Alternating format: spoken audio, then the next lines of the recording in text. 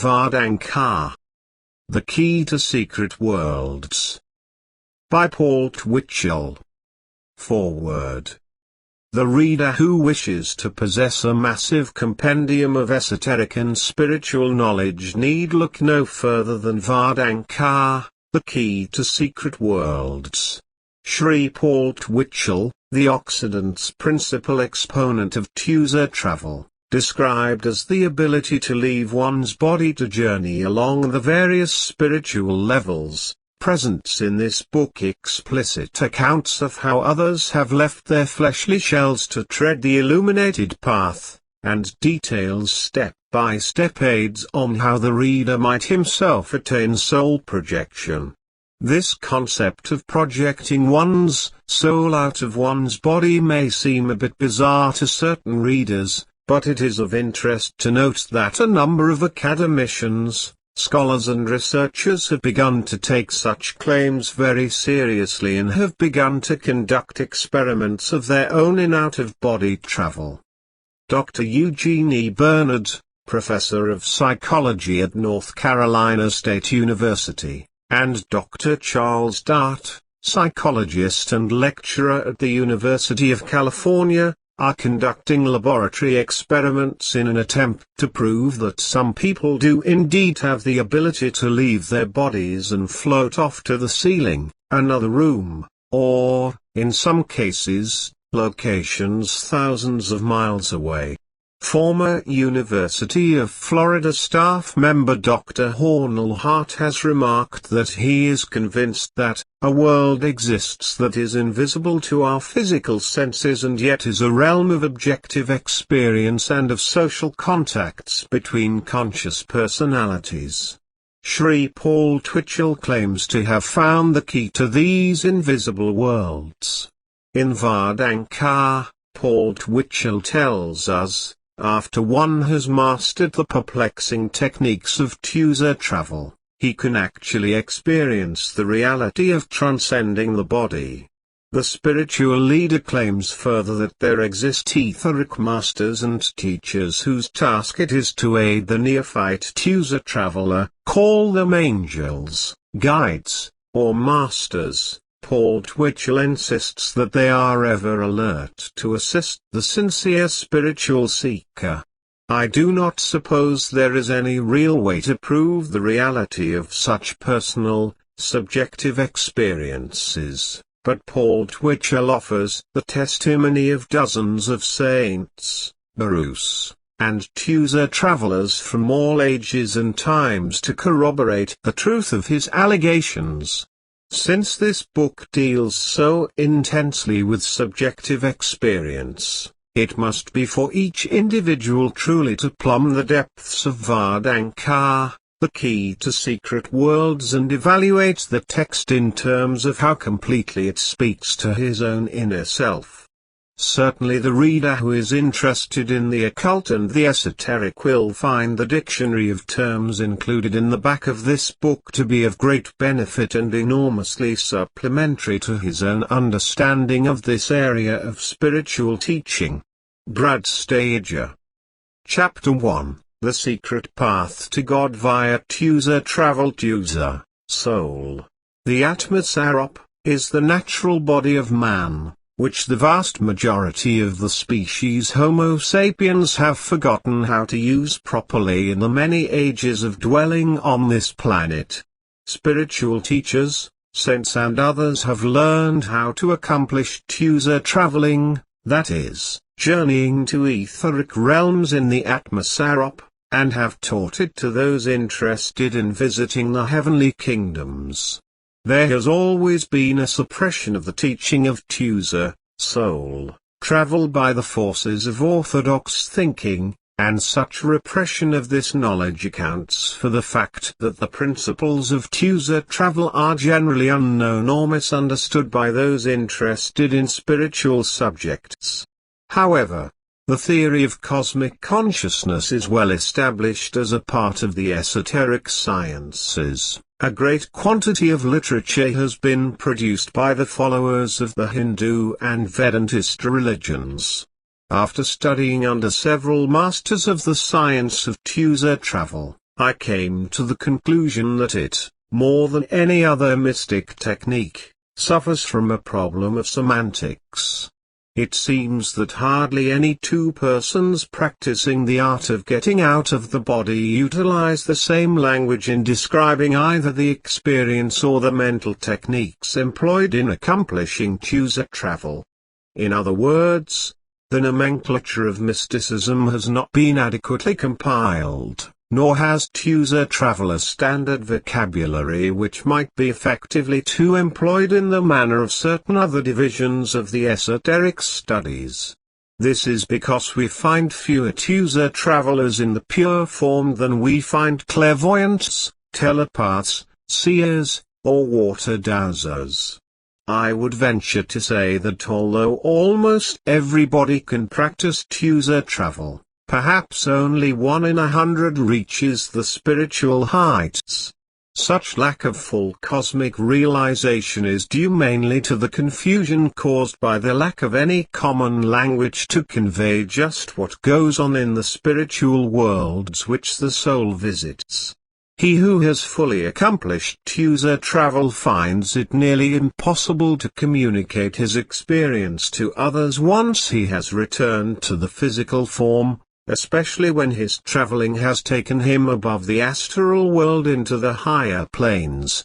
Twosed travel is known by various names, for example, soul projection, separation of spirit from the body, out-of-the-body experience, and spiritual traveling, to name a few.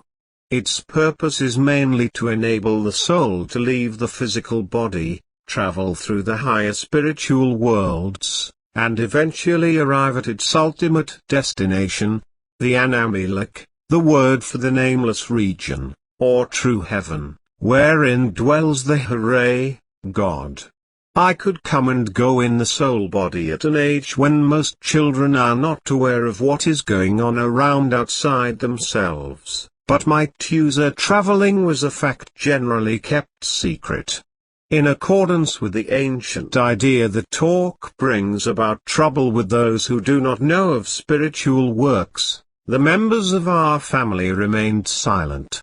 We were all able to move in and out of our bodies, except my foster mother, who frowned on the practice. Only my half-sister and I discussed it, and she, being several years older, taught me the art of twosed travel when I was at the age of 3. By the time I met my first teacher, Sudhir Singh, of Allahabad, India, at age 14, getting out of the body was as natural as eating. However, in the time between my introduction to this eminent guru and the present, a lot of spiritual polishing had to be done, and I had to gain a necessary and deeper understanding of twosed travel. The conclusion which I finally reached is that anyone can practice twosed travel, whether he is under a spiritual teacher or not, although it is always better to have a guru in order to save the wear on oneself which would naturally come about in the trial and error method of self-teaching. Some students follow an inner master, who never shows himself on this plane in the physical form. Others will find a guru in the earthly body, who spends much of his time on all planes, teaching his chelas how to leave the body, and helping them if they become entangled in a morass of psychic difficulties. These teachers are called Vardhan masters, the adepts of Vardankar, ancient science of twosed travel. Though they may often appear to be little different from the average person while here in the human body, their concern is to see that the individual will reach his ultimate goal, the highest of the heavens where dwells the Hare, Lord of all. Therefore, the basic principle of twosed travel is that man is the spirit self, that he can take charge of the soul body and can move from the visible planes into the invisible worlds at will. When he becomes proficient at this, the beneficial results are freedom, charity and wisdom. These are the God qualities lying latent in each soul, which must be brought to soul's attention in order to unfold the true self in all its glory. Freedom is liberation from the world of matter, energy, space, and time. This liberation gives us the opportunity to travel the illuminated path to the hooray. It gives us freedom from all physical, mental, psychic, and spiritual entanglements. We are responsible thereafter only to the ultimate being, who dwells above this world of humanhood. We live and move under the law of grace. According to the Gospels, Jesus said, "Come, follow me." But few knew what he was saying, that he wanted them to go with him into the worlds beyond. They were not prepared to take the journey, so he turned away from them, leaving an eternal message: "In my Father's house are many mansions. I go to prepare a place for you.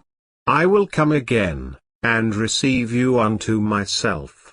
This means he is always prepared to help us ascend to the heavenly world where dwells the Father of all things.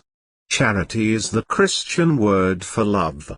According to the Bhagavad Gita, charity is an impersonal love, which we give out to all men and all things.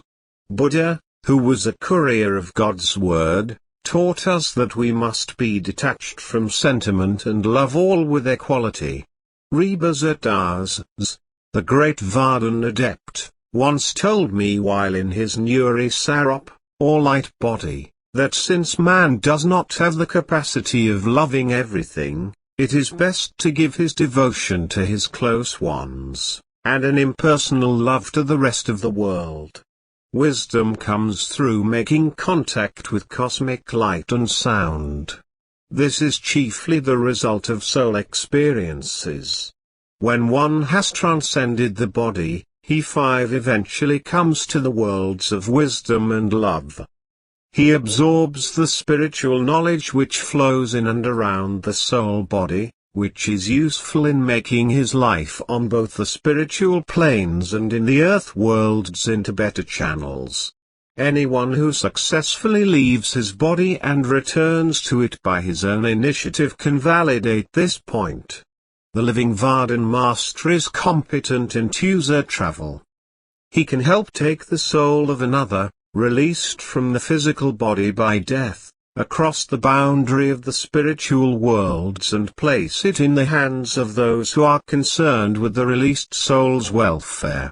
He can instruct and guide others in the art of ushered travel and travel with them in the other worlds. He is a co-worker with the Supreme Deity, assisting in the affairs of the universes.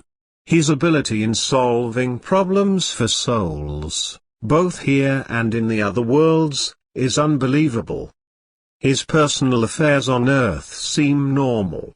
He lives a life of freedom, above the laws of man, and while he lives in this world, he is not of it. That part of man which we call the soul is actually the individualized self, the true awareness of spiritual being.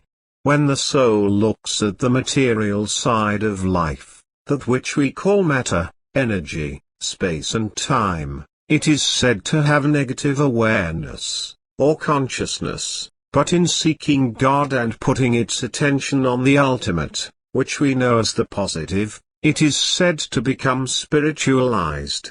These two qualities are the extreme poles of life, and since the purpose of life is to lift the soul upward into the highest world, the universe of all universes, man should set himself on the illuminated path as quickly as possible.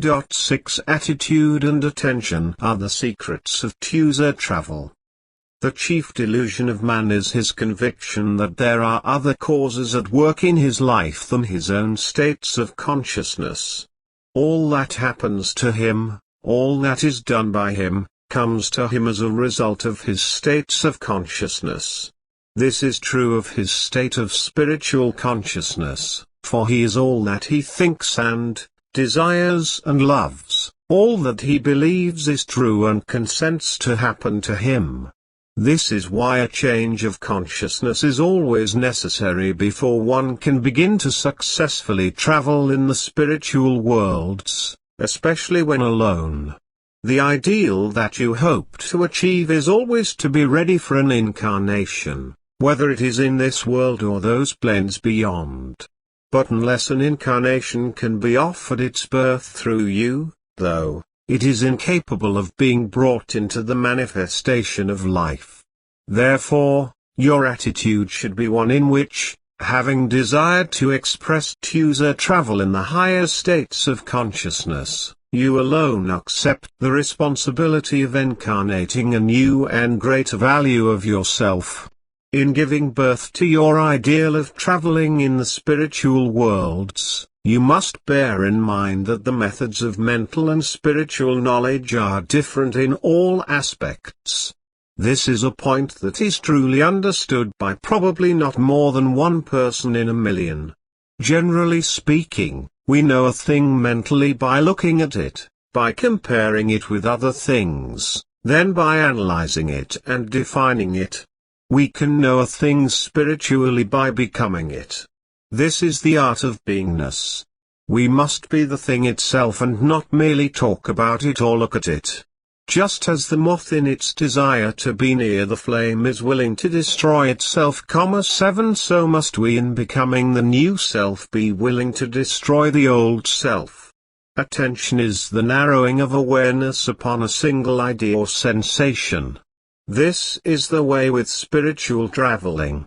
Once the desire is turned in that direction, your attention is exclusively concentrated on the idea. The thought is as powerful as the proportion, or degree, of attention fixed on it. Concentrated observation is therefore the preparation toward the separation of spirit from body and the spirit's return to body. When preparing to leave the body for a spiritual journey, you must deliberately focus your attention on the feeling of the journey fulfilled until such a feeling fills the soul and crowds out all other ideas in the consciousness. With this deliberate concentration, the soul will slowly leave the physical body and explore other spheres before returning to its temple of flesh. Therefore, the power of attention is the measure of your success in getting out of the body the first few times you attempt user travel. The neglect to study the methods of separation of soul from body by our spiritual and political leadership is one of the main causes of present-day chaos, and man's suffering throughout the ages. The importance of the study in question is evident from the fact that omniscience can be obtained mainly through the release of the soul from the bondage of flesh by anyone who is still living. The method of voluntarily withdrawing soul from body constitutes the highest technique and is the main occupation of the true seeker after truth. The full realization of truth and the exact knowledge of what is going on in the other worlds can hardly be achieved without the technique, or science, of separation of the soul from its bondage. The release of the soul from the bondage of flesh is the main subject of true religion and education. Holy writings throughout the ages are concerned mainly with this problem. That these techniques exist is proved by the inexhaustible series of saints, prophets and mystics throughout all ages and all countries. Holy writings contain the inner experiences of these prophets, saints, and founders of religions, Buddha, Krishna, Christ, and Muhammad. The poets Homer, Hesiod, Dante, Shakespeare, and Aeschylus, and the thinkers Plato, the pseudo-Dionysius, Bulwer Lytton, Eliphas Levi, Helena Petrovna Blavatsky, and William Q. Judge have all in their own ways dealt with the concept of the soul. In taking a quick glance at the subject of user travel, the scope and extent of which is so vast and varied as to include almost every branch of religion, we find that it imparts the ways and modes of contact with higher planes than this terrestrial one, and endows us with the capacity to transcend the body while yet living in it.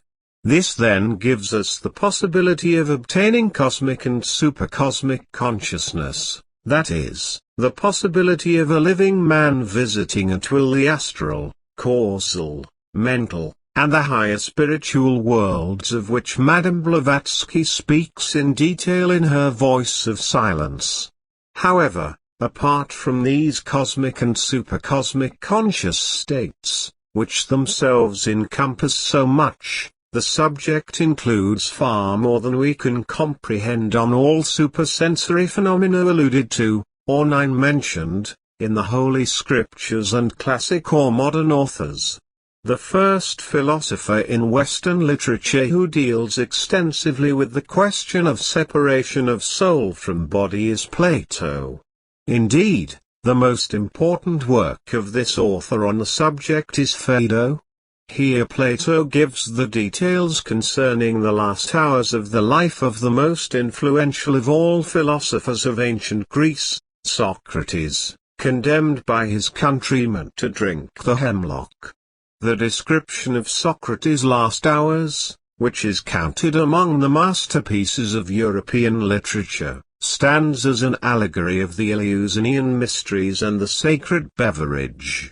Few readers of Plato's work on this moment of the death of Socrates pay much attention to the following passage, which is so important in showing the way and means to the supreme moment. It expresses the substance of many Indian religions, as well as of Christian meditations.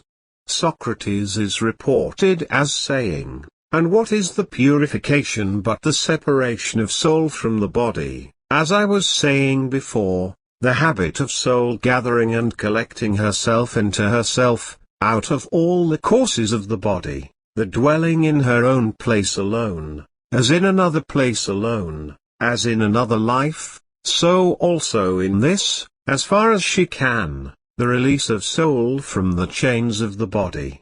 So we see in the above-mentioned passage that the central idea and essence of Patanjali's yoga aphorisms are contained therein, as well as in all the serious treatises upon meditation or concentration.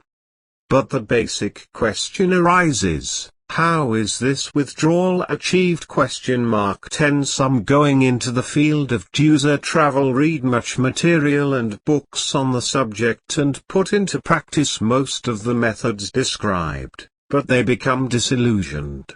In this event, the knowledge that Plato suggested the use of mathematics as an unavoidable way leading to obtaining clairvoyance or second sight is worth examining. This is his famous and suggestive passage. Socrates is speaking. "I am amused," I said, "at your fear of the world, which makes you guard against the appearance of insisting upon useless studies, geometry in particular and mathematics in general, and I quite admit the difficulty of convincing men that in every soul there is an organ which is purified and illumined by these studies, when by other pursuits lost and dimmed, and this eye of the soul is more precious far than 10,000 bodily ones, for this alone beholds the vision of truth." Plato's Republic, Book 7. Another suggestion is given by Saint Basil, who recommends that we should never lose sight of the Lord, and that we must concentrate the soul's eye on the Lord, never forgetting Him and His presence, not even for a moment. Another method of awakening spiritual sight and hearing is described in the Golden Verses of Pythagoras as the so-called ladder of virtues. 1. Lower or social virtues, a. Natural virtues, which are inborn or implanted by nature, and are to be found both in man, insects, and animals, for example, bravery in lions, patience in asses, sagacity and industry in bees. 11. B. Moral virtues, which are to be acquired both by effort and example. C. Political virtues, namely justice, tolerance, kindness, forgiveness, and industry, which make common or social life possible. 2. Divine virtues, virtues which transform man into God. A. Purgatorial or purifying virtues, which deal with the mysteries of the separation of soul from the body.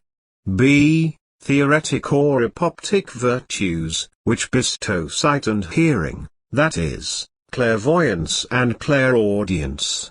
C. The exemplary virtues, which confer magical powers. D. Check virtues, which transform man into Godman. Our survey of the means by which the soul separates itself from the bondage of body would be by far incomplete if we should forget to take into account the supreme font of occult law of the West. By this I mean the Eleusinian mysteries. Ambrosia, which was the fabled food of the gods, giving immortality, and nectar, the drink of the Olympians, were the infallible means of initiation into the mysteries of the beyond. On drinking the sacred beverage, the soul was automatically released from bodily bondage. Madame Blavatsky wrote the following in the Theosophical Glossary, under the heading of Soma drink, made from a rare mountain plant by initiated Brahmins. This Hindu beverage answers to the Greek ambrosia or nectar, quaffed by the gods of Olympus. 12 A cup of Kykon was also quaffed by the mists at the Eleusinian initiation. He who drinks it easily reaches Pradna, or the place of splendor, heaven to us.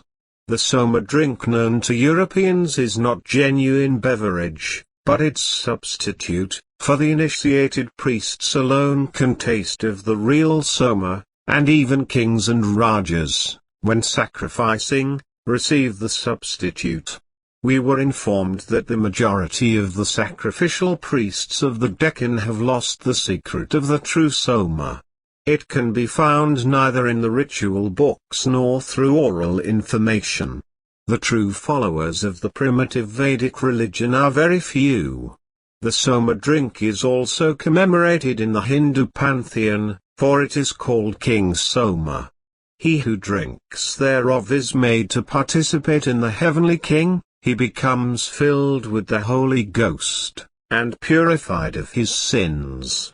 The Soma makes a new man of the initiate, he is reborn and transformed, and his spiritual nature overcomes the physical, it bestows the divine power of inspiration, and develops the clairvoyant faculty to the utmost. According to the esoteric explanation, the Soma is a plant, but at the same time it is an angel. It forcibly connects the inner, highest spirit of man, which spirit is an angel like the mystical Soma, and thus united by the power of the magic drink, they soar together above physical nature and participate during life in the beatitude and ineffable glories of heaven. Thus the Hindu Soma is mystically similar to the Christian Eucharist. By means of sacrificial prayers, the mantras, this liquor is supposed to be immediately transformed into the real Soma, or the angel, and even into Brahma himself. Therefore Plato describes the essence of philosophy 13 when he records Socrates' statement, I deem that the true disciple of philosophy is likely to be misunderstood by other men, they do not perceive that he is ever pursuing death and dying. Accordingly then, the saints say that nature has designated man to leave his physical body at will, transcend to higher planes, and then return to the body. They help each aspire and personally, and each receives practical experience, however little it may be. During the first few times he is in session with teachers and a guru. One who is competent to give a man this personal experience of withdrawal or temporary separation from the body and who can thus put him on the way to higher spiritual realms is a genuine master, saint, or Satguru. User travel is the secret path to the Hare, the supreme being we know as God. Vardankar, user travel. is the specific key for unlocking the secrets of the spiritual universes, although for many it does not give the same degree of satisfaction and confidence in seeking out the mysteries of the soul as does cosmic consciousness and the intellectual senses. However, in our search for security we need hardly go any further than Vardankar for proof of the ultimate survival of man. It gives evidence that all things have a life beyond this physical plane, including animals and plants. Life reincarnates in millions of physical forms on this earth plane. These forms are only the various manifestations by which God makes itself known in the outer worlds for the physical senses of man to enjoy. The spiritual purpose of Vardhan is simply to be able to reach that realm of spirit which is known as the kingdom of heaven, where God, the Hooray, has 14 established his fountainhead in the universe of universes. Hence, ushered travel is the means that we use as the vehicle of return to our true home. The greatest problem of this particular aspect of spiritual phenomena is that it has received attack at the hands of critics, and the semantics of the concept have led to confusion. Hardly any of those who are able to exteriorize speak the same language. It is true that whoever visits the spiritual worlds and views the wonders of God has much difficulty in expressing his feelings and impressions. This lack of adequate vocabulary is the reason that the old Buddhist monks communicated with one another by hand signs instead of orally, for language had no available words to describe the wonders which they had seen while traveling in the spiritual worlds.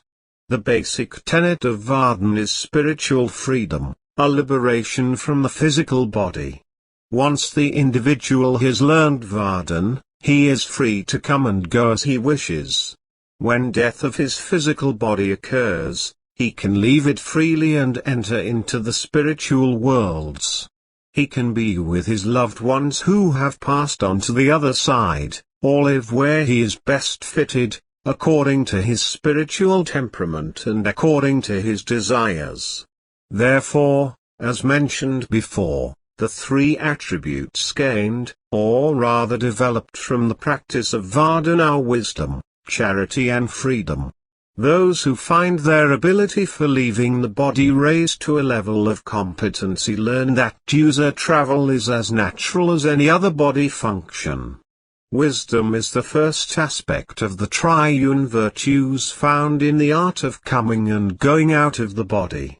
It is that 15 knowledge gained directly from looking and knowing in the spiritual worlds. One is able to return to the earth plane or any plane, and consciously put it to practical use. Charity is the Christian word for love.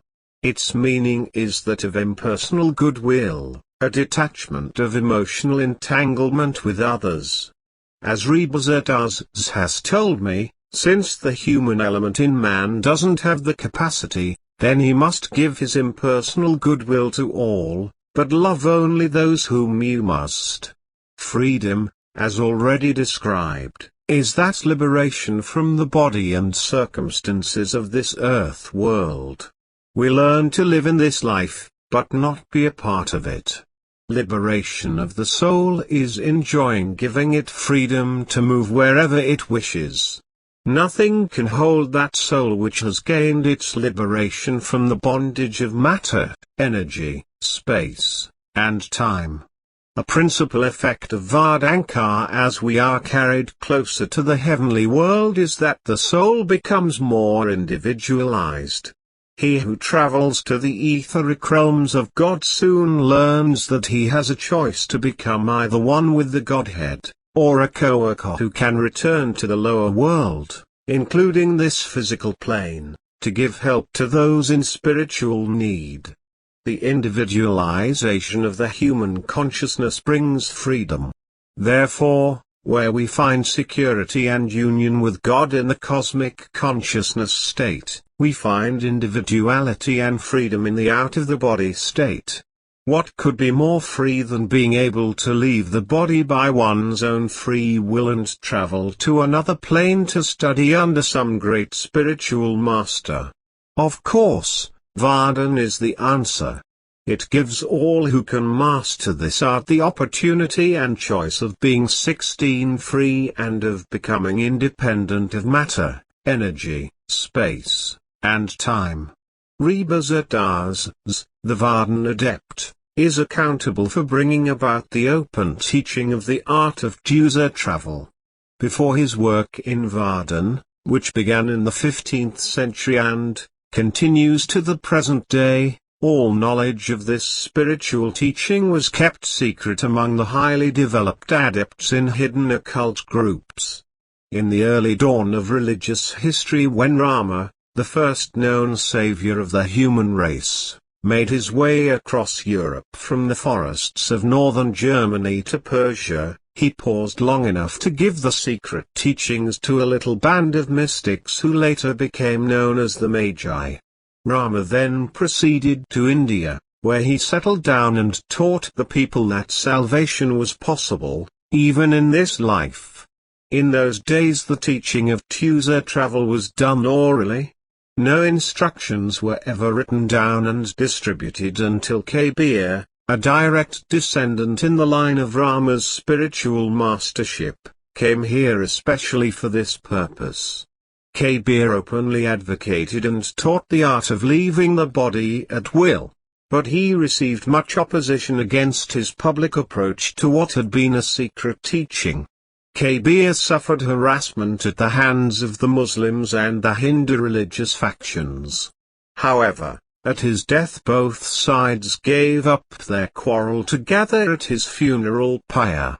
When the cover which had been spread over Kabir's corpse was taken off the stretcher, nothing lay there but two beautiful roses, symbolizing Kabir's love for both of the opposing groups. Kabir had transcended into heaven, taking his physical body with him. 17 Since Kabir's era in the 16th century, user travel has become an open topic for anyone who wishes to discuss it or learn it as a part of spiritual phenomena. Today, however, user travel receives a different type of harassment than in Kabir's time. Today it is belittled and greeted with hoots of disdain from orthodox thinkers and religious groups who reflect the emphasis of our era on the intellectual senses.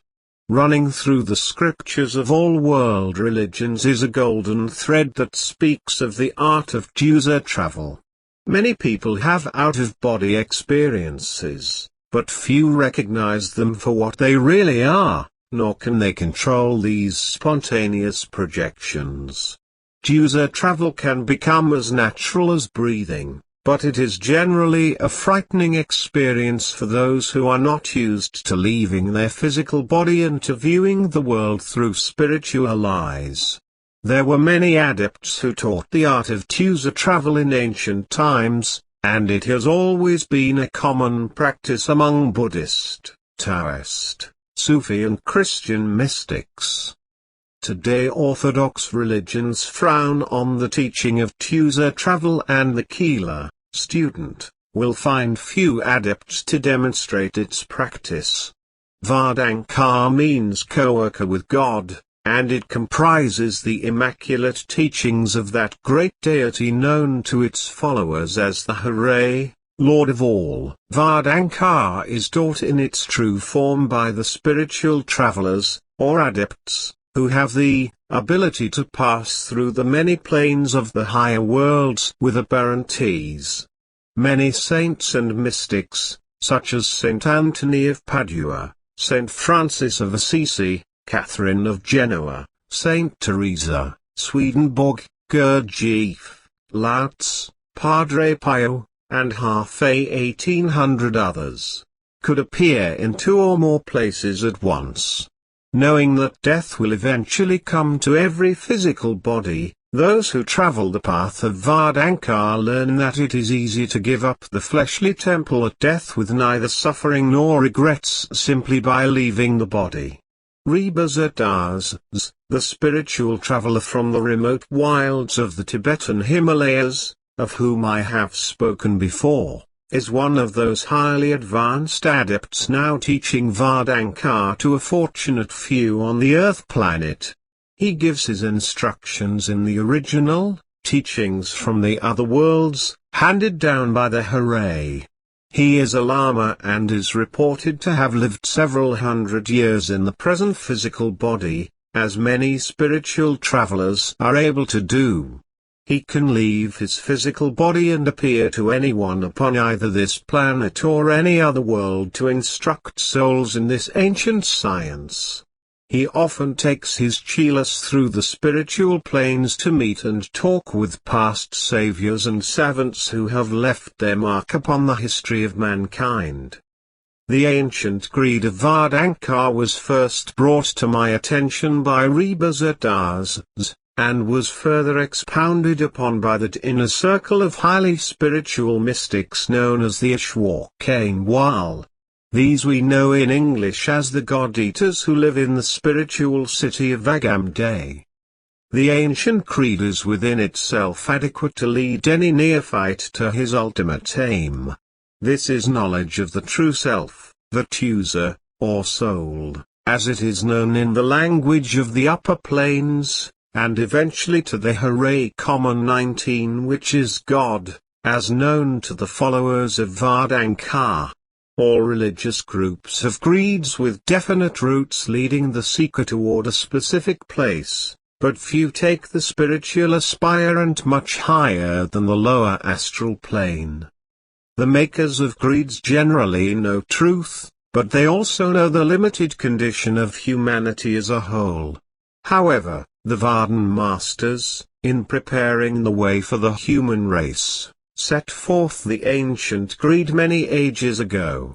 All other creeds are practically in their infant stages when compared with the ancient creed of the Hooray.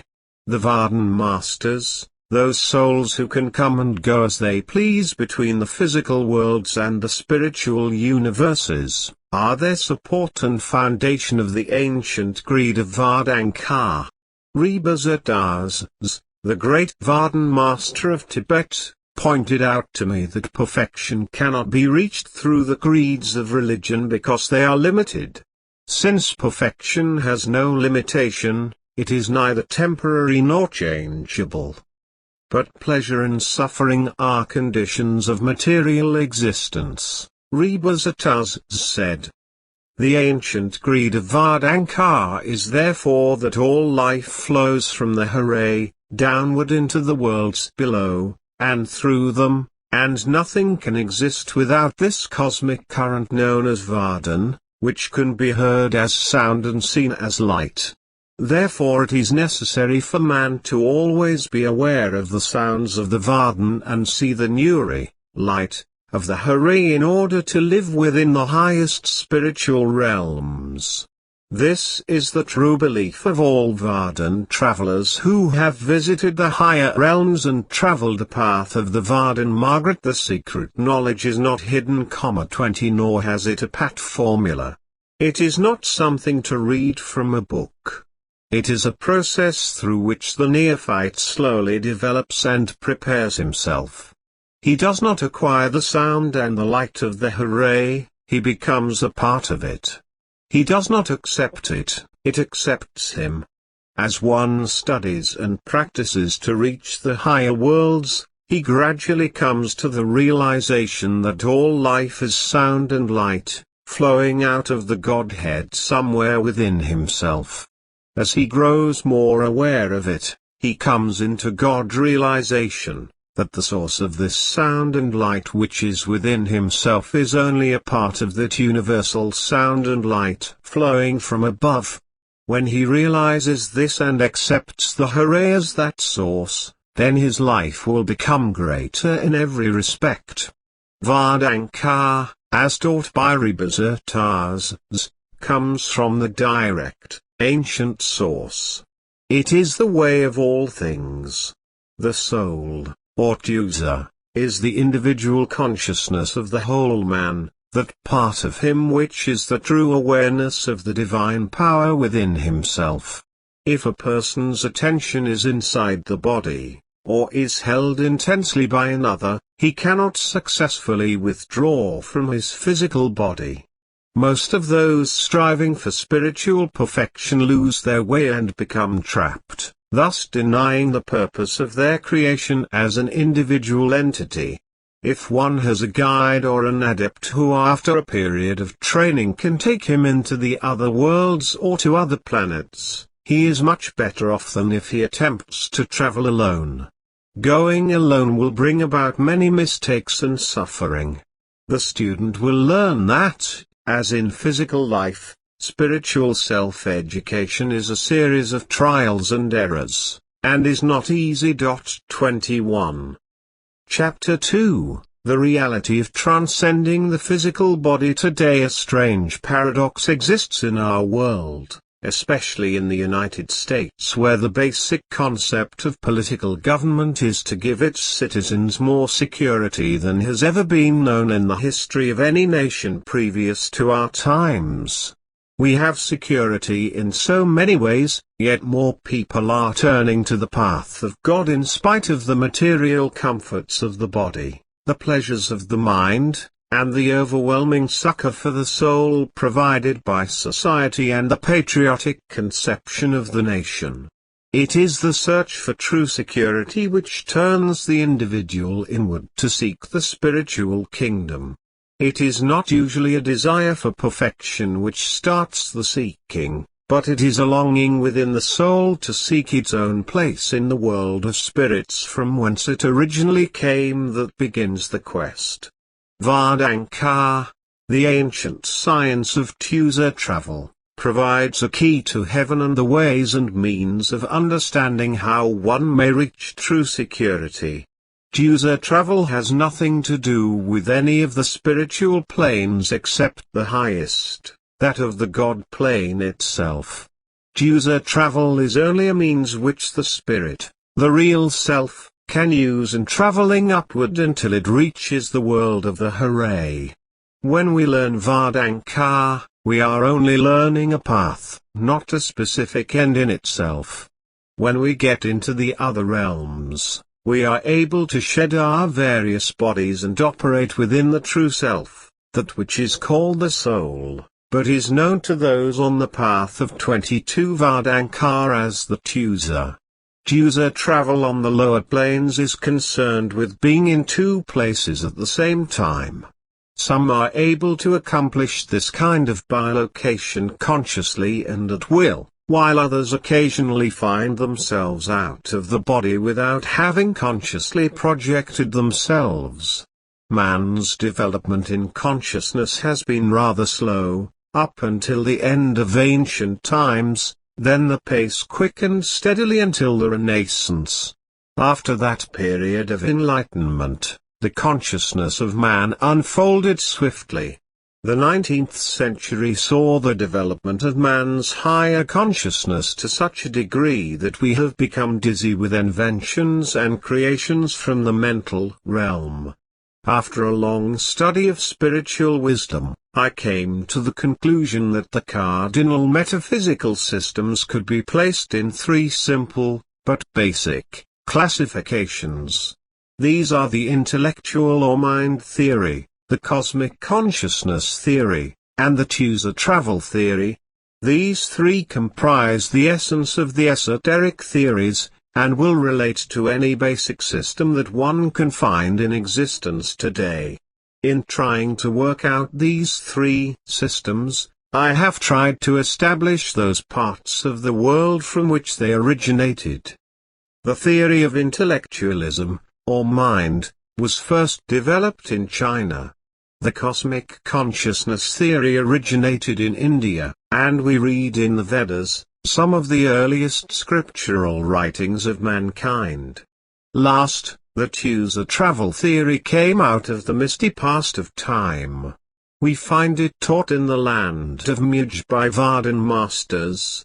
Let it be pointed out here, however, that whatever 23 conclusions I might have arrived at may not be the same as those another student of the spiritual teachings may have reached.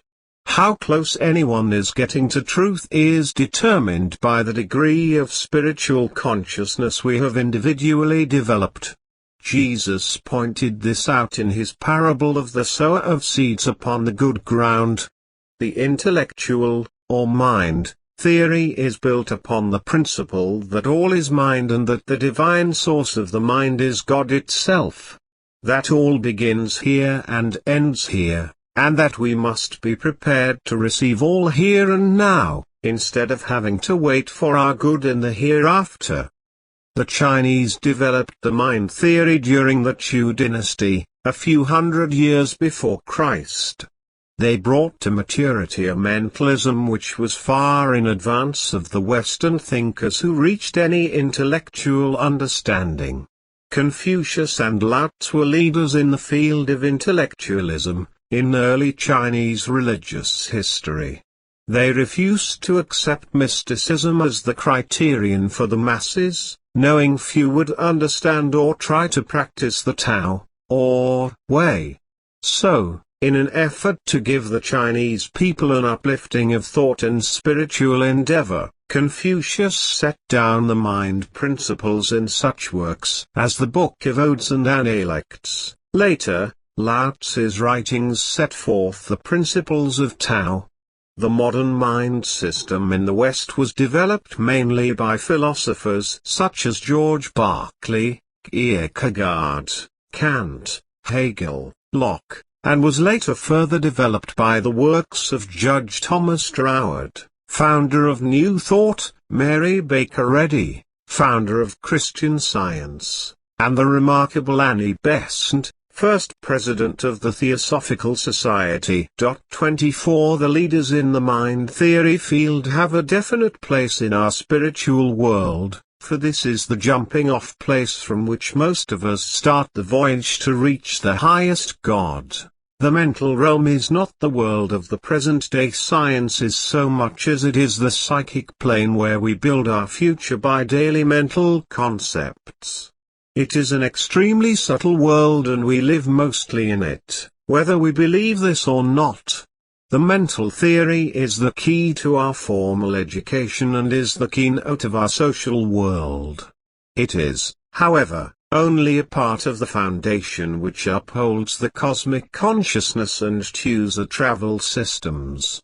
The second classification, the cosmic consciousness theory, comprises the basis of not only the Hindu religion, but several others in the Far East as well.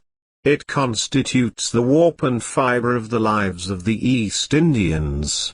Not all the Hindus are as religious as we are led to believe here in America, although India has a great name for spirituality. The average Indian is as weighted down in dogma and ritualism as are some Westerners in the Orthodox Church. It is true that, on the whole, the Indians are more interested in religion and philosophy than we are, but on the other hand, some sects in India, particularly the Marathas, are well known for the materialism of their faith. The Hindu's religious mind is deep and complicated. He sees every problem as the whole, and he must work from the whole into parts so that he can better understand what he is faced with in the lower world, which is made up of parts instead of the whole. 25 The Vedas, which are our first known record of the world's great sacred writings, are approximately 10,000 years old. The cosmic consciousness ideology arises out of these ancient writings. It is only to the Westerner that the concept is known or more simply as God realization, or oneness. The cosmic consciousness experience is a unifying accomplishment. It gives one the realization that we live in a brotherhood with all peoples and all things here and beyond, and that God is with us and everywhere. Our minds fall into tranquility which blossoms swiftly into ineffable bliss. This realization is the foundation of civilization. It gives government to the people and furnishes them with a culture and a worthy direction of working for the whole.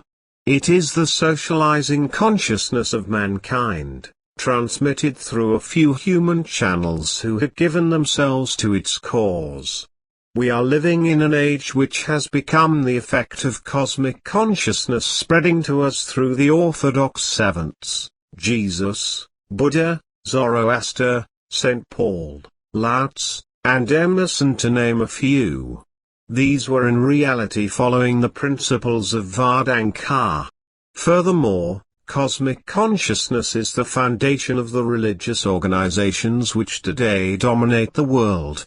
This alone has brought about a civilizing in the general consciousness of the races which have settled various nations throughout the history of mankind.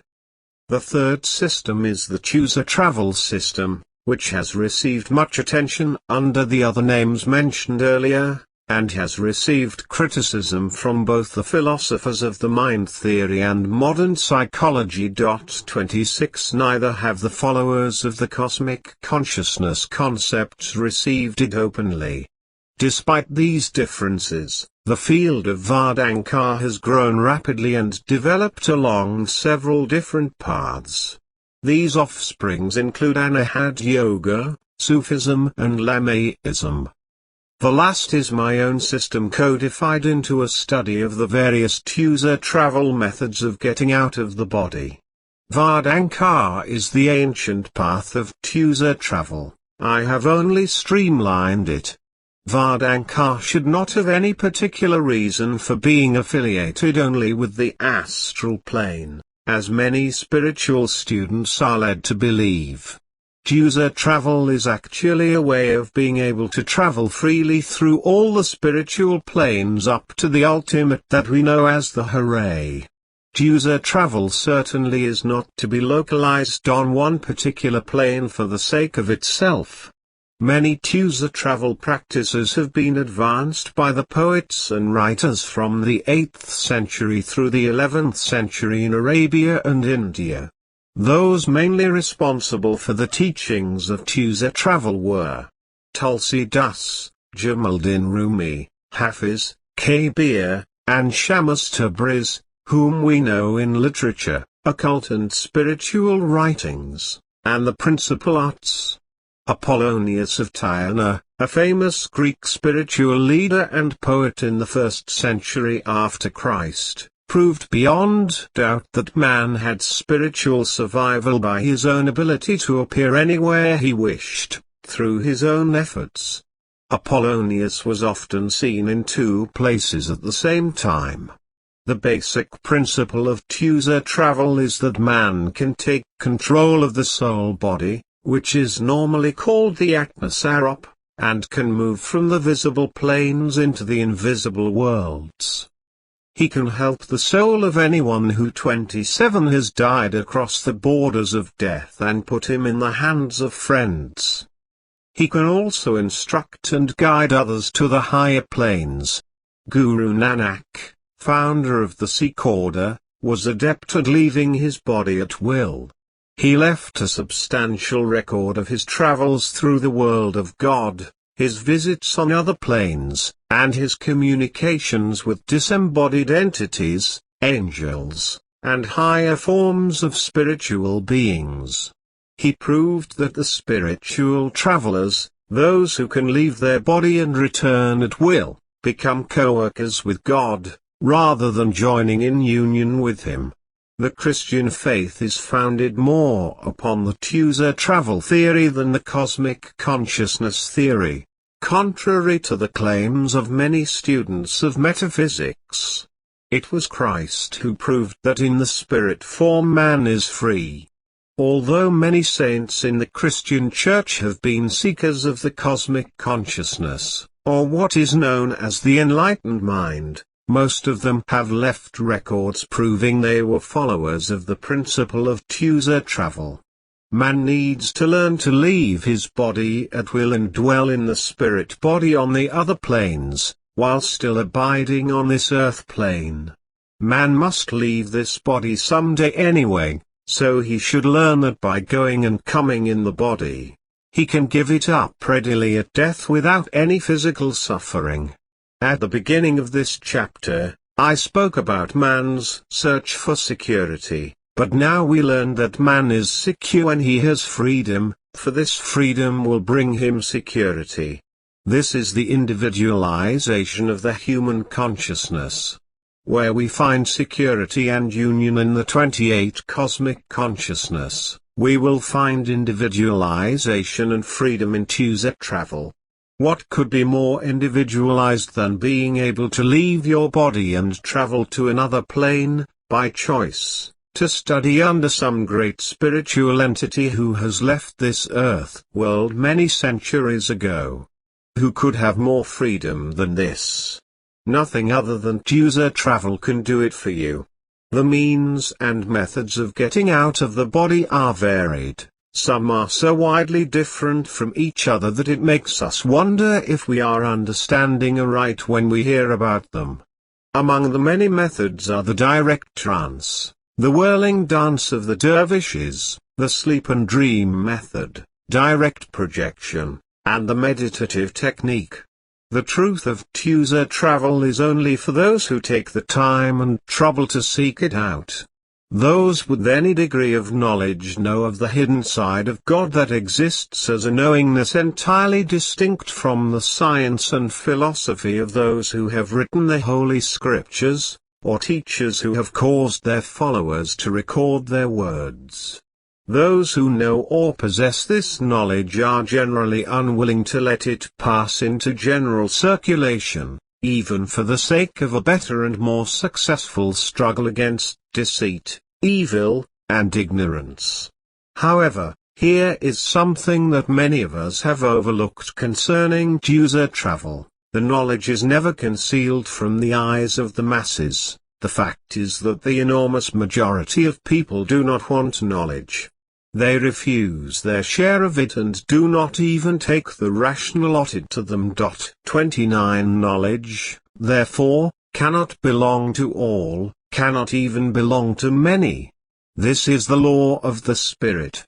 This is what the Lord told Jeremiah, and for this reason alone we find the savants preaching that man must be modest when he receives this opportunity to know or gain divine knowledge.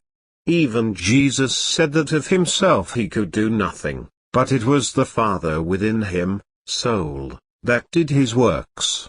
In the physical universe, knowledge of the illuminated way is limited because it is put together with materiality. This is because we are working with the two laws, the law of God and the law of man. This is why no single individual, while in this universe, can possess the whole of truth. While living in this physical body, we are like the prodigal sons who are sent forth from our Father's house. We have forgotten who we are and what we are, and who and what the Father is. We have wandered along the bypaths and lost our way. We have fallen and hurt ourselves, darkened the lamp of intuition, so that we no longer know why we are here. We have forgotten that we are gaining experience in conscious awareness to become co-workers with God upon returning to that heavenly realm. Oil and water do not mix, and neither do divine spirit and the materiality of thought. We must open that spiritual awareness within and let spirit flow through into the outer world. Therefore, we are the agents of God, sent into this world for a twofold purpose. First, so that each individual may learn to keep the spiritual awareness open under any and all experiences, and second, to act as the instrument, or channel, through which can flow the unformed 30 spiritual substance into the outer world. The spiritual purpose of every soul is to learn to unfold this spiritual awareness until it has a 360-degree viewpoint, so to speak. This then provides a complete channel for the God awareness to flow through, regardless of whatever plane it may be upon. This spirit form, or whatever we call it, flowing centrifugally out from the center of all universes, commonly called the throne of God, is that life upon which all things exist, whether it be here within the physical plane or in those other worlds, hidden from profane eyes. Those who want truth must make the initial effort to find the source of knowledge and approach it. They must take advantage of the help and indications which are given to all, but which people as a rule do not want to see or recognize. Knowledge cannot come to you without effort on your part. Strangely, most persons feel that truth can be gained without much effort. This is wrong, for great knowledge, even in our physical life, is often hard to gather. It takes years, sometimes a lifetime, to grasp the principles of medicine, painting, writing or music. Many times an individual's independent effort will gain him nothing. Truth is usually attained from those who already possess it, therefore, one should learn from those who know. We must look upon chooser travel as an opportunity to leave the body and take into ourselves, as the soul, that power which flows from the center of all universes. This power, which we know as spirit, has two aspects: 1, that which expresses itself as life force or creativity, and 2, intelligence. These two aspects are inseparable from one another, though intelligence is recognized as the source of consciousness. Life force, then, is the conscious self, that which is self-consciousness is the life force. We often call this self-consciousness by the name of intelligence, but then intelligence and activity are the divine powers, or life force, within man. Since activity and self-consciousness are inseparable, and since together they live in the same body and together they leave it, a man is said to be alive when he has self-consciousness and activity, and dead when he does not have either. When body dies, soul is absorbed into the life consciousness or spirit and takes with it sense impressions. These it manifests into another form. The life force contains in a potential form all the desires, impressions, and tendencies of the previous existence. The real self is clothed in the life force. A portion of this manifests itself subjectively as sense powers, while the other portions express themselves as objects of sensation. The life force, or spirit, has a single motivation. This primary moving impulse is to express the wisdom, charity, and freedom that it feels itself to be. Thus, the essence of spirit is truth, nobility and aesthetics, or life, love and beauty. Spirit cannot act in particular circumstances except by becoming the particular. Nor can it act upon any material or other plane object except by expression through individuality. Therefore, individuality is the necessary complement of the spirit. The whole problem of life consists of finding the true relationship of one's self, the individual, to the true spirit. The first step is to realize what this power must be in itself. If the spirit is a law unto itself, to 32 express only wisdom, charity, and freedom, then the answer to this is found in man's consciousness. One cannot be conscious of anything except by realizing a certain relation between it and himself. It must affect him in some way, otherwise he is not conscious of its existence. Therefore, according to the way in which it affects him, he must recognize himself as being related to it. It is self-recognition carried out to the sum total of the spiritual, intellectual, or physical, that constitutes one's realization of life. Man, the individual, their microcosm, is capable of reproducing all the qualities of God, the Oversoul. Consequently, man learns that he is soul, the product of this oversoul, imaging forth an image of itself on this world plane, as the direct image of that in the other planes. Then it is true that the control center is the soul, or the awareness unit, or the consciousness of man, that which is called, simply the I, or cause. It directs the actions of the body and the environment through the emotional relay systems. The total function of I, the soul, is the estimation of effort. This is the deep secret of Vardankar which the ancients knew so well. Pythagoras was one who was more than well versed in the mysteries of the Magi. He taught that it was useless for any initiate to concentrate on the chakras, or body spine centers, but instructed his students to go out through the top of the head and gain control of body and environment from a distance. The top of the head is the point at which the human self merges with the spirit. Very young children have a soft spot at this place, where the opening has not closed. One has only to observe the eyes and expression of 33 children to know that they are in closer contact with the spirit than adults. As the spot closes, the child grows more worldly in outlook and expression. Those wishing to be initiated into the supreme consciousness, or that of the inner kingdom, must become as little children. This means that the opening must remain at the top of the head, like the soft spot of a baby. This can be achieved in the spiritual counterbody, so it need not be developed in the physical.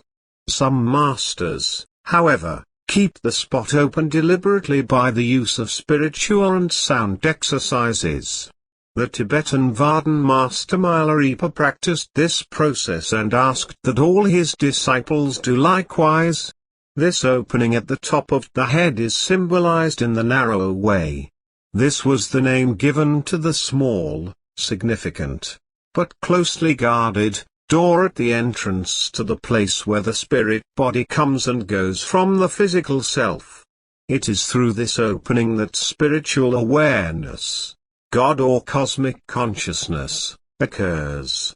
All adepts have known this truth, but it has been lost over the years since the Magi Orisons used it to open the way for the neophytes to gain a way into the glorious kingdom of God. The riddle of Tusa travel is that the teacher is the soul of every man, yet he is not the soul of every man. He is the master and still he is not the master. He permeates all things, and yet he does not. This is the great paradox of life. It is the great question that puzzles every soul that struggles to know himself and God. He is, but yet he is not. Life as we live it on earth consists of a series of paradoxical questions. If we live in God, why do we go through these awful periods of questioning? There is a 34 definite answer which can be given in one word: attachment. Attachment to what? Attachment to all things that have been given us in our objective and subjective lives. Attachment is an intrinsic part of our mental baggage. We carry a lot of mental baggage when we come into this world. We are surrounded on all sides by the printed word, the spoken word, and the very ethers are filled with negativism from human radios. It is little wonder that we can hardly have an original thought on spiritual things. But as man travels along the road to the God realm, he eventually comes to the gate of the first cosmic world. Here he is halted, for there are a series of obstacles that he has created for himself that he must overcome before going through the gate. Then he may pass over the threshold, be it consciously in the hands of a guide, or by himself, having wandered the somehow alone. Many souls wander there during the sleep of their human body and never know what is taking place in their objective world. These obstacles are a series of apparent setbacks in man's subjective world. Everything that he does or thinks about seems to go against him. His best friends criticize him, desert him, the world turns against him, as does his family. All his possessions flee from him, and he stands alone on the very edge of time and space where the divine force has carried him, and he is left alone to face the reality of himself. Here he looks out over that awful gulch of vast chaos in the outer world where time is limitless and space has no horizon, and he has nothing but himself upon which to depend. What can he do and where can he turn? 35 Before he can pass through the door of the threshold into that land we know as the astral world, he must rid himself of much of the baggage he carries around with him. This is known as the perfecting of soul. Here doubt will seize him, and for days, weeks, and maybe years, he will shake outwardly with terror. The gull, or what we know as the negative force, will rattle all the faith he has in God, making him doubt everything. All sensitivity within him will be flayed like the thrashing of grain within, and soul is whipped to a finer tone of perfection, in order to face the first world. This is not an easy task in the spiritual life we have taken up. This is the beginning of the path to the journey to those far-flung worlds of the cosmic universe of God. We go through the perfecting of soul with the help of those spiritual travelers, who are always standing at our side, awaiting the call for assistance. One of the first obstacles confronting those who must cross the threshold of each inner world is that of meeting the Lord of each world. It has happened that many who have wandered across the borders of the first plane and come face to face with its great deity by chance, or purposely by divine guidance, have mistaken him for God. They changed so radically in their basic nature by this encounter that their minds were unbalanced, causing them to believe that their place in the scheme of God's creation was divine leadership. Most of us have seen these misguided ones, who teach wrongly and lead their followers off the path of God instead of toward it. Let us get down to the heart of the explanation of this encounter. First, we must learn what must be done in order to pass over the border and pass through the veil of 36 illusion. So often you do not go by chance, for all preparation can be made by a spiritual traveler who is interested in your inner welfare. He may simply bring you up the ladder, or what we might call the reality scale. The method is not at all complicated.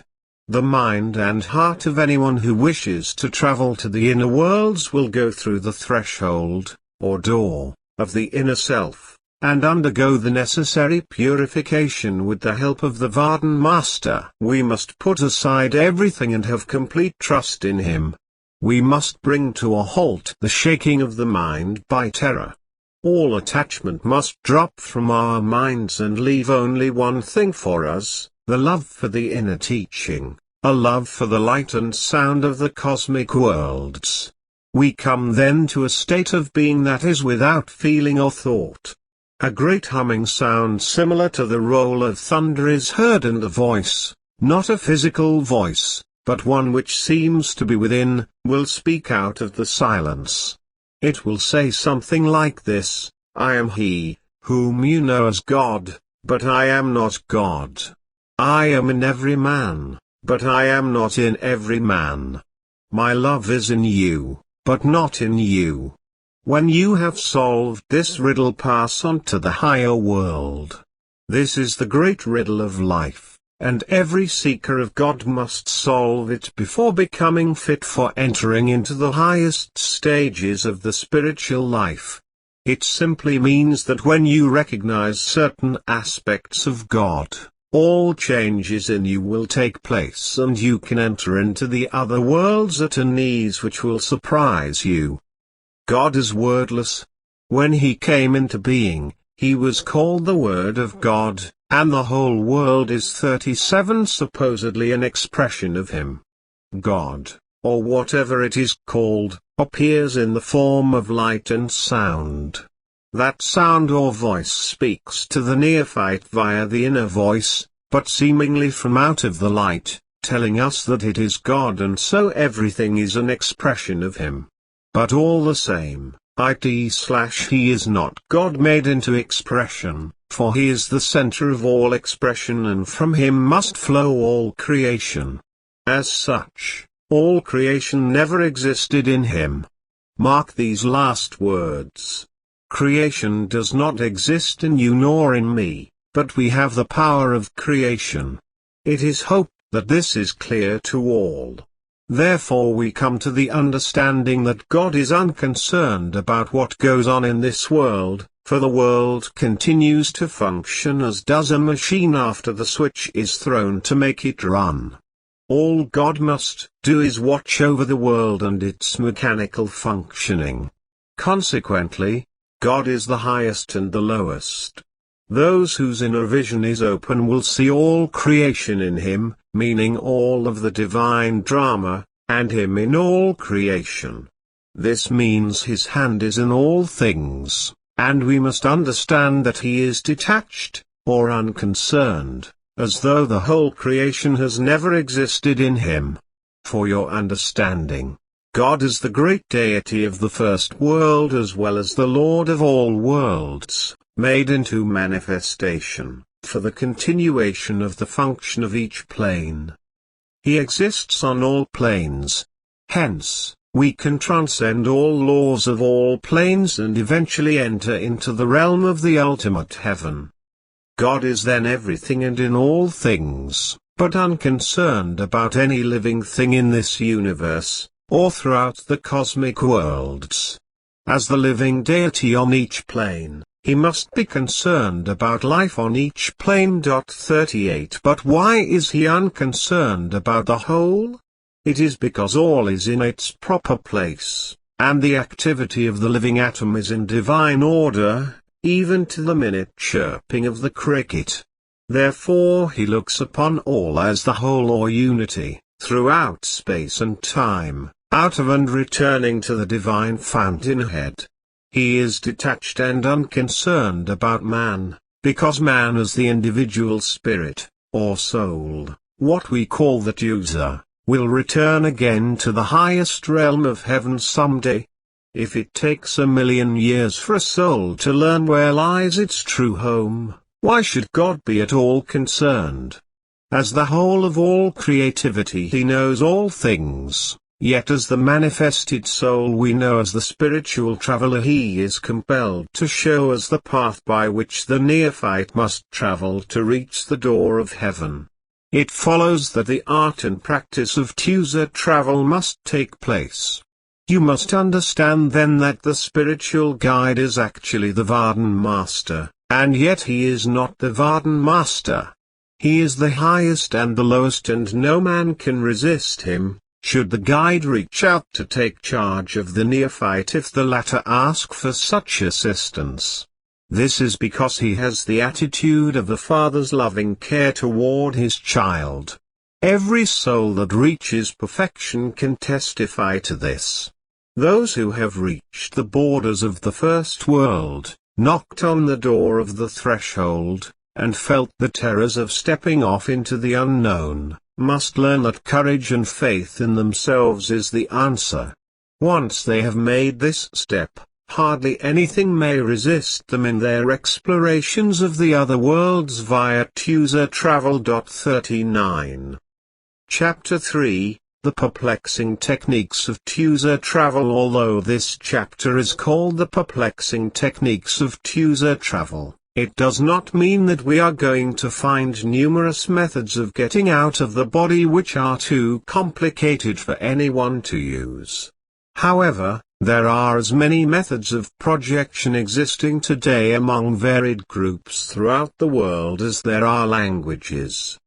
But we are not concerned with all ways of accomplishing this phenomenon. We are only interested in a few which will solve the problem of user travel for each of us.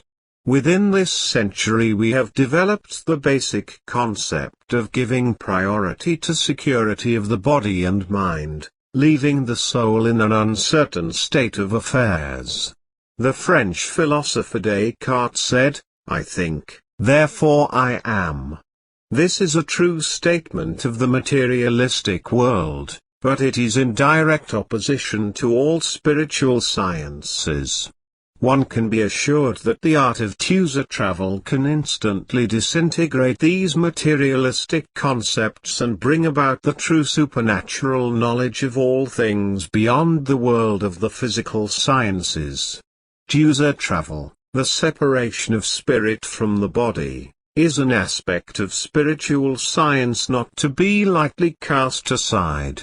Neither is it one which is difficult to perform, as many of the methods used by many of the spiritual and religious groups, can be used by the neophyte in his search for reaching the heights of the supreme consciousness of God.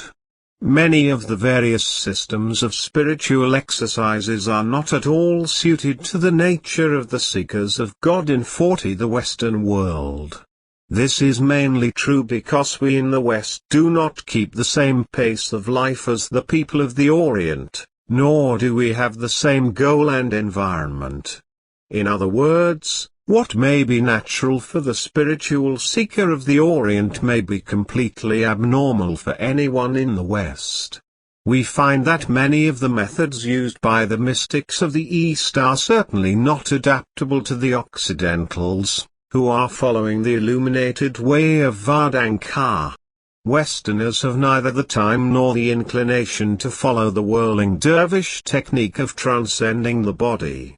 On the other hand, most of us do not know the spiritual exercises of Saint Ignatius of Loyola, and if we did, we would not follow them. You see, most of the techniques of the older orders of mystical knowledge and Eastern philosophy stress the ascetic side of the spiritual practices, for example, diet, withdrawal from the material world, mortification of the flesh, fasts, and many other spiritual exercises which we in the West will neither do, nor have the least inclination to follow.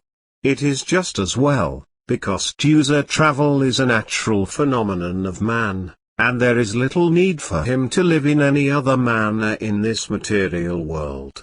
He can perform user travel regardless of his environment, his diet, or the conditions under which he lives.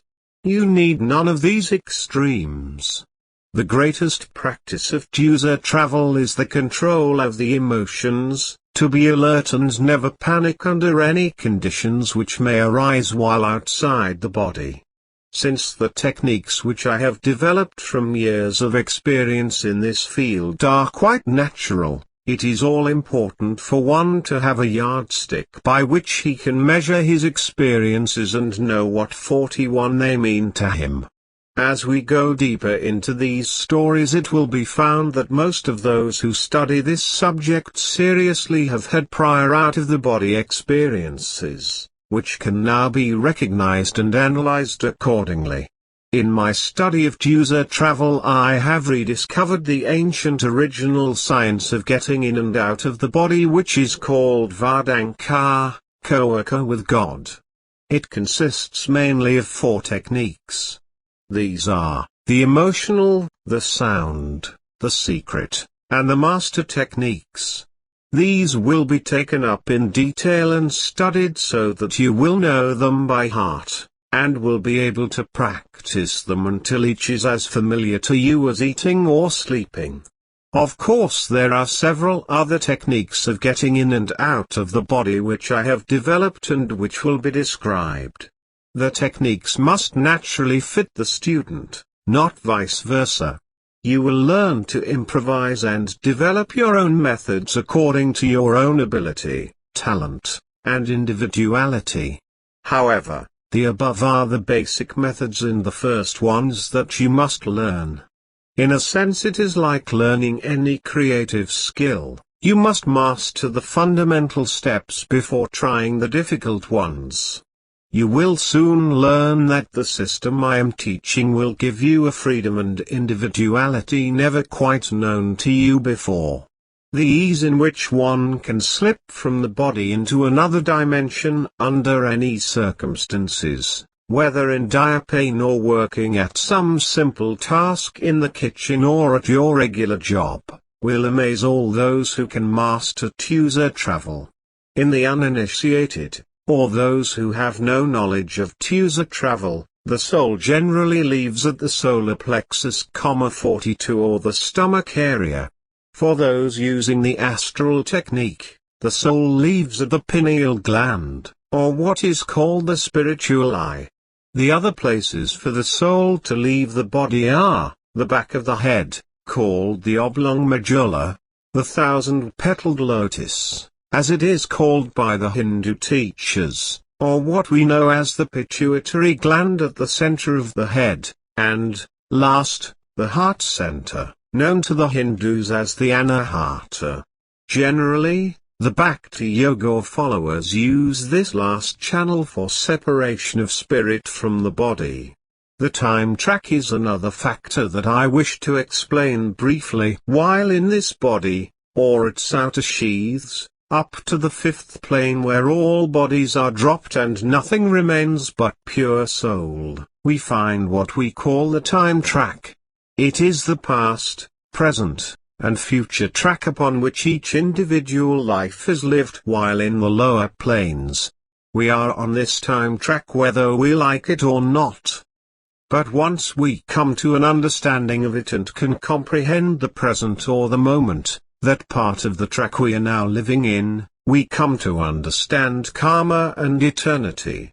If we live in the full consciousness of every moment, then we become aware of all things that occur in our universe. We need not dwell in the past, for all things have already been experienced. The future is not needed, for we are living in eternity, here and now. We are all experiencing the reality of God, at this moment, not in the future, nor in the past, but now. This is the isness of God. God is. This point needs to be firmly established in your mind, for it is one of the fundamentals of the understanding of God in the study of Vedanta. Therefore, if you are living in the present, you will be 43 in the isness of all reality and you need not think of your future. Jesus emphasized this in his Sermon on the Mount, "Take no thought of what you eat, nor drink, nor of tomorrow, for God gives you all the things you have need of." This is living in the present moment of your life. You can do this by living outside the physical body, but you must project yourself into the heavenly worlds in order to get off the time track. Once you are capable of handling your spirit body, you can go backward on your time track, or forward, and correct many problems which have been bothering you. This is part of the process of controlling the out-of-the-body state. After you have learned some degree of control, try this on any problem that may be bothering you. Hardly anything you can imagine or think about on this earth plane is original, for it already exists in the upper planes. This is especially true in the astral world. Thought works in the mental world, and imagination in the astral. Imagination is a reflection of something existing in the astral worlds. So the technique is hardly more than an astral function, because it is done through the movement of the spirit body by visions, imaginings, and mock-ups. It is the vehicle of emotions and thought which moves the spirit body in the astral world. Frankly, this process hardly works beyond the astral world, for it is a limited one, yet easy to handle. Though you may learn many other methods, you will come back to it again and again. All inventions come from the astral plane. Most of man's destiny is worked out on this plane, and many of man's problems are solved here. In the capital city of the astral world, known to all spiritual travelers as the city of Sahasradalkanwell, is the Great Museum. This Museum 44 has all the archetypes of every possible thing which has been invented or will be created on this earth plane. It is said that Edison, Marconi, Nikola Tesla, the Wright brothers, Alexander Graham Bell, and many other great inventors visited this museum in their astral bodies, either in the dream state or by direct projection. Some came to it by meditation and others by trance, but nevertheless, they visited this strange gallery and found the answers to their questions. It is said that many writers, artists, military leaders, and others from every creative field of life have sometime or other visited this great museum and been shown how to work out the destiny of their lives. The vision which was given Washington at Valley Forge in that terrible winter when he was about to give up was from the Astral Museum.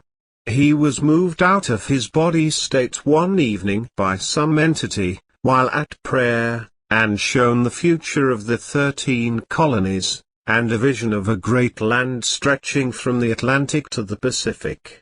It gave him the inspiration to finish the war for independence which made America great. The imaginative process follows out the old law of occultism, so above, so below. Whatever is above reflects itself below. So if you wish to project by the imagination technique, you simply put yourself at a certain place at a certain time, and you will be there in spirit body. The easiest way is to start putting yourself in a specified place on this plane, and you will be there, see it, and be able to describe it upon return. Suppose you have never been in Times Square, New York City, and you wish to visit it in the spirit form. Soul can actually put itself there in the imaginative body, or what we call the astral 45 form, and be able to describe Times Square as it exactly is, to others who have been there in the physical body. This is a part of the reality of user travel. The astral plane is the imaginative world to all. And this faculty is one given us by the Supreme Being to make our lives better and to straighten out the crooked path to the other worlds. The law of the imaginative world is, wherever thought goes, the body must follow. This is a law of physics known in the physical world, and works well for the physical body. It works on the astral level much faster than on the physical. Wherever we place thought and contemplate, not concentrate, the body is bound to follow. The trick of this is to place the thought on some astral point, or to make the desire to be out of the body at some point where the physical cannot follow. You do not have to make a particular picture of where you wish to be, but set the thought on your particular desire to be there, even if the matrix is not visualized in the mind's eye. This is the technique of the imaginative process. Take a seat in an easy chair or lie on the couch, you may even sit on the floor, but keep the back straight and head up. Relax and close your eyes, dismissing any tension, if possible. Should there be any tension within you, try repeating the Lord's Prayer or some short religious verse. Often the tension will leave you in time. Now, with the eyes closed, look directly into what we call the spiritual eye, that place between the eyebrows. Sometimes the spiritual eye is called the mind's eye, the ajna, or the tisratil. What you are looking at should be at first a blank screen.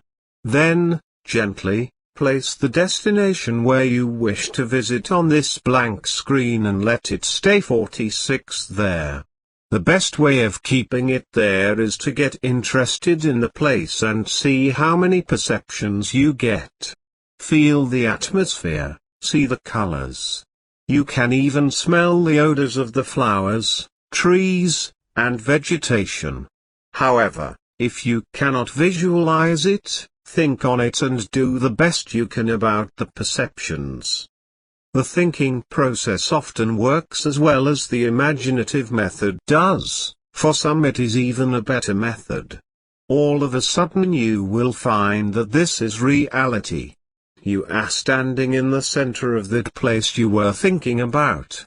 This is the old law of the astral world which says, and I repeat here, that wherever you place your thought body, the rest of you is bound to follow.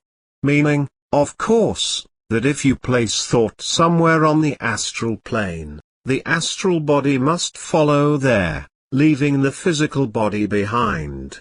Once you are outside the body, control of spirit self is necessary, because thought will move spirit body in the twinkling of an eye. When you have reached this point, you can move about freely from that position to wherever you desire. I suggest that at first you move around the house, in the astral form, before venturing too far away from the physical body.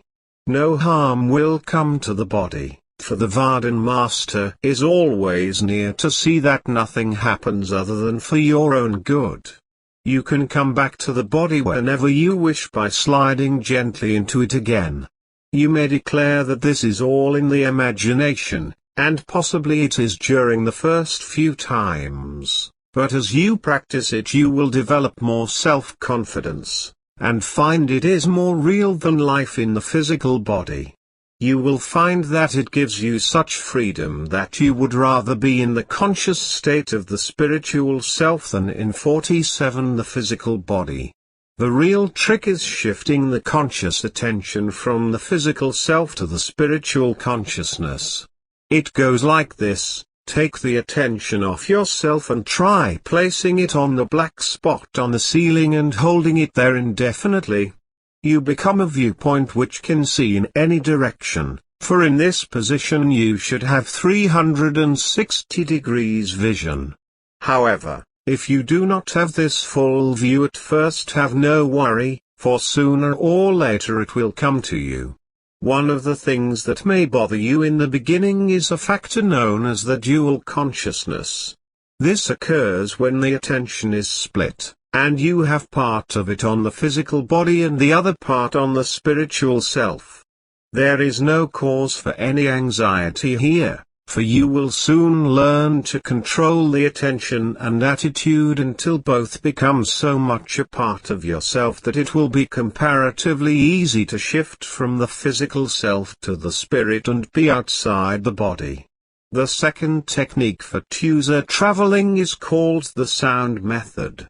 It is practically the same method used by the mystics in the Himalayan mountains. Rebazadaz, the Tibetan Lama who passed the ancient science of Vardankar on to me, is reputed to use the sound technique given here, but only secondarily. He usually utilizes direct projection, as it is much more flexible for those doing their work among the masses of people, who often need help from you and me. We, too, are able to give assistance to the unable and the suffering. Here I wish to discuss twosur travel at one's own volition, a term used to clear the confusion away from the name. It means the art of getting in and out of the body under one's own control. If we are to project via the spirit 48 body into those worlds beyond this plane, it must be done under our own control, not by compulsion, and certainly not constantly under another's assistance. No Vardhan master will retain his relationship with a neophyte after the latter has become skilled in twosur travel, and has been established on the fifth plane, the plane of pure soul. You will find that I seldom use the word student, or Keeler, for once it is accepted by the reader he identifies himself as such. This is one of the lower aspects of all metaphysical teachings, for it raises one and puts another in an underclass. Since we are all spiritually equal, no Vardhan master is going to stress the fact that he is on a higher level than another. regardless of his place on the spiritual path. The adepts of the ancient order of Boucharan all say that each of us has the esoteric knowledge within, and that in some it is in a higher degree because they have come to recognize it a little more quickly than others. However, everybody having this knowledge can recognize it when they find the method or make the decision to do so. This self-recognition of truth is called self-realization. It is the phenomenon that comes to one upon reaching the fifth plane, the first major step in gaining God realization. However, most of us think in the world of humanhood, in the area of human difficulty, and set obstacles before ourselves by insisting that this can never be done, at least not in this life. Again, I point out that our predicament is in the semantics of the spiritual language. Once we get an understanding from those who have had spiritual experiences, then we can have self-realization, followed shortly by God realization. It is the breaking down of this barrier that is important, and one of the best ways of 49 achieving this is to get comparative experiences. These form a yardstick by which we can measure truth. Such ways are not as perplexing as we are led to believe. Many Oriental teachers will tell you that it takes years to reach self-realization or God realization, and that they, the masters, are the only channels by which it can be gained. Nothing can be further from truth, and though you learn much from the Vardan masters, you will eventually give up all masters in a natural way. This is because the higher soul travels into the spiritual realm, the more it becomes purified. All things drop away which are unnatural to it, certain foods, alcohol, smoking, teachers, books, and other aspects of the lower worlds. The ability of the individual to gather and to concentrate his wandering thoughts at one center, the spiritual eye, which is the eye of the soul, will centralize at this point the spirit currents from all areas of the body. Here, between the eyebrows and behind the eyes, lies the success and opportunity for traveling in the other worlds, which then leads to knowledge of the here and the hereafter. The path to freedom is actually a direct contact with the inner calm, rather than the attaining of any impact from the so-called powers. Since there is only one power, the omnipresence of God, we are not concerned with the old metaphysical teaching of the two powers, the positive and negative. There is only a singular power, and it works in all universes. It is the life in which all things have their being, regardless of the world in which they are existing. We cannot give or take from this omnipresence of God any more than we can empty the ocean with a toy bucket, but we can live in and have our being in it. As such, we 50 can be the enlightened atom of the hooray whose duty is to find its way back to its original home in the highest heavenly world. This is the main aspect of user travel, the release of soul from body for the journey back to God. Because it sometimes is an arduous task, the mystics have worked out a method of transcending the body via an old technique we call sound or mantra. The process is as old as time itself. It is concerned mainly with concentration upon the spiritual eye, and drawing the forces together in the body so that the uplifting of the soul can be accomplished for its first leg of the journey upward. It is best to pause here in the thought that we are always in the midst of the omnipotence of the hooray. There is no escaping from it. However, the concept of a dual power was only invented by man when he let his attitude slide up and down the scale of polarity, and therefore what he sees is the way it affects his attitude toward life. For example, most external viewpoints are depressing to man, but he insists on looking at what is affecting him, and in doing so, becomes the total consequence of it. In other words, he becomes what he sees. On the other hand, if he is more interested in the world of God and looks inwardly at that, he manifests the inner world. Man, by his own attitude, can be at either end of the pole, and therefore, man has invented the term positiveness for the God area, which is at the top of the pole, and negativeness for the Satan area, which is at the bottom of it. The Chinese explain this in the yin and yang philosophy. Man has a positive or negative attitude, or rather he looks at the world through two viewpoints, and this affects his traveling in the other worlds. What he 51 seeks is a single viewpoint. Therefore, we seek this single viewpoint, or the top of the pole, which is the God area.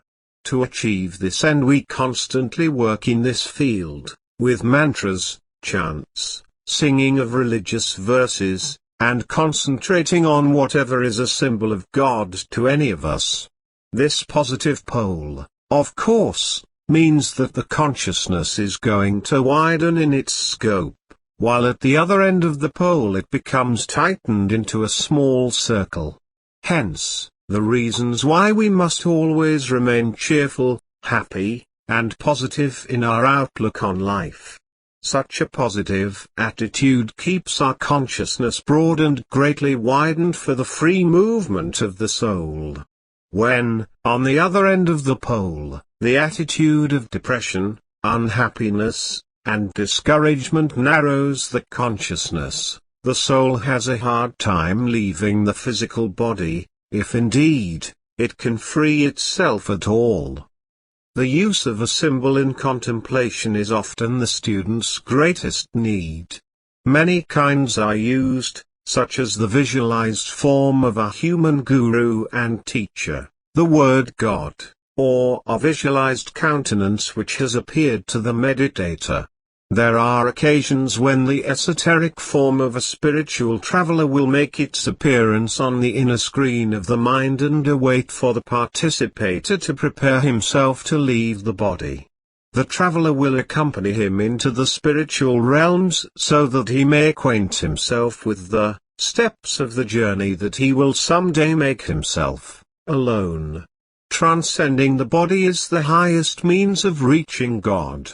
It is through the spiritual exercises of Vardhan that you can get to this supreme realm where you dwell in the mystical Nirvikalpa, the form of deep 52 samadhi in which one following these exercises cannot distinguish himself from the object of meditation.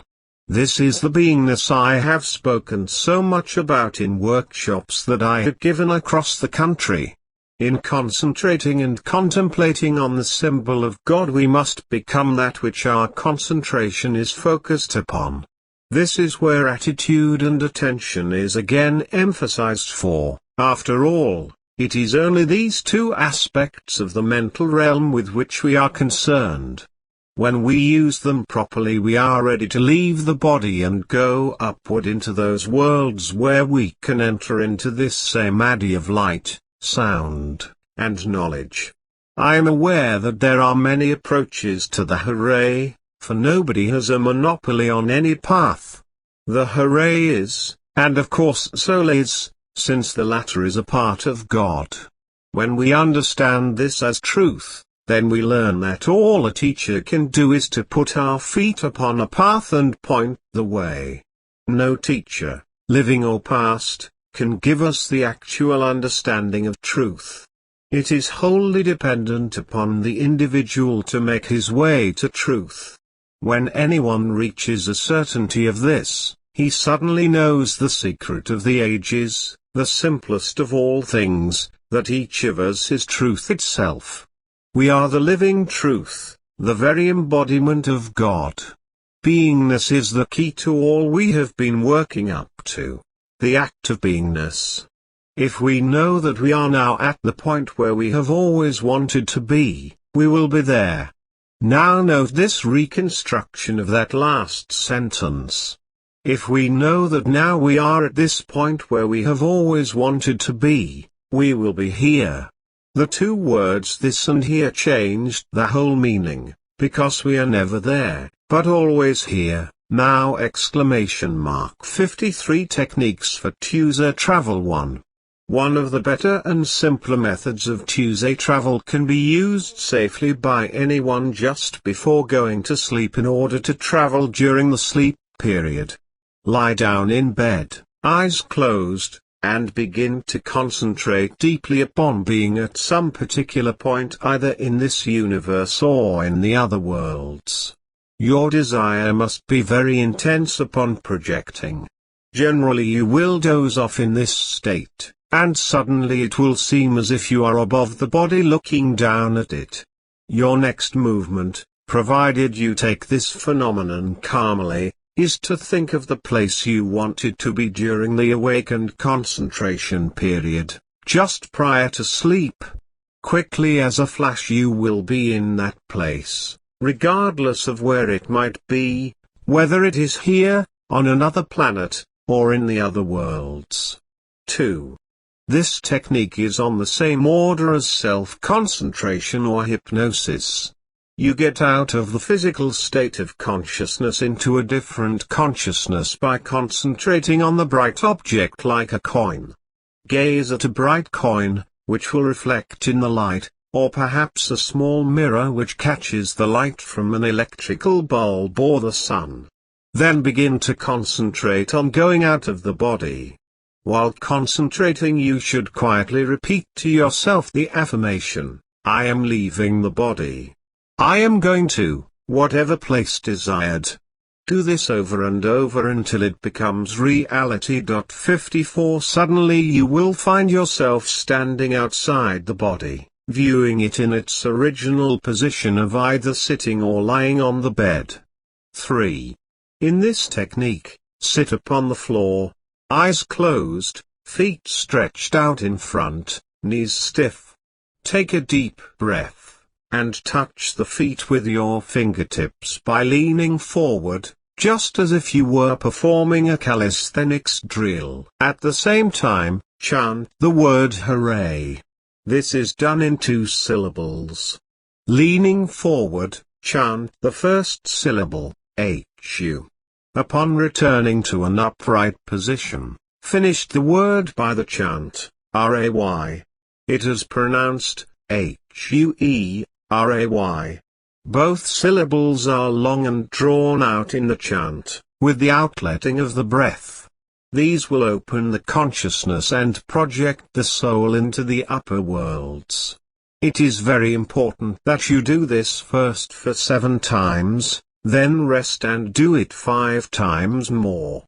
After resting, repeat this cycle over again. Once you leave the body, you drop the exercise. You should never go beyond 1/2 hour on any of these exercises unless you are getting results. 4. Sit in an easy chair, eyes closed, and chant the word Gopal, one of the names of the guardians of the temples of golden wisdom, where the first section of the Shariat Ki Hooray is kept. This is the holy book of those who follow Vardankar. The word is chanted in 2 syllables. It is a sacred name and must be done as Go, and then Pal. The name of this great being is Gopal Das, the guardian and Arahata, teacher, of the sacred writings, the Shariat Ki Hooray. Keep up this chant with a blank mind, and you will find yourself suddenly projected out of the body 55 consciousness into the first region and into that temple of golden wisdom, listening to the famed Vardhan adept giving discourses on the Shariat Ki Hooray. 5. Take a comfortable position in a chair or on the floor, but be sure you are going to be able to sit fairly comfortably for at least 1/2 hour. You will not want any uncomfortable feelings arising due to physical conditions around you. Close your eyes and begin to look at the spot between them, at the eyebrows, just above the level of the eyes. Allow the pictures which will form to flash past your inner eye, the spiritual eye, on what we know as the screen of the mind. Breathe gently, letting the mind play, and then begin to try to look at the blank screen. If you are able to establish a blank screen, then the Varden Master appears, who will travel with and escort you to the higher worlds. Since this inner master has the same shape and form as myself on the outside, do not be surprised that this appearance comes about. It is doubtful that you will have any concept of time in this case, but do not be concerned with it. Only think of the living Varden Master and the experiences that come with traveling with him. He is the only vehicle through which one can reach the higher worlds, so take care and practice this technique correctly. An added feature is that you can chant his title, which will give great emphasis to the encounter with him. His title is the Mahatma, which means the Satguru, or Great Guru, the Light Giver. It may be chanted in the following manner: Mahatma, Mahatma. This will bring the living Varden Master faster into your orbit to escort you into the other worlds. 56.6. You must have a darkened room and a minimum amount of light for this type of twosor travel. Perhaps a low-watt light bulb or a table lamp with a heavy shade will do. Take a position on a couch on your back, placing a colored disc of high intensity, perhaps a bright orange, or blue, upon the forehead, between the eyebrows. Then stare at it for at least 5 minutes without blinking. Every night increase the time by another minute, until about 8 minutes is reached. It is a terrible strain on the eyes, but after reaching this point, start relaxing and just gaze at the disc. Then the environment will start fading away, and in its place you will find an altogether different type of landscape, usually with someone like the higher Varden Master giving an explanation of where he is and what is happening. This will go on for a little while, and then it will soon be found that you are in a deep sleep. When you awaken, it will be as real to you as your own hands and feet. 57 Chapter 4, The Spiritual Travelers and Their Techniques. The secret knowledge of Vardankar includes in its last 3 techniques much of the lost data on the spiritual travelers. These adepts, the agents of God, are concerned with the welfare of those in the lower spiritual planes, below that of the world of soul. These spiritual guides are known to practically everybody who is interested in spiritual works. They are variously known as spiritual guides, guardian spirits, cosmic spirits, twosor travelers, agents of God, the Godman, Satgurus, and many others, whom all will realize sooner or later. These travelers have specific duties under the Supreme Deity. They look after the welfare of all souls regardless of what plane the latter may be upon. They act as the agents of God, and are his co-workers. Their role is similar to that of the roving ambassadors who handle all problems for the government, outside those which are normally handled by the diplomats stationed in particular countries. They see that all beings, on all planes, keep functioning in concurrence with divine law. They are also interested in the individual who is trying to get back on the path of God, and they assist anyone who might need their help at any particular moment, both inside the body and out. They have a specific interest in those who get outside the body involuntarily, and in beginners in twosor travel techniques.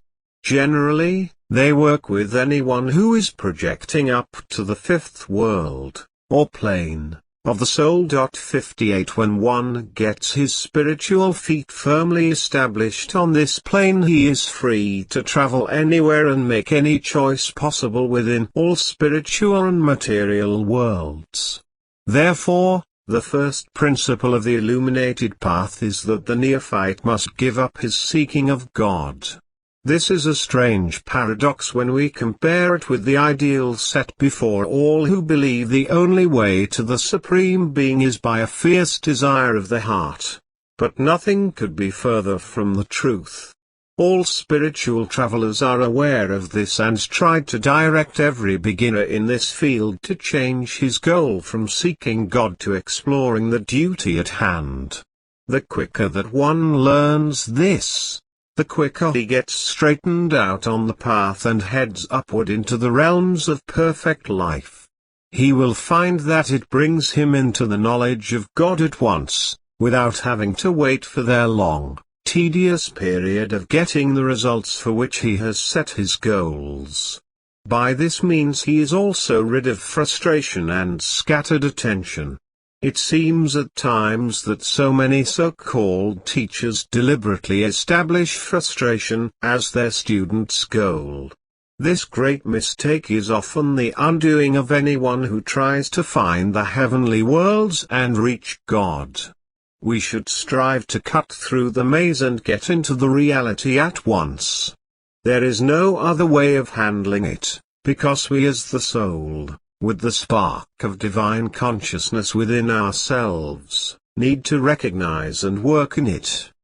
There is no need to wallow around in frustration, trying to find the path to reach that ultimate goal.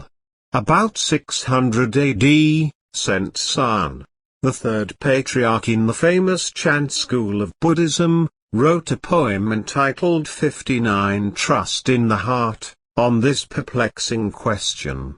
Shall we search for God, he queried, or just give up and accept what we have? According to this great Chinese student of mysticism, by trusting in the heart, which we express as consciousness, we can leave the obstructing alternatives of logical reason behind and can attain the transcendent realization that is our true goal. This does not separate us from the world of the senses, however. It simply accepts the sense world in its true reality and meaning. Saint San says that the perfect way is difficult for those who pick and choose. We should not like, nor should we dislike, and all will become clear.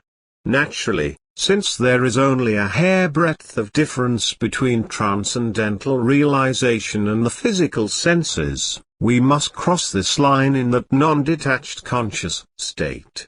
As long as we remain in the state of being, our progress in attaining the supreme consciousness is delayed. This struggle, as Krishna told Arjuna in the Bhagavad Gita, makes man himself a battlefield. In other words, if we accept serenity in God, all obstacles will vanish of their own accord. Therefore, if you stop talking and stop thinking, there will be nothing you will not understand. If we pursue spiritual illumination, it will fade away. If we separate ourselves from God as the doer, we become the searcher, always haunted and always trying to find the ultimate reality. We neither seek it nor look for it, for all we want is here, now. We must transcend the body to acquire an objective view. Life is keeping in balance. In his book, An Experiment in Time, J.W. Dunn speaks of getting out of the body during sleep and looking along the future time track. Sleep is hardly more 60 than the trance state in degrees. Any medium who goes into trance falls in what we normally call the sleep state, sometimes light and otherwise a deep sleep.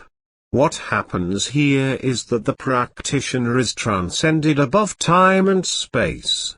Once he is in the spirit body, which takes the objective attitude toward all things, he can see, look, and know what goes on in the spiritual planes, or he can look back at the physical life and see it like a jigsaw puzzle. The phenomenon of time is a factor which is only present in our physical world because man has made it so. Time is the measurement of events in this universe, through space. We are concerned with time as long as life is connected with this physical universe, But once the real self is projected out of the body and above it, then time does not mean a thing and the evaluation of objects and events is without value. This derives from the fact that within the other worlds nothing which has physical meaning here has a meaning there, therefore, we do not give it any attention. We only concern ourselves with it when looking back at the worlds below to adjust any problem, such as health, finances, and other so-called physical plane difficulties. These can be corrected by adjustment from above.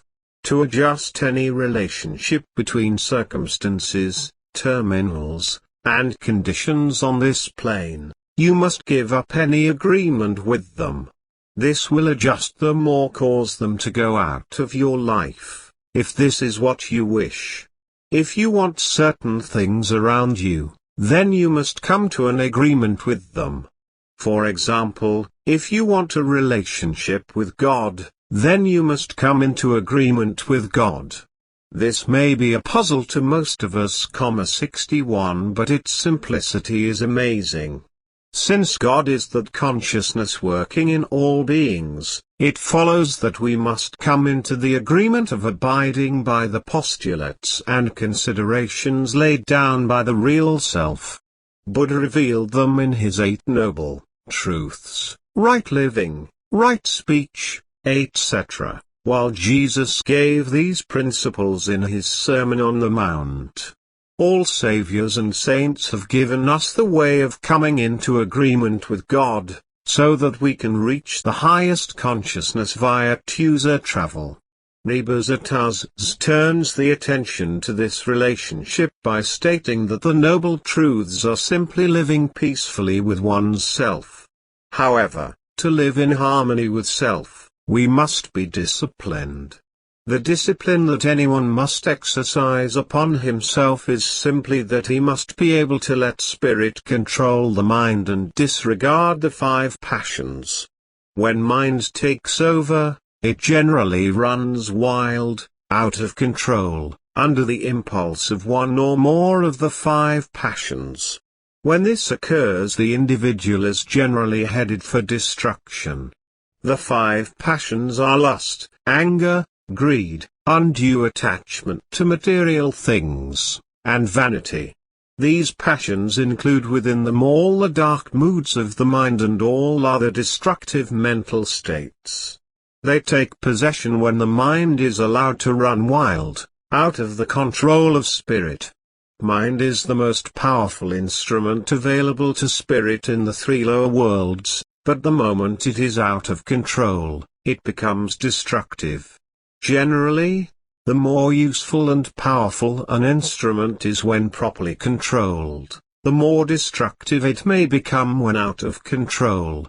This is why we must keep a firm rein on the mind with spirit, and allow everything within the real self 62 to take over our lives and run them. Although we can do user travel while in the grip of the 5 passions, we are bound to suffer. This is because, since we are not out of the area of the passions, whatever acts we do while out of the body which are a part of the 5 passions are bound to fly back upon us so swiftly that we will be stunned. This is because thought and deed act with instantaneous response in the other worlds. Anything we do will have its reaction on us. Therefore, it is best to be working in the field of self-survival motion, which will bring us instant opportunities for better survival. This is one aspect of user travel that benefits its practitioners. Naturally, this is the chief difficulty when working in the lower worlds. Unless we are able to bring about control of the emotions, we may never gain any management of user travel. This is the basic fundamental of getting out of the body. Almost anything we do on the lower planes to change our circumstances and to bring about better economic and social status of our material position here is bound to fail as long as we are in disagreement with God. Thus the way to come into agreement with the Hooray, or God, as you might call the Supreme, is to be in accord with its ways for making each of us a divine channel. You attain such complete accord mainly through discipline of the emotions, never letting anything bother you, working in the area of non-attachment which is so well taught in the Bhagavad Gita. Others speak of it as the law of grace, which once we enter into it, all things in our lives will be cared for as Jesus promised in his Sermon on the Mount.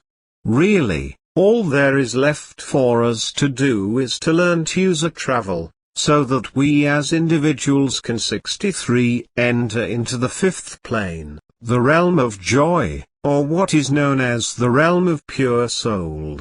Here soul is not hampered by any of the sheaths that surround it, and it can work in the field of freedom and wisdom. It is released from the silver cord which holds its material bodies to the physical plane, and it can operate anywhere it so desires. As it returns to the lower material plane for its temporary abode again, it will pick up the various bodies it uses and finally re-enter the physical body again. By its close relationship, one is basically working with what we know as deep samadhi, or nirvikalpa, deep trance, as it is known in the Hindi language. Trance is that state by which all objective life is shut out and one is in contact with the inner life, or what we know as the God consciousness. It was in this state that Ramakrishna, the new prophet of India, spent most of his days here on earth. Many others have used the trance system for reaching the summit of the universes, some going directly to God, others transcending the lower planes for the purpose of working with the astral entities. However, it has proven itself to be one of the oldest and the best methods used by man to transcend himself to God. The trance system should do nothing more than act as an out-of-the-body projection technique for reaching God. There is no other reason for its use, for whenever one goes into trance for the sole purpose of making contact with spiritual entities or deceased loved ones, he is largely wasting his time. However, the trance method is certainly not meant to be a toy for someone who loves to experiment with the ways of reaching the psychic planes and having luck with the entities there. What will 64 happen then is that in the end he will be put in the position of being a passive instrument for the living. This is what occurs to a few who lose control of their ability to work with the other side. Also, too many mystics who use this method fall under the illusion that it is God's will for them to be passive and to allow the power to flow through them. This is not true, for this flow must be under exceptional control, and to have control of the trance state is a worthy discipline for anyone who practices this technique. Soul, however, can take control any time it wishes, and it does not have to be the effect of anything else. The trance technique appears bizarre and fanciful to the unenlightened, for it presents a person sitting in a state of altered consciousness in which he has no control over himself, and in which he is unable to understand what has happened to him while outside the body. This is not true, for the trance state is easy to enter into and easy to control while the light body travels through the higher spiritual planes. This is the condition in which one finds the spiritual guides, for they are ever present and they will help the traveler reach the illuminated state, provided he is ready for this magnificent experience. The experienced trance traveler can drop into this state almost immediately. But those who are first starting to make use of the trance method must use certain mechanical devices for a successful session in the other worlds. Discipline, as I have said, is the basic factor in projection. It is the absolute control everyone must learn. Once it has been gained, we have a dominion over 65 ourselves, and not over others. This latter point is most important to us. All persons, all souls, all entities, and all beings should be left to their own initiative in life. All persons are at the level of consciousness where they have established themselves, and should not be forced to a higher level. The individual is like a plant in his consciousness. If fed properly he will grow, and if not he will wither away on the vine. Yorbulse Kabi, the great Varden master, said that each of us is the fruit, or the vine, on the tree, of God, and that we cannot survive without God. What he was saying was that each of us has in consciousness a spark of God. It is this God spark which we come to know as the real self within all people, and that part of us by which we do ushered travel. This is the part of man that leaves the body, goes into another state of the spiritual world, and sees itself as being immortal. It is this part of man that makes the contact with God, recognizes itself as being part of the divine plan, and operates free of the lower worlds and their materialism. The inflows of energy on a person, rather than soul, are actually effects from something else. This can be a facsimile, another person or another situation. These inflows are streams of energy currents, and if they are too powerful they may create barriers or ridges in the magnetic field around a person. Old people are generally the effects of years of energy flows, and it is this which keeps them from becoming able to do out-of-the-body projections. They become rigid and solid from the effect of the flows of energy on their magnetic fields, mainly because they don't know how to handle such flows. These are easily managed if anyone should so desire. 66 You must first learn the art of non-resistance.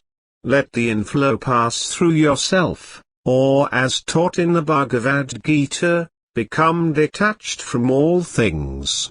The outflow of energy is generally best in a healthy, young person, who is inquisitive about the nature of God. Those who are middle-aged and starting in their latter years generally have good outflows. But here again it depends on the individual. He must be able to have a fairly good communication with others. The best balance, of course, is a give-and-take attitude, that of being cause and effect knowingly. There is nothing wrong with effect when one is in a position of being able to have a good degree of control over it.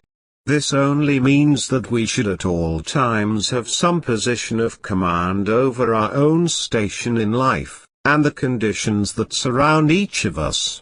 This being true, then it is always possible that the majority of people should be able to get out of their bodies at will and do their own exploration. Vitality has a great deal to do with projection. This does not mean that anyone who is fatigued or ill cannot project, for almost anyone can get out of the body, regardless of his physical condition. This is known to those who are Vardanchilas. Many persons will leave their bodies for escape from pain, physical fatigue, danger and many other problems which are faced by the body. Sometimes this is done under compulsion, on an unknowing basis, at other times by control of the phenomena.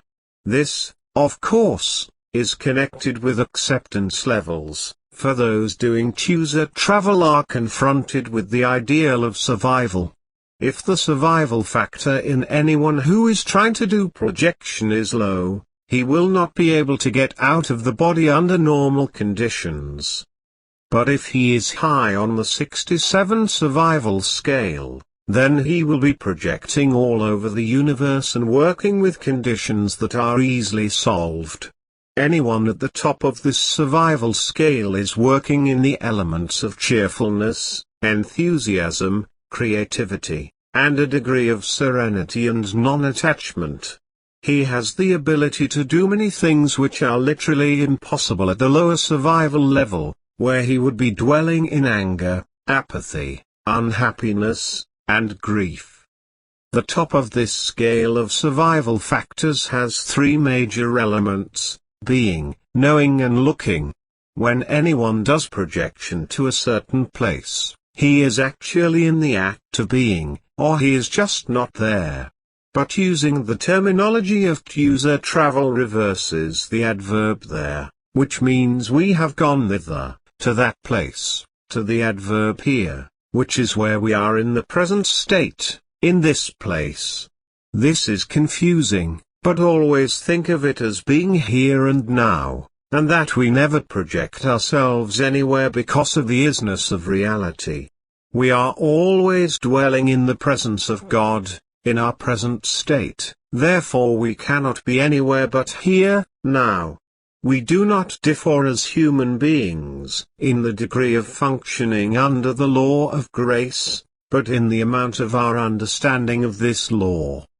The whole process of grace, or that which we call the divine blessing of God, consists in the continual pressing forward of the divine spirit for expression through the individual and the particular.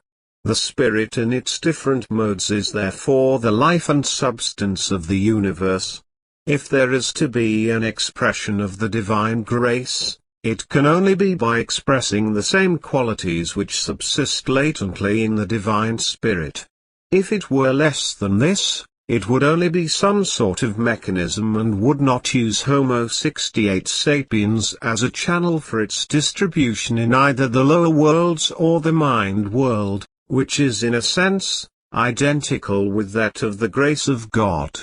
It is for this reason that man is said to be created in the image and likeness of God, for the hooray is actually the great channel for the distribution of the ocean of blessings upon all things in all worlds.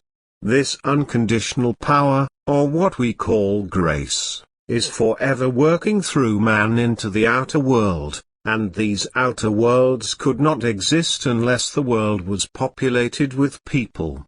Before man came, the worlds were hardly more than places of existence for minerals, plants, animals, and other forms of lesser consciousness.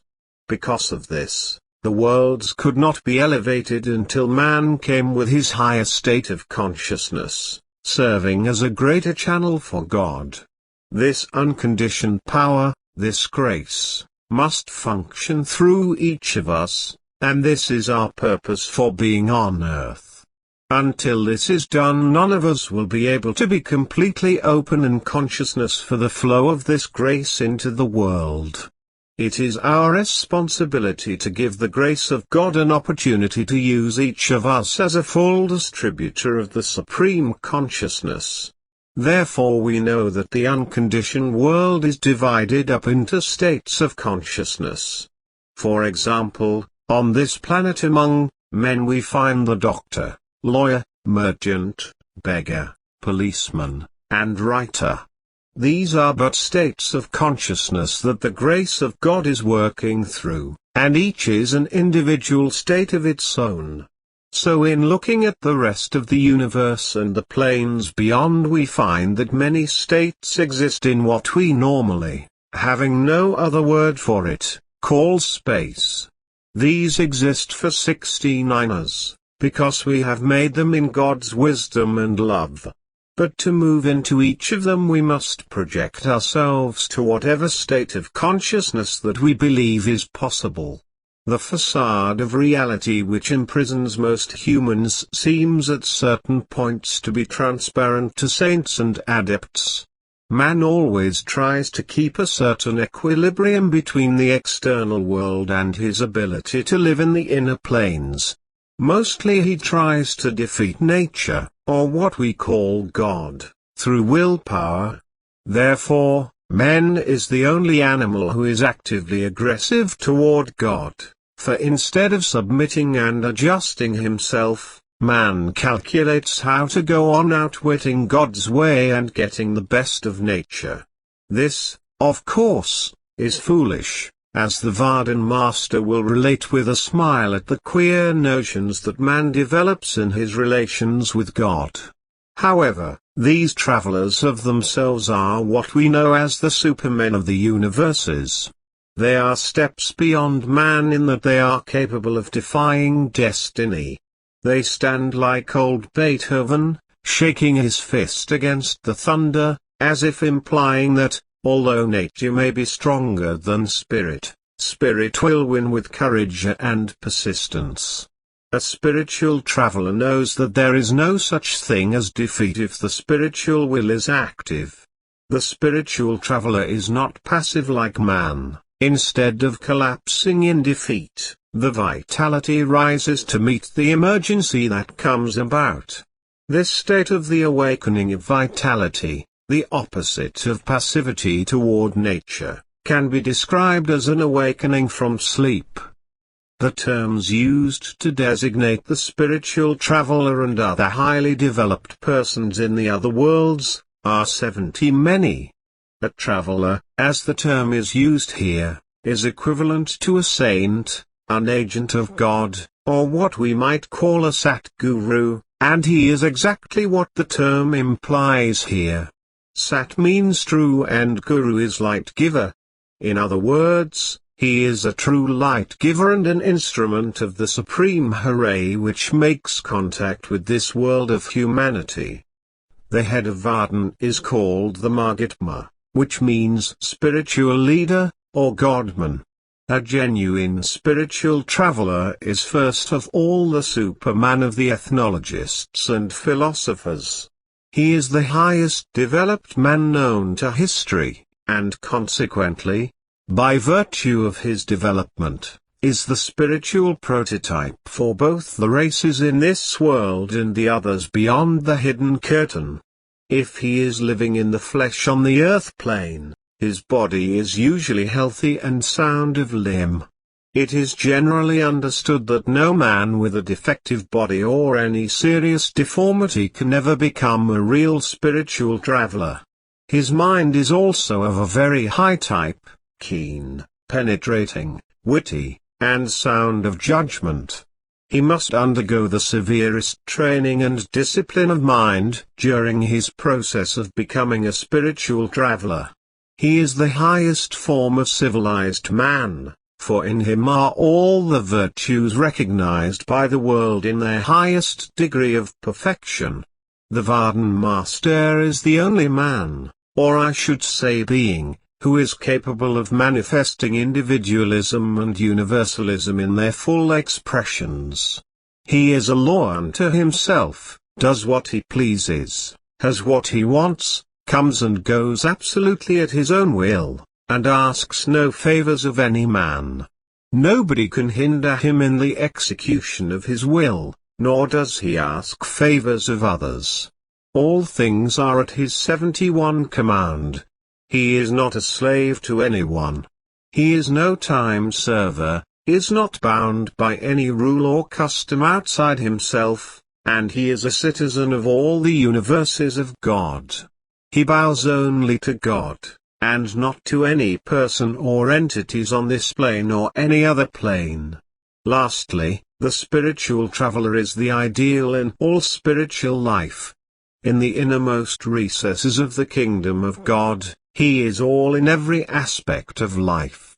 He is everywhere and is always the highest everywhere. Furthermore, he is universal in his teachings, for though his teachings are not a religious system, they lead to the most complete religious experience, and the most happy. Of course, the spiritual traveler is more than a superman, for he has transcended all the limitations of man. Escaping at will from the body with its narrow limitations, the spiritual traveler can make his way through the innumerable worlds of intense light which lie beyond. He can travel these worlds in full consciousness, then return to report what he has seen, heard, and otherwise experienced. He proves that death is only an appearance, an illusion that every person can overcome. When man leaves his physical body at the time we call death, he simply steps out into other, and higher, worlds. He takes with him a finer body which he now uses, and on that higher plane, he uses the finer one just as he used the physical body here. The Varden Master can explore the higher regions, going wherever he pleases, clothed in a godlike vesture of light, wisdom, power, and beauty, wholly unknown to the earth people. Many people will find it difficult to believe in these spiritual travelers, but once we have a glimpse of these superior ones, it will completely change our lives. We 72 will find that the Supreme Ruler has manifested himself in the traveler to give us enlightenment and divine wisdom of all things. The question then rises, can God converse with us while we are in the physical body? The answer, of course, is in the negative. But through the omniscience of the Hooray, and not through the brain or any other physical activity, we can have communication with him. This communication can reach us in two ways: first, by its flow through any spiritual traveler, and second, by the very fact that we as soul can in seconds rise to regions above the spheres of the mind and body, even into the limitless. Here we can communicate with the spiritual travelers, or we can have direct contact with God, and when we return to the earth, we will remember just as much of our communication as can be brought within the compass of brain activity. However, as long as we are encased within this body and try to make contact with God, it will generally come through the spiritual traveler, who acts as an instrument of consciousness for its messages. Intuition often works on the physical plane, but it is not always reliable, for if the consciousness is closed or cloudy, it may leave us in a state of being unable to receive much from the higher realms. The spiritual traveler is not the giver of life. He is, in a sense, the greater consciousness through which the power flows into the outer world, touching those with whom he comes in contact. The essence of God in his true nature is often seen in the spiritual traveler, just as Rebazataz proclaimed himself, in the statement that I am the center of the universe, and all life flows from God, 73 through me, and vice versa. However, a closer look at this finds us as consciousness of God also, in a certain oneness with the consciousness of him. It is a fact, then, that God descends to the human level, on occasions, to perform the duty of directing souls back toward his realm again. Many have asked just how they might recognize the Mahatma, or the living Varden Master. The answer is always quite puzzling, for it is not always the same. There is a paradox about the travelers which puzzles most of those who are seeking to find God through a teacher, master, or a guru. The Mahatma is none of these. He is an agent of God, and he will appear differently to those who look at him. The first thing about the Mahatma is that he never boasts of his spiritual powers or attainments. If any man claims to have attained the highest in spiritual development, that claim of itself may be taken as conclusive proof that he has not attained much. The Mahatma will never find fault, blame others, or complain of treatment at the hands of others. Even if you abuse a Mahatma, he will not answer angrily, nor will he speak of it afterwards. They never speak of their hard luck, or the ingratitude of their beneficiaries. They speak no ill, and they never lecture others concerning their conduct or shortcomings. Neither do they punish anybody. This is left to the power that administers justice. They give only of the light of God and love. Another point is that they never give to ascetic practices, or unreasonable austerities. They never beg for a living and are self-supporting. This is because the traveler is always the giver, but he never allows any of 74 those who follow him to live in idleness. The greatest point which is known to all who are interested in the illuminated path is that no spiritual traveler ever performs miracles for public exhibitions. He might do them on special occasions, and for some particular reason, but in every case, the miracle is kept a secret from the public. No traveler will go about doing miracles in order to gain followers. This is a fixed law in the universe. Some yogis often do miracles, healing the sick and other things, but a real spiritual traveler would never do them, except on special occasions and only for urgent reasons.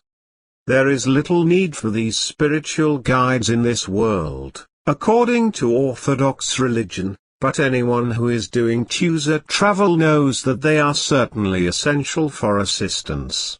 They are always ready to come to anyone who requests help. However, they of themselves will never interfere in the welfare of anyone, either spiritually or materially, unless asked. This is the position which they take, and none other. They are the watchers of humanity, the watchers of all people, if you wish to so call the inhabitants on the other planes, and they are the agents of God.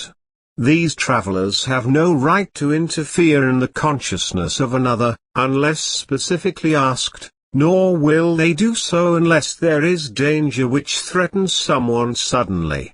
They might then appear and suddenly warn someone of impending menace. In a few cases, they will help remove us from the danger which threatens, but this is not too often. It means that we can only accept what they want to offer and leave it at that. In no case can we go any further than our consciousness will allow 75 at any particular time.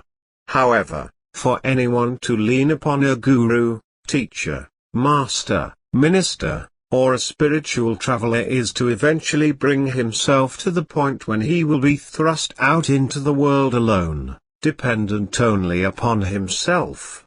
This is like the father who allows a child to lean on him until he reaches the age when he no longer is a child, but older now and with enough experience to become a man. Anyone who claims to be a teacher or a master and allows a healer to lean upon him will not be honest with himself nor with the healer.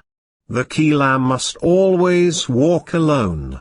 At first he will depend upon a teacher to show him the way, but when he has reached his adult stage in the teachings he must go on alone, for the teacher can no longer do anything for him. The cosmogony of the spiritual travelers is quite different from those of all other religious systems. This is because they have a far greater range of knowledge than any others. Their knowledge is greater and away from these physical worlds. They know about the creation and order of the universe from personal study and exploration. They are acquainted with every foot of space from the lowest stratum of earth to the highest heaven. The non-material and the supersensuous are just as familiar to them as are the rivers and mountains of this worldly sphere we call earth. Those who have broken the bonds of time and space are able to grasp the knowledge of creation and the order of the universes, including those which we call the realm of God. This is actually common knowledge, but it is not knowledge that is easy to communicate to the ordinary human intelligence. When we are able to accept things as 76 we find them and try to make use of them here and now, then we begin to make progress along the illuminated path. Therefore, when we have the ability to transcend the dimensions and enter into the worlds where all knowledge is ours by and through the expansion of the consciousness, all of the questions which we are rushing about to receive and to have answered will no longer plague us. They will be answered to our utmost satisfaction. When that occurs, we will no longer need the guidance of the spiritual traveler as a constant companion. He is then able to release us to our own responsibility and help another who is struggling to gain a foothold in the spiritual world.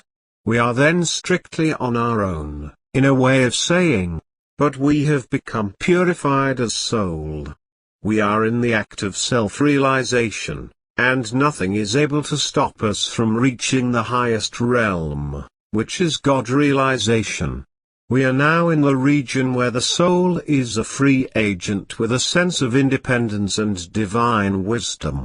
Here the soul recognizes that it, too, will soon become a spiritual traveler, and operate as a co-worker with God. 77. Chapter 5, The Psychology of the Spiritual Self. It is interesting to note that the psychology of the spiritual body of man is sadly neglected in the Western world. It is not certain that many in the physical world are acquainted with the spiritual psychology of man himself. Too much time has been spent on the intellectual development of Homo sapiens, although it is not at all a bad place from which to start the unfolding of the spiritual self.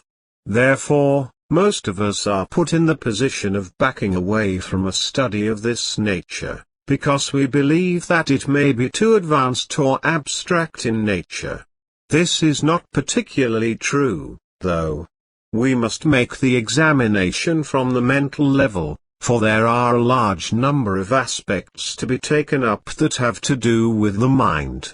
It is the greatest instrument that man has on this physical plane to give him aid in fulfillment.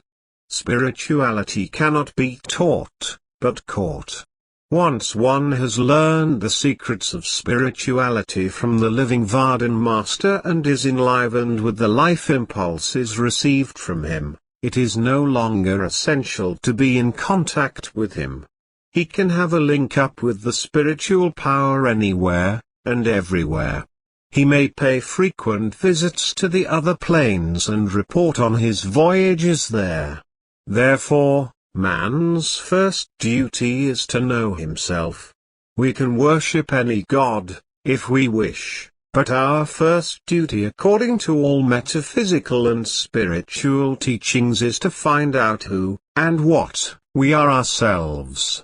To know oneself, as Socrates put it some few thousand years ago, is the first commandment of the 78th Vardhan Master. It is the great opportunity to make further discoveries in the universes, for lying latent in man's brain is a capacity 1,000,000 times greater than he is using now.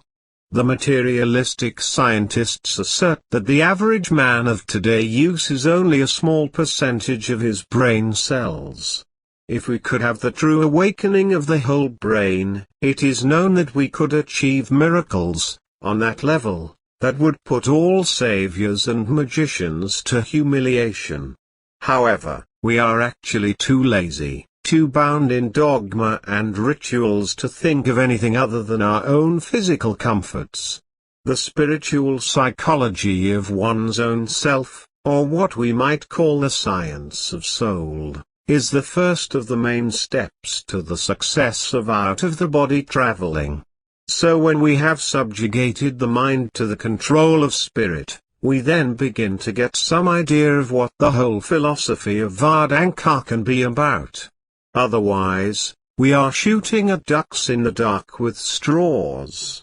When we become the spiritual traveler, or reach those heights of God where all things take place within the realm of the highest of all things, we learn to manipulate the forces of the lower worlds, or what we call the laws of nature, just as an automobile driver handles his own car. The traveler is the master of these forces much as we are masters of certain things in our physical universe. These laws must obey us when we reach those particular heights, for we are no longer a helpless drifter on the tides in the affairs of human and spiritual matters. The true component parts of man are actually the various bodies in which he is sheathed during his sojourn in the lower worlds. The first part of all is the flesh, 79, which we know as the physical body, or the animalistic self. This physical body is often called the Isil Sarop, which means physical body in the Hindi language. This is the body that is visible to the eyes and is the body which gets hurt, becomes ill, experiences death, and returns to the earth again.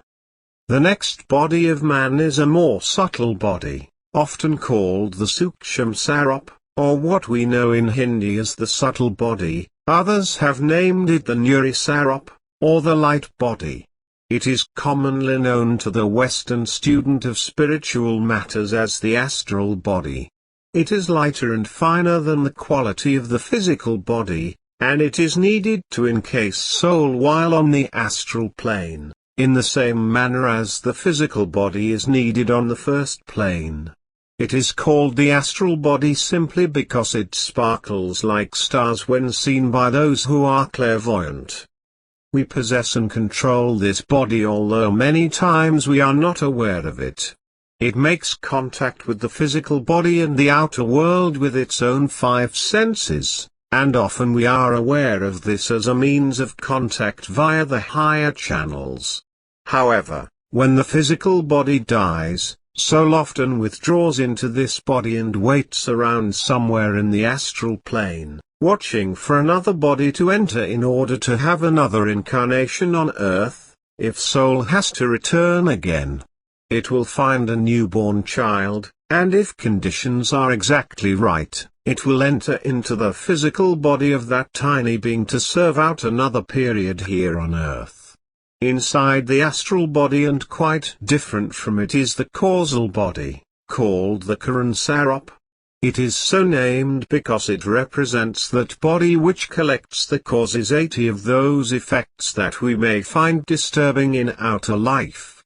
This is often called the Kama Sarop.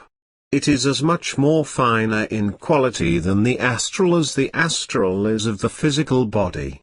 Often called the seed body, it is the sheath wherein we find the planted cause of any karma that we might be serving out in this life. The next sheath around soul is that which we know as the mental body, or the Nijmanas Sarop. Often it is known as the seed mind, for it corresponds with the Karan Sarop, the causal body, which is implanted with the general karma of all bodies of man. Often we think of this body as the reactive mind, or what is known to the psychologists as the subconscious. It keeps a perfect record of every experience that soul has, running through all the countless ages of its existence on every plane in the universes. It forms a certain amount of our character in this physical world and gives out the past to anyone who can read the Akashic records. High also indicates what the future of any individual might be.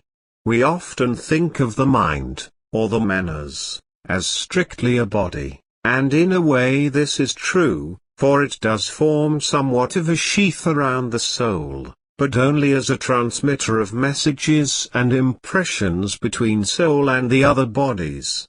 It also transmits the same impressions between the sheaths back to soul again. Mind, then, is the 4th sheath in the construction of man. It is the most subtle and the finest of the bodies in man and is endowed with greater powers than any of the others, simply because it is in closer relation to the soul.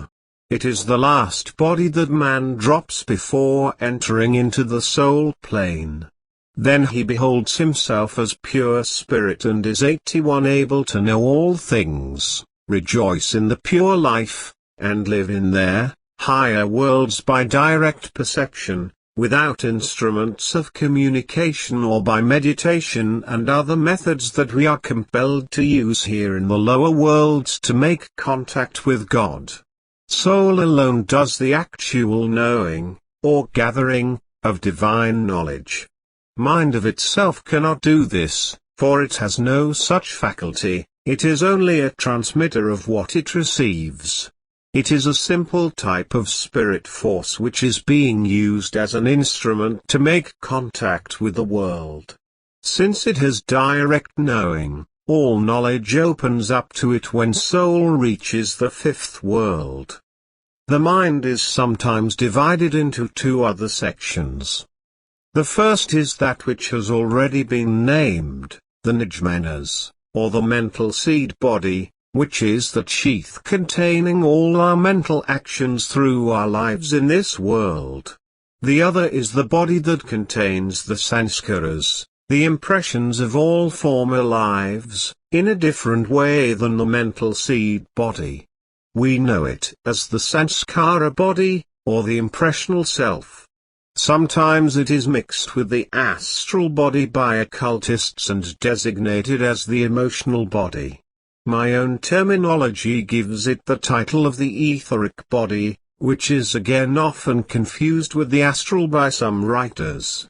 The mind does get a lot of confusion of terms by various students of metaphysics.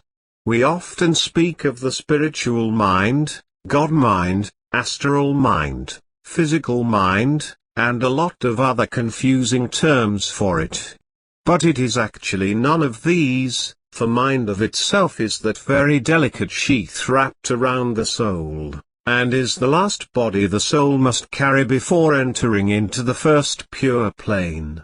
So long as we are in the lower worlds, then we must 82 retain the bodies of these various sheaths around the soul because of the vibrations on each plane. As soul goes downward into the physical world, it cannot of itself stand the coarse vibrations which are so much lower than the pure worlds in which it is a regular inhabitant. Therefore, it must adopt bodies, or sheaths, to protect it. These bodies are made out of the universal mind stuff, which is actually a negative substance, for it is developed in the lower part of the Brahmanda plane. It is the highest order of matter in existence in the lower worlds, but it is excluded from the supreme spirit worlds. It is conveniently situated so that when a soul descends into the material regions, it may take on the necessary mental equipment required for all contacts with the material. This is the world that we know as the Brahmalok, the lower section of Brahmanda, the second grand division. It is the home of the universal mind, and it is from this region that all individual minds are derived, and it is the region all minds must return to when they are discarded during the upward flight of spirit. Just as soul originates in the realm of the highest impure spirit, or universal spirit, mind is acquired in the region of the universal mind. A portion of this universal mind is detached, in a manner of speaking, and joined to soul for its own protection, in what might be called a time union. The last of the bodies is soul, or spirit, terms that we use synonymously. There are other names for this center of divine spark in man. Sometimes we call it the greater self, often the guardian angel, Atma, and dozens of other names, which are known to various regions and groups over the world.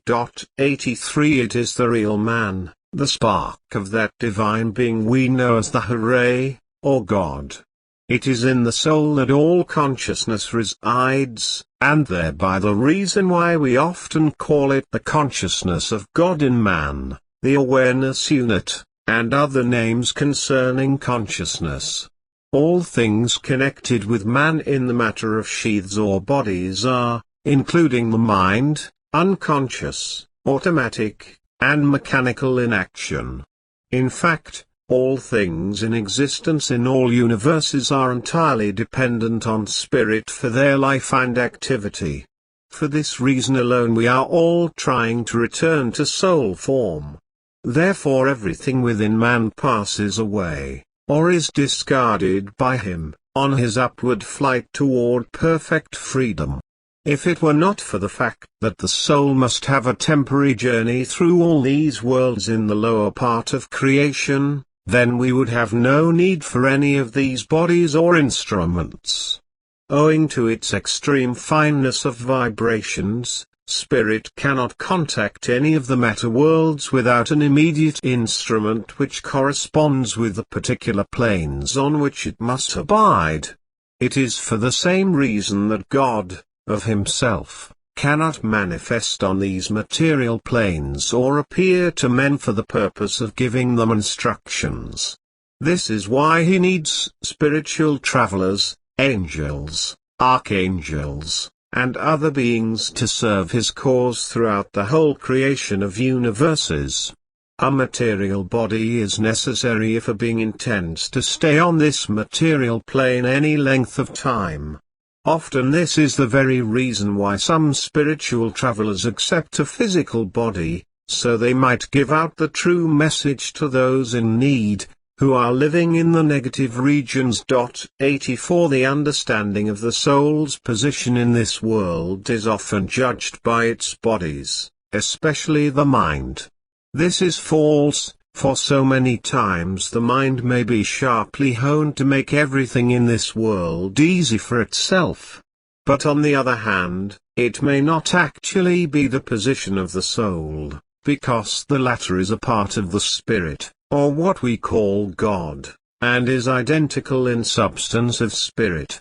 An analysis of the mind will give us a better understanding of the psychology of the spiritual self of man. Soul must collect mind as one of its bodies, along with others as it goes down through the varied planes to the physical.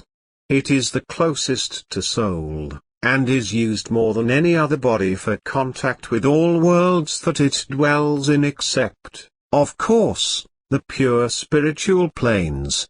Once that soul steps into the first spiritual material planes, below the second world, he takes on the handicap of having a mind. The moment that he enters into these worlds he starts to accumulate karma, therefore he must also take on an ajmanas, or the mental seed body, and then a karansarop, or what we know as the causal body. Before soul transmit messages and impressions between soul and the other bodies, and vice versa. It can only act when initiated by the soul. Mind and spirit are synonymously confused in Western religion and metaphysics. Divine mind is a common term among some followers of certain metaphysical theories. Since mind originates in the Diswandwar region, the lower part of the Brahmalok, and makes use of the lower worlds for its inhabitation, then it cannot be divine in the sense that metaphysical students try to make it. After all, it is only the negative aspect of life, and if we would 85 examine Kalnranjan and his followers, we would find that they have minds as well as the rest of us. Frankly, mind is not an essential part of man himself. It is only an instrument which burdens soul and impedes its light and unfoldment, but it is an absolute necessity as long as we are living on this plane of material matters. Because it is a machine, mind can neither think, will, love, remember, suffer nor have any sort of joy. When it expresses any of these qualities, it is because spirit has activated it into some action which is for the best of all. In other words, spirit itself is the electrical force that makes matter move, therefore, the mind as matter must act when spirit flows through it. When the channel is clear, it will react more strongly to spirit, but when there are many mental aberrations, it will not be likely to react to spirit, no matter how much the latter tries to get through and act upon mind. The Vardhan force will always produce a sharp reaction when it comes in contact with matter. Without the Vardhan force we would never feel a blow against our flesh, nor experience any pain. This is the cause of sex charges going through people and making them react to certain acts and thereby procreate. We are so apt to look at the human body and think that mind moves it, but this is not true, for every activity in the universe is motivated by spirit, and only by spirit. However, spirit must use many instruments on the lower planes, and this is why man is important to God. He serves as an instrument through which this spirit may flow much greater than any other instruments here on this physical plane. All this is because of the mind.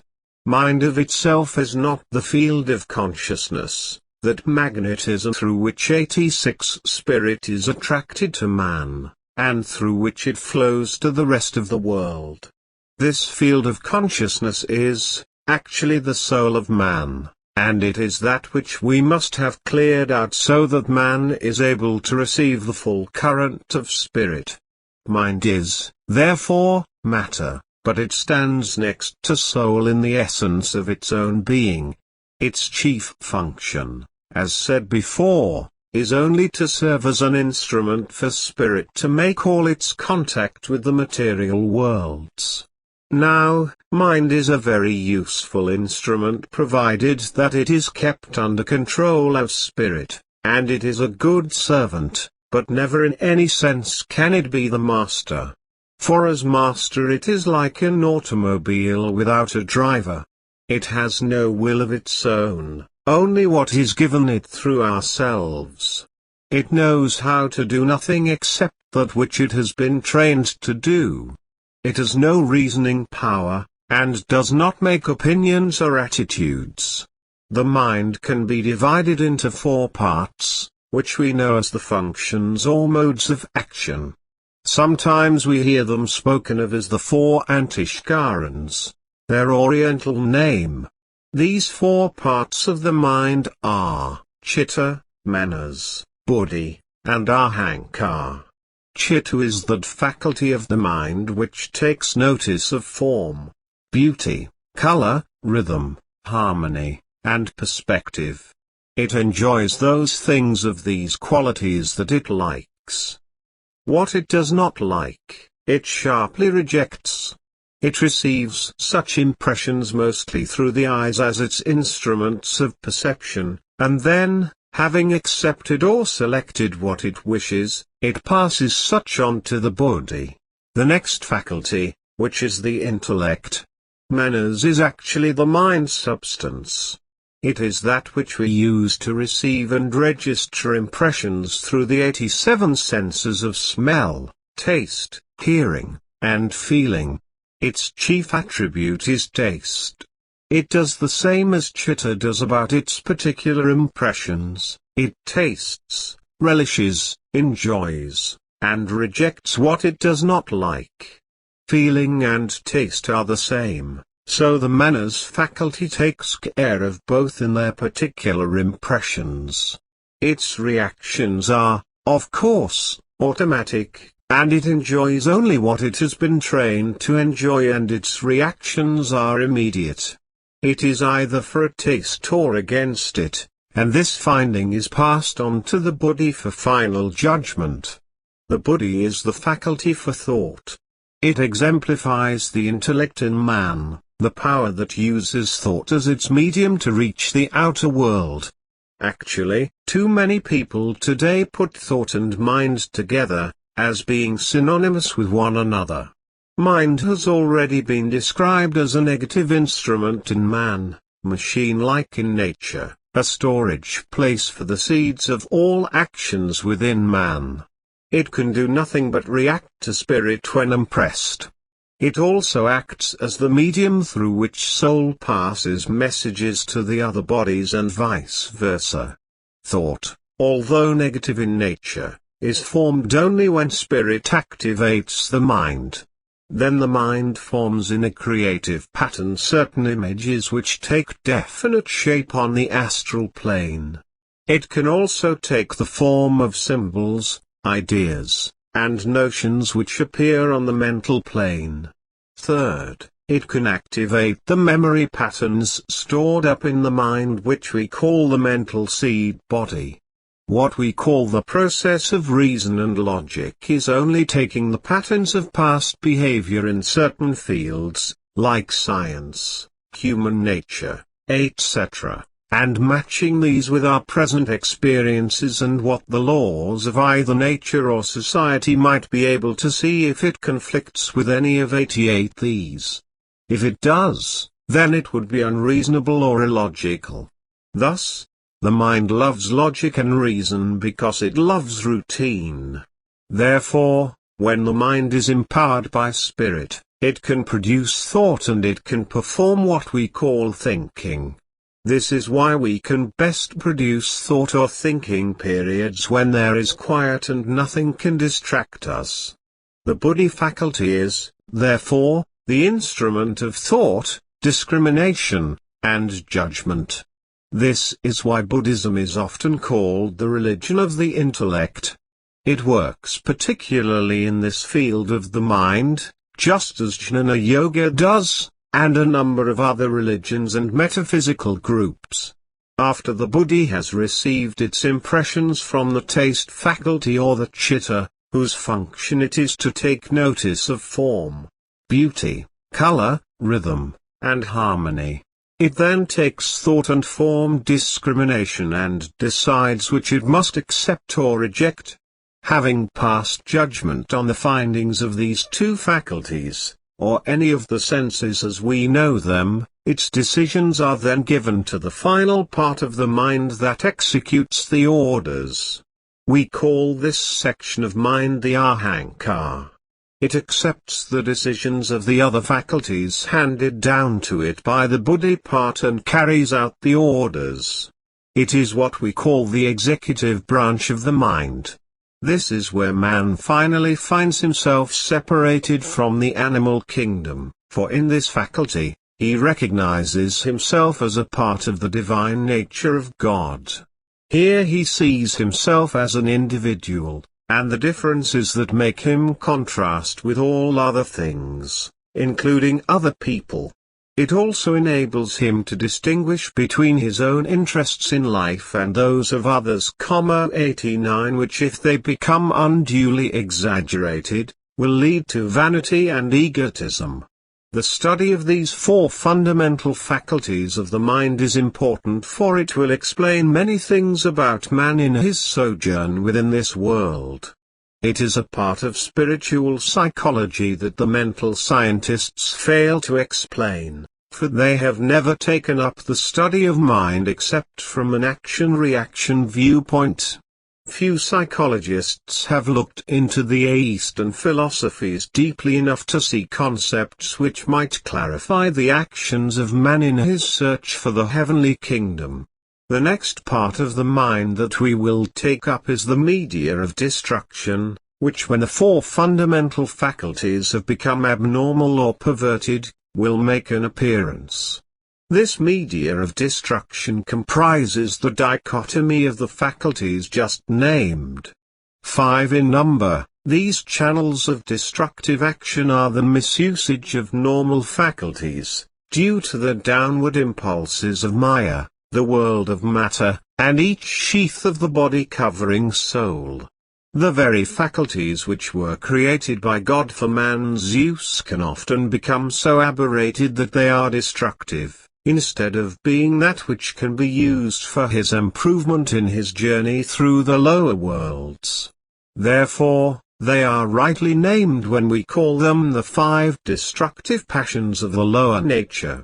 When the mind is under normal operation, in its right spheres of action, it is using the modus operandi that it intended. When the least perversion of its normal faculties takes place, though, these superfine faculties are possessed by the 5 destructive passions and control of the mind takes place. This is what the religionists call 90 evil. But as long as spirit has control of the mind, the 4 faculties can perform their proper duties, and these passions cannot become apparent in one's life. However, if the mind gets out of control, and is possessed by any of the 5 destructive actions, it is taking the body down the path to destruction. This is what we generally know as living in the world of hell. These 5 destructive modes of action are karma, krodha, lobha, moha, and ahankara. We know them in English as sex passion, which becomes lust, anger, greed, undue attachment to material life, and vanity, or what we know as egotism. These 5 actually include all the other mental passions which we can name, all of which take possession of the mind at times and allow it to run wild, out of control of the spirit. Mind out of control is the worst of all destructive forces in the lower worlds, and generally, the cause of most of the troubles we have in this universe. Empires built upon marriages for ties, money to purchase friendship, and hatred used to conquer others are examples of this mind out of control and the work of the destructive forces upon it. This instrument, the mind, is the most powerful of the negative forces in the lower world available to spirit, therefore, it must be under control at all times. This is one of the ways that anyone can judge a Vardhan master who is dwelling in the cosmic consciousness. He has his mind under control. All suffering, sorrow, and unhappiness that we call the lower aspects of nature have only one function: to drive us toward God again. But if we learn how to invoke the powers of the mind, perhaps the whole of the lower 91 worlds would change. It is only when man becomes morally responsible that his powers in spirit increase. All miracles are but an action of the mind. Once aroused, the mind is capable of doing almost anything, destructive or progressive. But when properly awakened, trained, and vitalized by spirit, the mind has powers such as Jesus had during the early part of his ministry. However, for one to learn these things, he must learn the two major aspects of the lower law, or what we call the laws of nature. These are first, that he must become morally responsible, and secondly, he must learn how to control his mind. Following this, he becomes the master or the spiritual traveler, who is now an agent of God. He can do anything that he wishes in any world, for he has conquered the lower worlds of the negative pole. Mind is a very great power in the lower worlds. Every agitation, stimulation, or excitation in any of its four functions creates thought forms which may be seen on any of the other planes. These four faculties, when set in motion by any sort of stimulus, begin automatically to create thought forms, and this is followed by mental wave motions. This is an automatic action of the mind. It has no way of originating independent thought, nor can it reason out any course of action. It must work in a set pattern. And if the routine for reaction to certain stimuli is that of anger, then the effect will be anger. The child grows into adulthood with his mental habits set in deep grooves in which all mind action runs. Therefore, the first thing that mind does, after it is agitated and action has started, is to establish a groove, which we call a habit. After so many repetitions, the mind will run along smoothly in its grooves, enjoying its own 92 actions. But anyone who tries to change these grooves, or habits, will find that the mind resents change. The blame that people put upon others for their own behavior is created from this mental habit. We cannot do differently, even if we wished, because most of us will choose the path that our minds have established, unless a new impulse comes in from spirit. This does not occur very often in the lives of the average man, for most men are only slaves of mental habits and custom. Mind accepts, without question, what it has been taught to believe as truth or right action. It can never accept anything else, unless the new thing is forced on it. Hence, if we look at hypnosis, this trend of mental routine becomes unreasonable to understand. This is because hypnosis deadens the action of the body, and then the mind cannot act, even on the basis of its own individual experiences. It will accept and believe whatever it is told, no matter how absurd it may seem to anyone, including itself. Talent or genius is often the result of the mind being trained to a high degree of skill, but first it gets its start from the impression that spirit gives it. like Mozart at the age of 4 reaching up on tiptoes to the piano keys while his older sister practiced her daily chores on the piano. Any habit of the mind may be turned into higher achievements, in music, writing, sculpturing, painting, and any of the fine arts. However, the mind must first be trained to do as spirit desires and become an instrument that it can use. A mind set in certain grooves which are detrimental to the body will continue in a wrong direction. It likes the sensations which come with certain things, such as sex, 93 narcotics, liquor, and overindulgence in smoking. It also likes the sensations of anger, vanity, and egotism. It will enjoy these indulgences, regardless of what the consequences might be, unless checked by fear or some higher impulse of spirit. It is only when the body faculty steps into the gap that mind will give up any indulgence offered it. Naturally, if it feels pain, it will reject that course of action, regardless of the ultimate good for itself. In some cases the body aspect of the mind is never developed to a degree strong enough to control the mind impulses. The mind does not recognize any code of ethics because it hasn't a way of judgment until the body is so developed. If it has been strengthened enough to be allowed to have full play in mind, then it depends on the ahankar, willpower, to be strong enough to carry out the decision that the buddhi has made. So you see that all 4 of these faculties must work in harmony and rhythm in order to be effective in control of mind.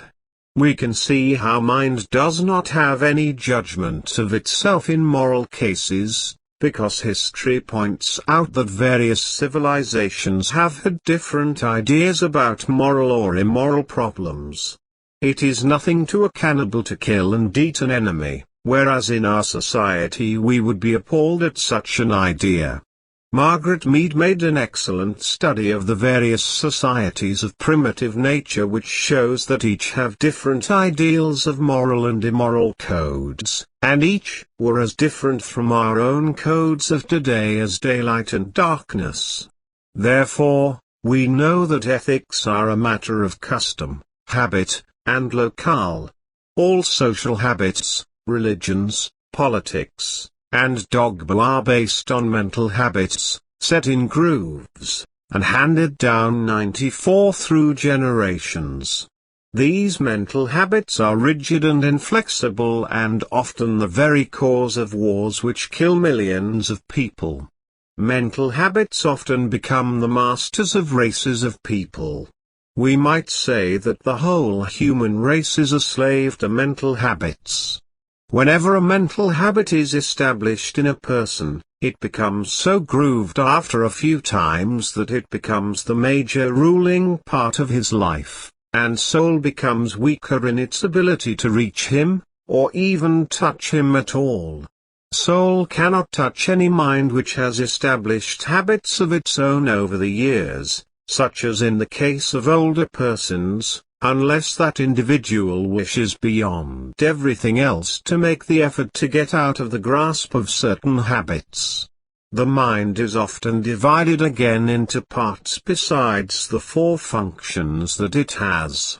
These are higher and lower minds. However, in spiritual psychology they are separated as the Pindi mind, or the lower world mind, that mind which manifests itself in the common affairs of the world in this physical universe, the Sukshma mind, that mind which works mainly on the astral plane, and the Karan mind, or the Nijmanas, which is known as the true mind, or causal mind, which works in the Brahmanda worlds. These 3 minds are equivalent to the 3 main bodies of man and the 3 divisions of the lower worlds, in which man and his bodies must survive, each in its own area. In a way we can divide these into 3 other parts, a higher and lower of each mind on its individual corresponding plane. There is always one mind functioning on each plane, but there is a lowest form of it always working on the lower part of each particular plane. In this world we see the two minds at work. The lower 95 one is interested in making money, eating, drinking and self-indulgence in any of the passions of the lower self. The higher mind is engaged in thought activity like philosophy, literature, music, and painting. The highest of these minds is, of course, the Nijmanas, and below that each division of the mind becomes more penetrated with the material substances until it reaches the lowest mind, which is little more than electromagnetism in this world of ours. But spirit must operate by its own light. All intelligence, light and sound, comes via soul, as well as all the other qualities of spirit.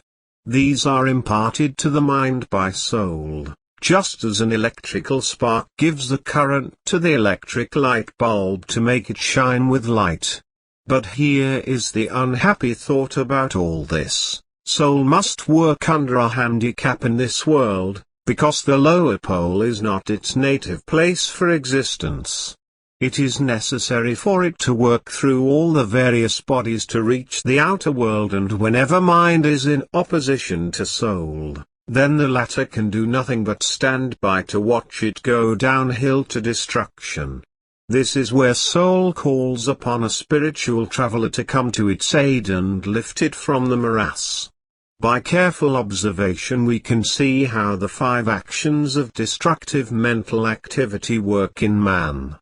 These are brought about by self-indulgence, the worst of all peccadilloes that mind can inflict upon man, and of course, the channel which he can open to invite any of the 5 passions to enter the mind.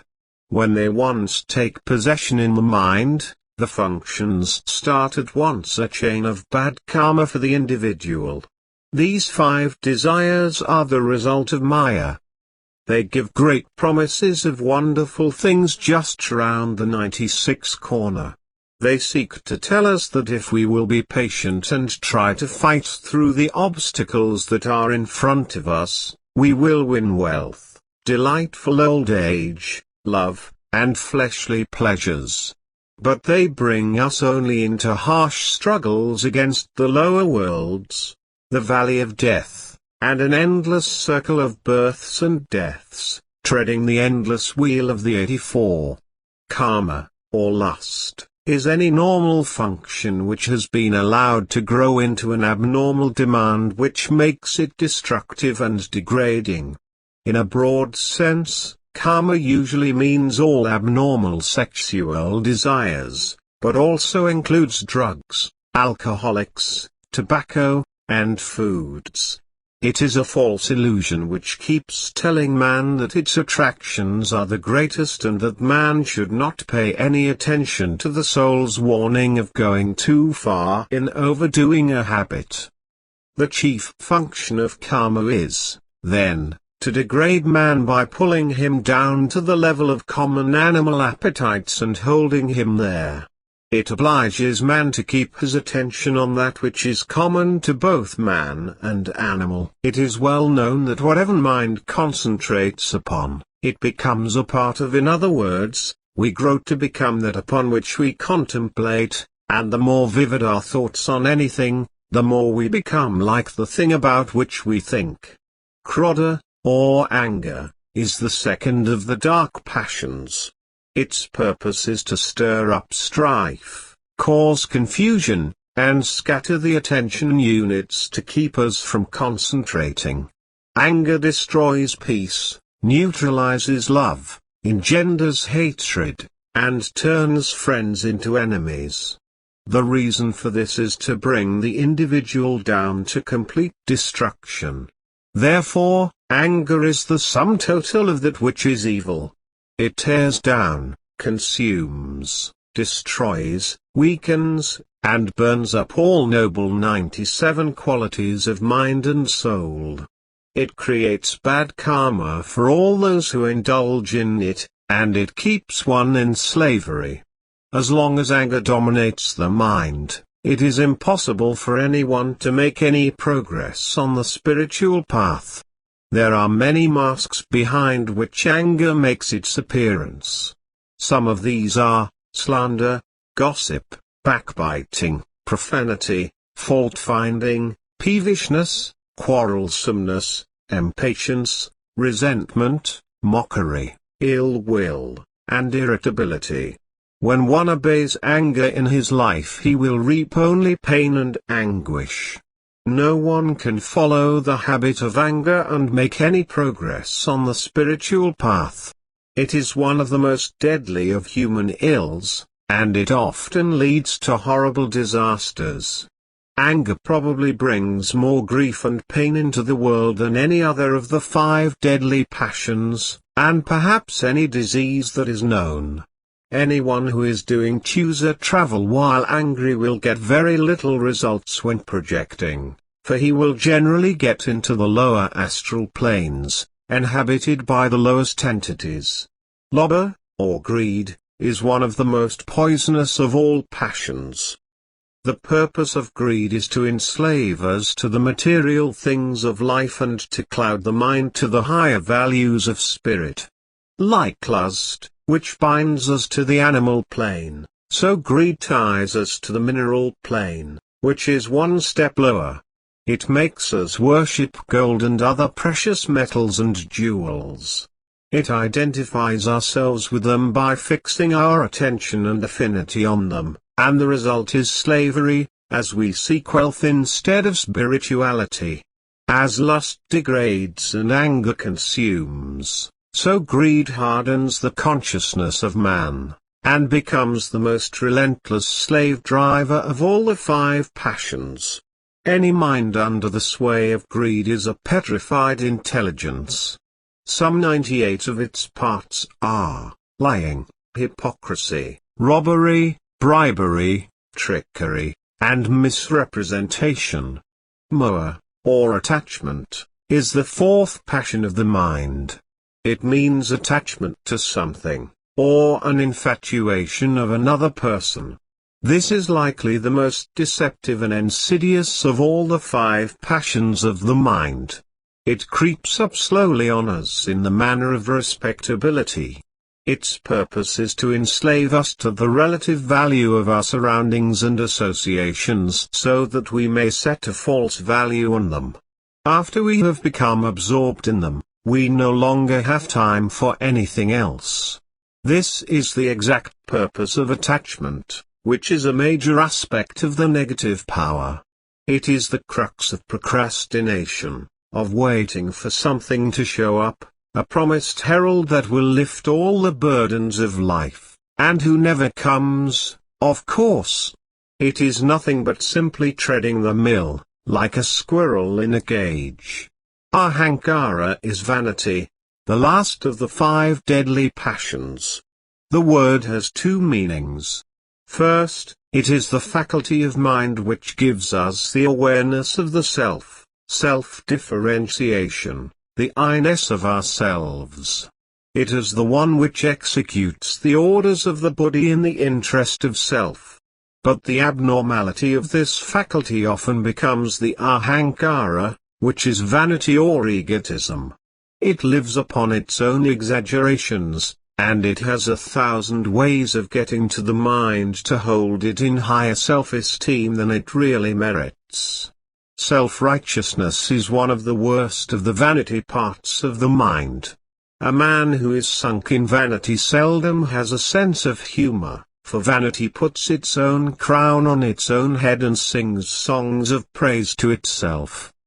The chief purpose of vanity is to block us from taking 99 up the path to truth, for it is the best friend that error has. It completely deceives us by making us self-satisfied, when we should be seeking the path of God. It helps establish creeds, dogmas, and builds organizations. Then, out of its own vanity it thinks that it has the best system to gain truth. Those who are vain resent all efforts to enlighten them. It is the fault of man which starts wars, foments strife between nations, and sows international hatred. It takes offense quickly and, like anger, is extremely sensitive and can see no weakness within itself. However, it will at the drop of a hat point out the faults of others.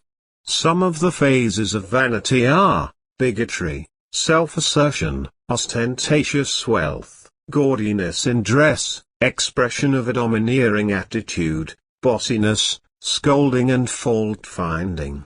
Vanity joins with anger in working at being the top man in everything. Therefore, any man who is trying to do ushered travel must first take a look at the 5 passions of his mind and set about trying to correct them. He can counter them easily with the following virtues: chastity, forgiveness, contentment, discrimination, unattachment and humility.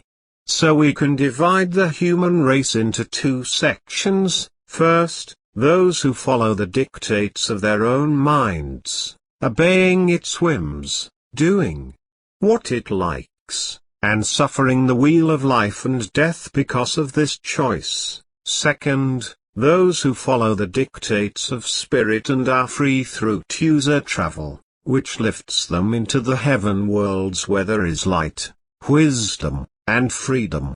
We can all follow the dictates of the Vardin if we so desire. 100. Chapter 6. The basic principles of Vardang are the key to ushered travel. Separation of spirit from body is made up of 3 essential, basic principles. The trio of these principles are thought, light, and sound. Each of these has a part in the leaving and returning to the physical body by one's own volition. Unless those interested in the art of ushered travel will know and use these 3 basic elements as an integrated media, their success will be limited to the 3 visible worlds only. Thought, that principle we call action, is done by the faculty of imagination. By placing the idea somewhere in some action, thought will be followed by the inner body within the first 3 worlds.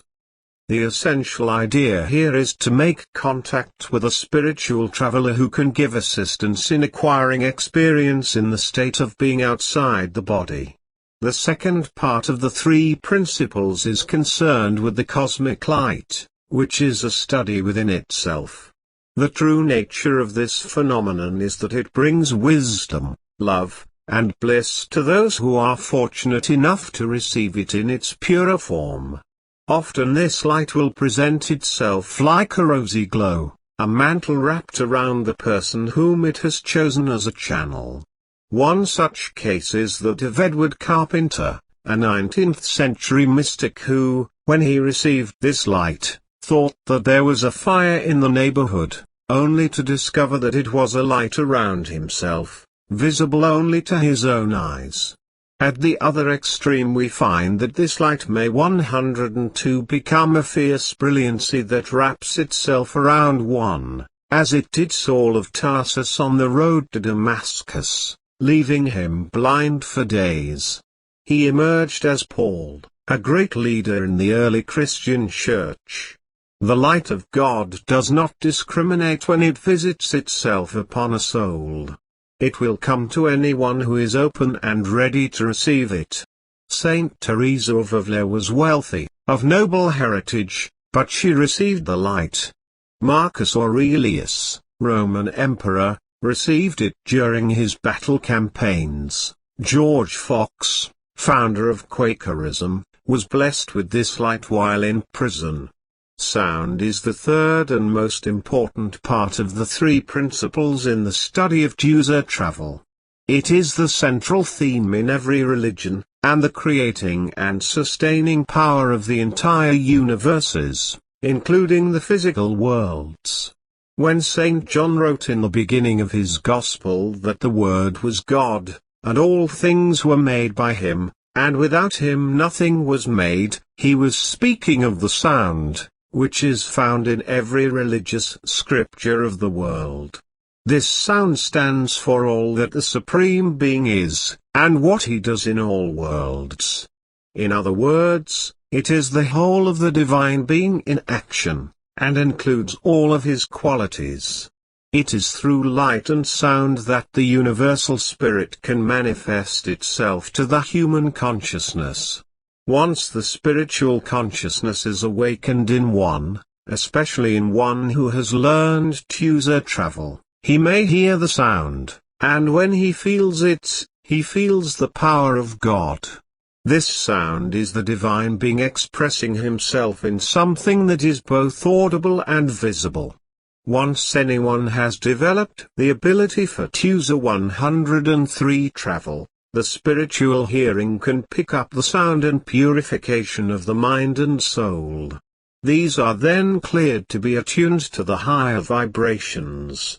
Anyone wishing to do ushered travel can practice it by sitting in silence and being completely relaxed. Once this has been experienced in a few sessions of practice, the practitioner will find that the sound will begin to be heard by the inner senses, and the light will begin to appear to his spiritual eyes. It takes practice, although other techniques by which one can gain this spiritual phenomenon are always available. One can gain this spiritual phenomenon by these methods much more quickly than having to wait for it. The three principles must be integrated: thought, light, and sound. Once out of the body, the Great Self encounters massive areas of light, but it can move anywhere within these regions by thought, the actions of the other worlds, and pass to wherever desired on beams of sound, for that desire will be according to Self's thought command. These principles become an integrated part within soul and can be used for beneficial aspects for man himself or for a universal need among his fellowmen. Therefore, anyone studying Vedanta sees that sound is the cardinal principle in the science of controlled ushered travel.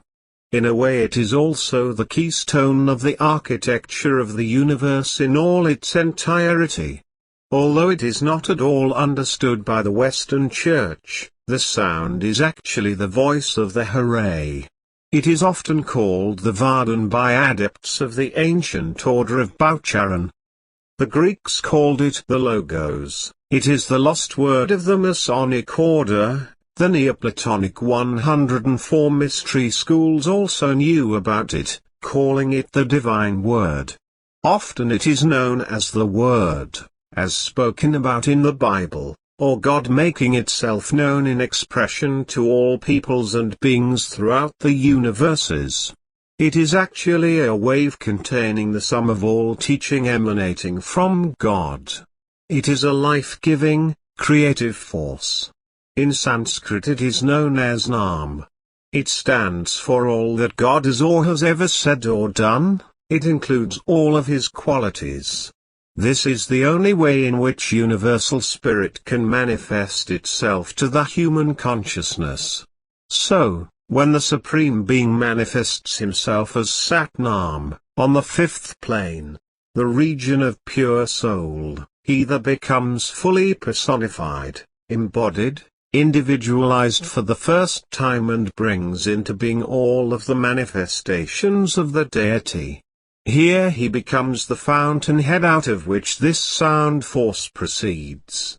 This wave which we know as universal spirit can be seen as light, heard as sound, and known by thought, by all who are capable of out-of-the-body movement. It can be seen and heard by such and attained in an awakened consciousness, for when man hears it, he hears God.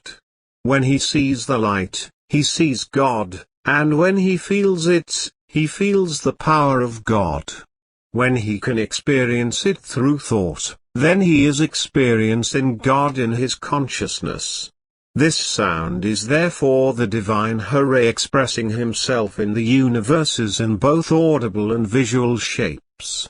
This wave is not a river or a stream running in a single channel, but more like a radio wave, as I have said before, flowing out in all directions from the center of the kingdom of God.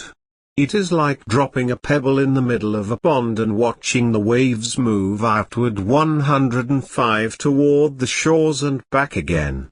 The sound wave therefore has two aspects, a centrifugal flow and a centripetal flow. This means, of course, a flowing away from the center of the heavenly realm, and a flowing back to that center again. As the movement of the wave, all force and all life appears to be flowing outwardly to the edges of all creation and again upon it, so all life appears to be returning to the central dynamo of all creation, the center of all things where the Hooray itself dwells. Of the two sources, the outward flow and the return flow, it is the latter that we care most to examine. The reason for this is that we are dependent upon this centripetal flow for the return of all souls to their original source. When a spiritual traveler makes contact with us, it is then that we are starting this original journey to the heavenly worlds again, leaving behind all these mortal worlds where all things sooner or later perish. The word is known as nada in the Vedas, and is spoken of in the Vedanta as creative energy. This sound, however, if not explained before, is always creative. Some call it Nada Brahma, meaning the primal word of Brahma by which all creation was brought into existence. The Sufis call it Vadan. It is the Shabdadan of the Hindus. Sometimes it is called Bani, which means heavenly utterance, or the pure melody. Because of this musical sound it represents to some, it is often called the great, heavenly music. The Muslims speak of it as the Kalmailai. Sometimes we hear of it spoken of as the Vardhan of Anahad sound and Anahad yoga. It is spoken of as the still small voice, and the voice of silence by Madame Blavatsky. But altogether it is hardly more 106th than this great sound wave which I speak of here as being one of the three basic principles in Vedanta. One must be attuned to hear, see, and have a linking with this, and this attunement comes through out of the body movement. It is then that soul is able to attain the higher planes of the worlds of God. This sound cannot be given in words. This is why the Zen monks express their experiences beyond this world in sign language and paradoxical language. It simply cannot be told, for there are no words to express the beauty and the wonder of it.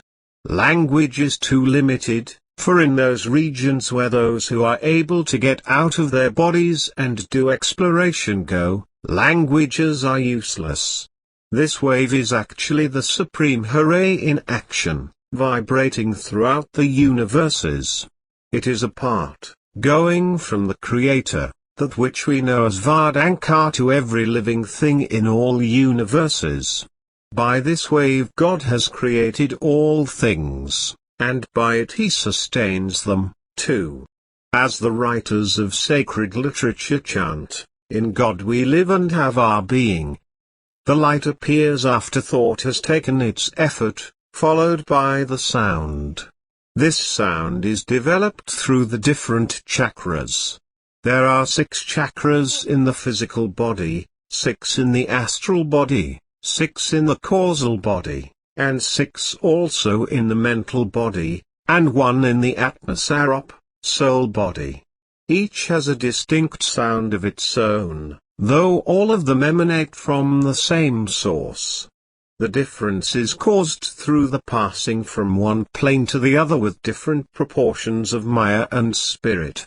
The sound is actually the humming of the atoms as they flow out from God's great center into the worlds 107 below, via the great wave which touches all things.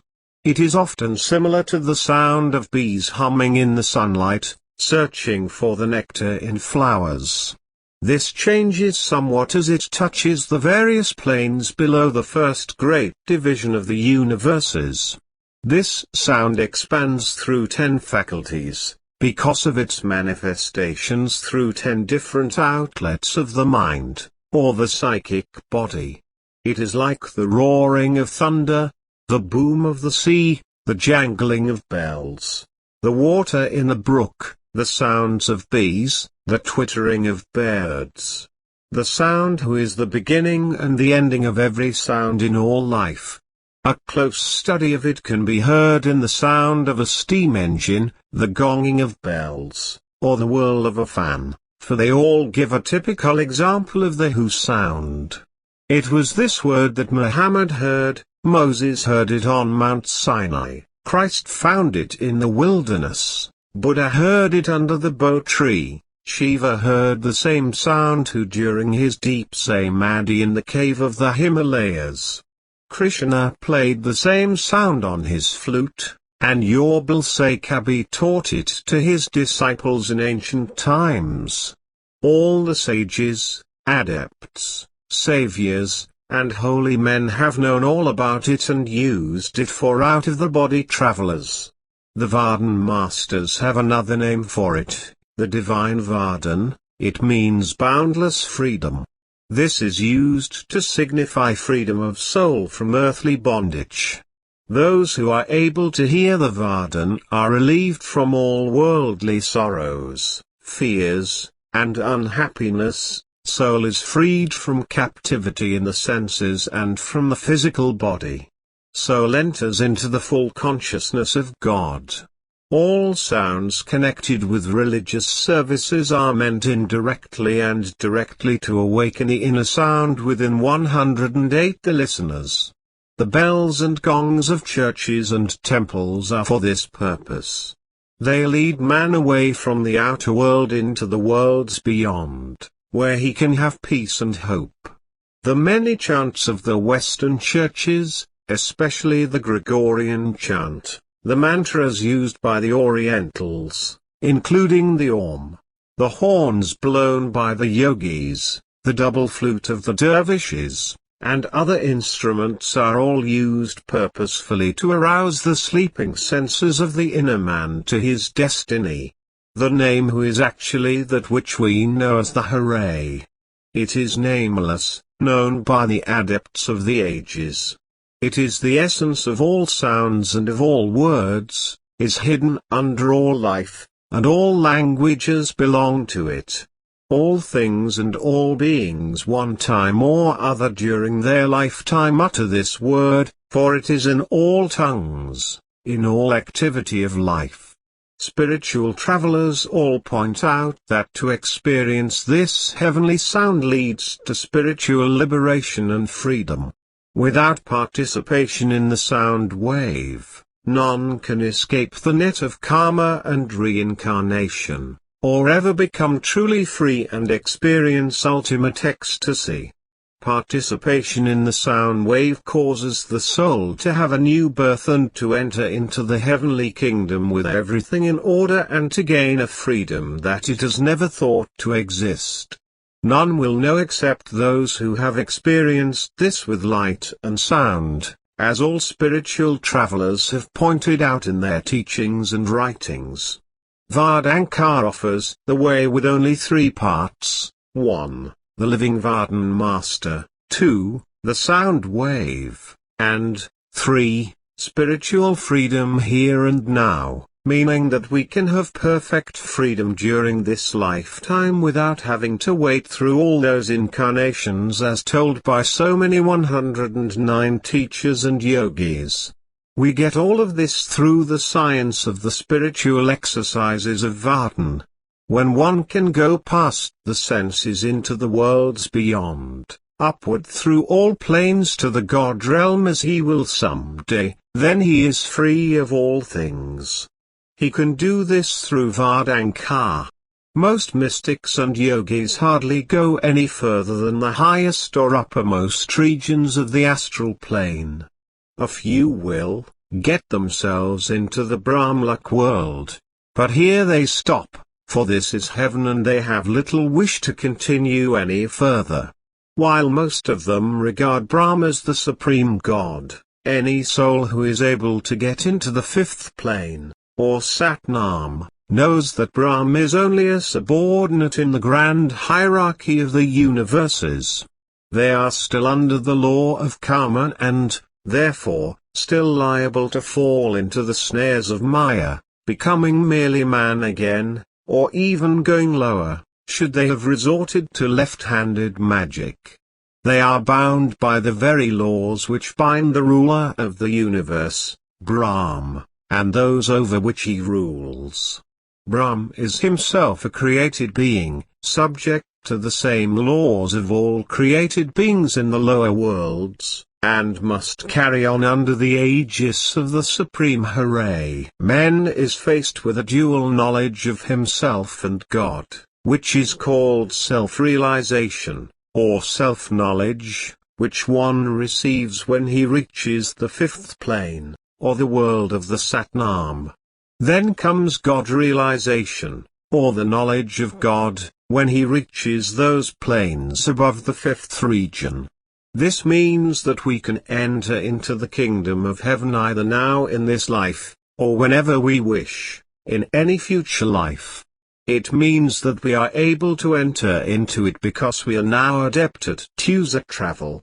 It means that 110 the God realm is here and now and that it is to be gained in this life, at the present time. We may have freedom now, while all orthodox religions point to the hope of gaining it after death. This is not necessarily true in any case. Where do we know where the next life lives, and what is in that life for us? No person has ever gained spiritual freedom by a process of logic, metaphysics, reading, or listening to lectures. Yet these are the methods that most of humanity attempts. Vedanta has solved this problem with a scientific method as exacting as mathematics. For any soul that uses the techniques of this ancient science of ushered travel gains wisdom from a fountain of divine knowledge by sight and knowing. Neither does the neophyte have to practice asceticism, for this is the worst of the teachings of any system in these lower worlds. It has been practiced for centuries by men of all nations and religions with the idea that it helps its followers acquire spiritual perfection. Buddha is a good example, for he tried it in every extreme form until he almost lost his life. Then he swung into the middle path, finding that moderation brought him success, and that if anyone tries anything outside the middle path he is liable to run into trouble. This then puts us in the position of being the non-seeker. I have said before in this book that we should be neither for nor against anything, and that we should neither seek nor pursue the light and sound in any way. In other words, we practice the philosophy of no thing. This philosophy of no thing is what we must look for in the worlds beyond. If we project ourselves into the heavenly worlds with the expectation of finding the all-111 we will be disappointed. We must look to the nothingness of the Hooray in order to become that which we are, a part of it, and a co-worker of it. This nothing is everything. The very paradox of it is puzzling, for when we project into the afterworlds there is nothing there except what we make. Therefore, we make our future and our pattern of life, and in order to do this, we must be emptied of everything that comes into our worlds, this region and those beyond. All teachings that we have learned must go, and all things that we have learned about material and spiritual life must be emptied of our spirit and mind. No longer can we expect the worlds beyond to uplift and hold within the framework of what has already been established. We, the spiritual travelers, must recognize the hierarchy and know that it exists. We are, however, not responsible to anyone or anything other than the Hooray, not even to what we call the Silent Ones, a number of those beings working directly under the orders of the Hooray on the higher planes. These spiritual workers never come below the fifth, or what we call the soul plane. They are higher than any other group, including the spiritual travelers, and seldom come in contact with the beings, souls, and any inhabitants on any planes, including the physical universe. These strange beings are responsible for the running of the planes of God on a mechanical basis. They never fail in their work because of their ability to absorb the cosmic power at such a fantastic rate. It is this that keeps them at their varied duties. They come and go like the wind to carry out the will and wishes of the Lord of the universes.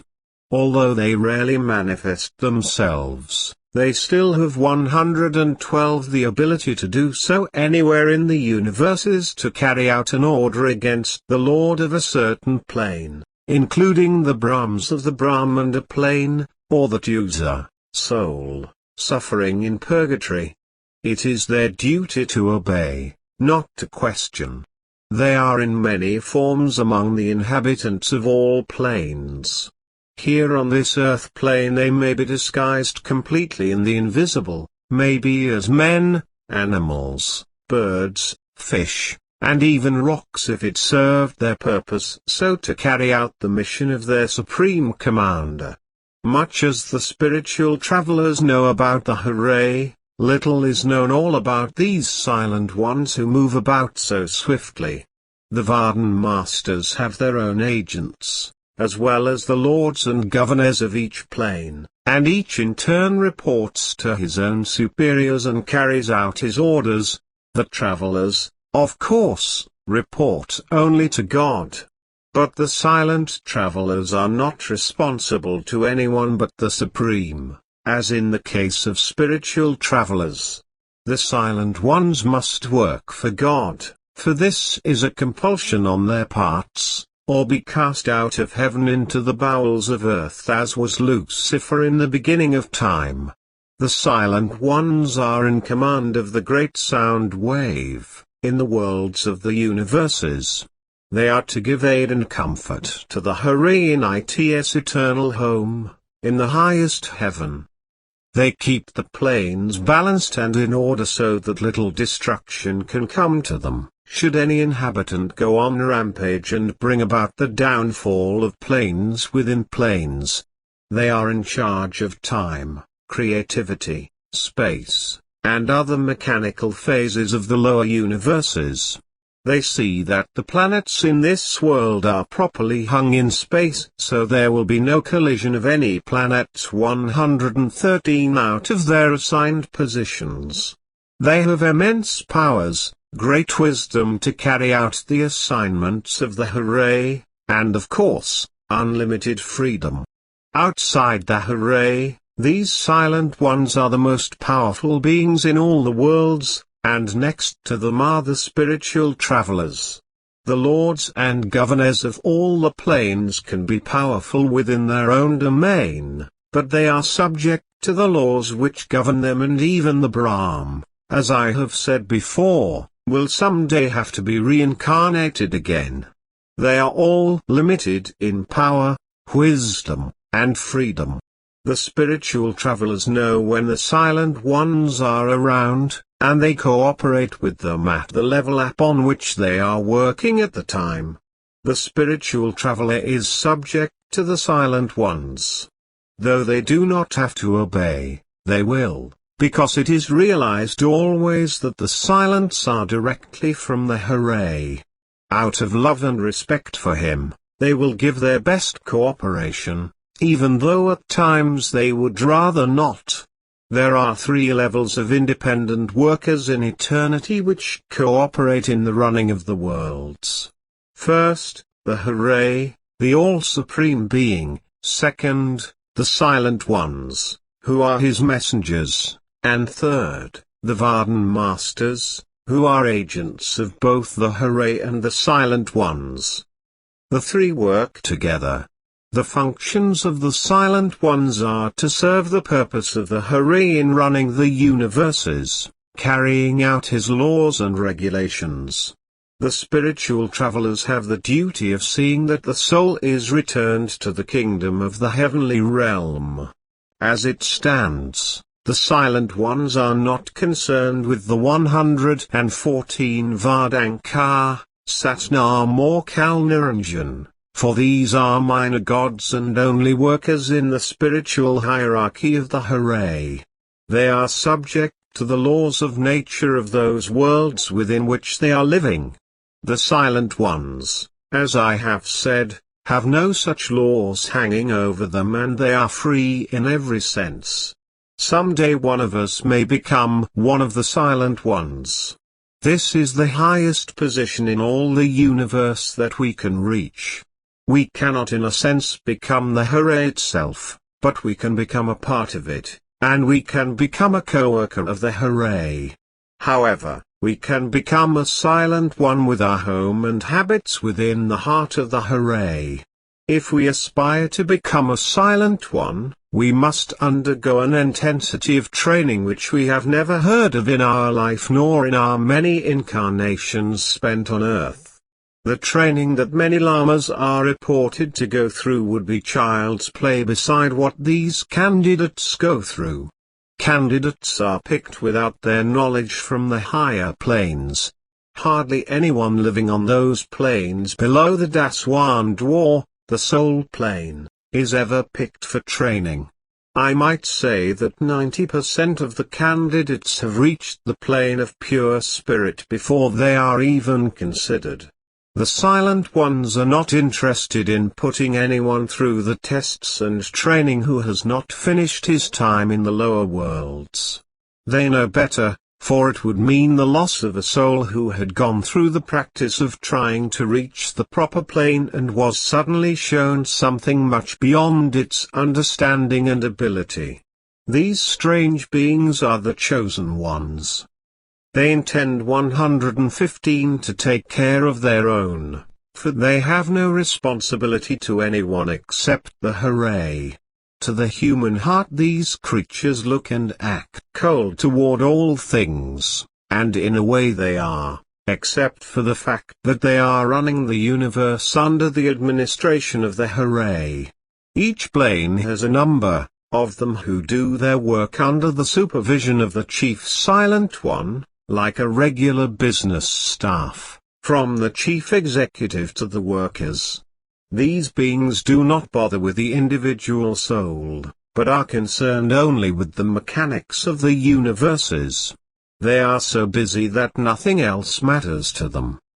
Their principal concern is with the chief qualities of the Hooray, the isness, nounness, and Hariyaness, the trinity of the Supreme Being of all the universes.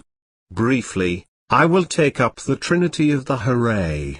Its simplicity escapes us because of the fact that, in order to explain it, we must skirt around its edges, never getting our hands into the actual reality of it, the Trinity.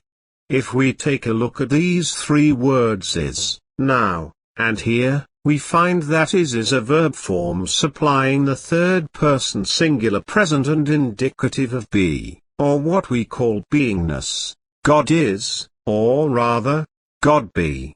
Secondly, now is an adverb, indicating in present time, and third, here is also an adverb, indicating in this place. Therefore, this form of thinking says that God is always present wherever we are, regardless, and wherever we are not. This takes the same shape of the question asked in most chemistry and physics classes. If a tree crashes in the forest where there are no physical senses to hear it, be those senses of animals, humans and other forms of life, 116, is there actually a sound of the crashing? In answer to this analogy, the crash has a sound the same as if we were there. Therefore, I point out that we must think of ourselves as being on holy ground wherever we are, or that we are in God's presence regardless of our place, state of mind, and time. While this is true, we must remember that since God is everywhere, then all that exists is holy ground, regardless of whatever space it may be within all universes. The only actual word we can use for God in a sense of truth in speaking, is the same in the deep jungles where no human foot treads and in the sophisticated worlds in which we dwell. Therefore, the isness of God is more than a means by which we can speak of describing the eternal Lord for all things. It is a word denoting identity, and that is about the only word we can use to form any concept of the everlasting Lord of all creations. So here we have the three words which come close to establishing the mind concepts of the three greatest mysteries that man has attempted to tackle and dissolve. First, isness, describing the all, or omnipresence of God. Secondly, nounness, which describes being in present time, which actually is the reality of God, and third, heraeus, which denotes space. God is here always. The horizon and all that it encircles is the heraeus of God. What we are saying here is that God is described as the Spirit being in the whole of all things, here and now. This Spirit, or Vardan, as it is called, is actually not the hera itself, but that which flows out of it. So many times we cannot split Spirit from God. God is the masculine feminine it, but Spirit is represented as the 117 feeling, or the energy, which it gives off to make the worlds function. It sustains as it created them. Therefore, we must look upon the heraeus as something existing in a world so high that we have no conception of it.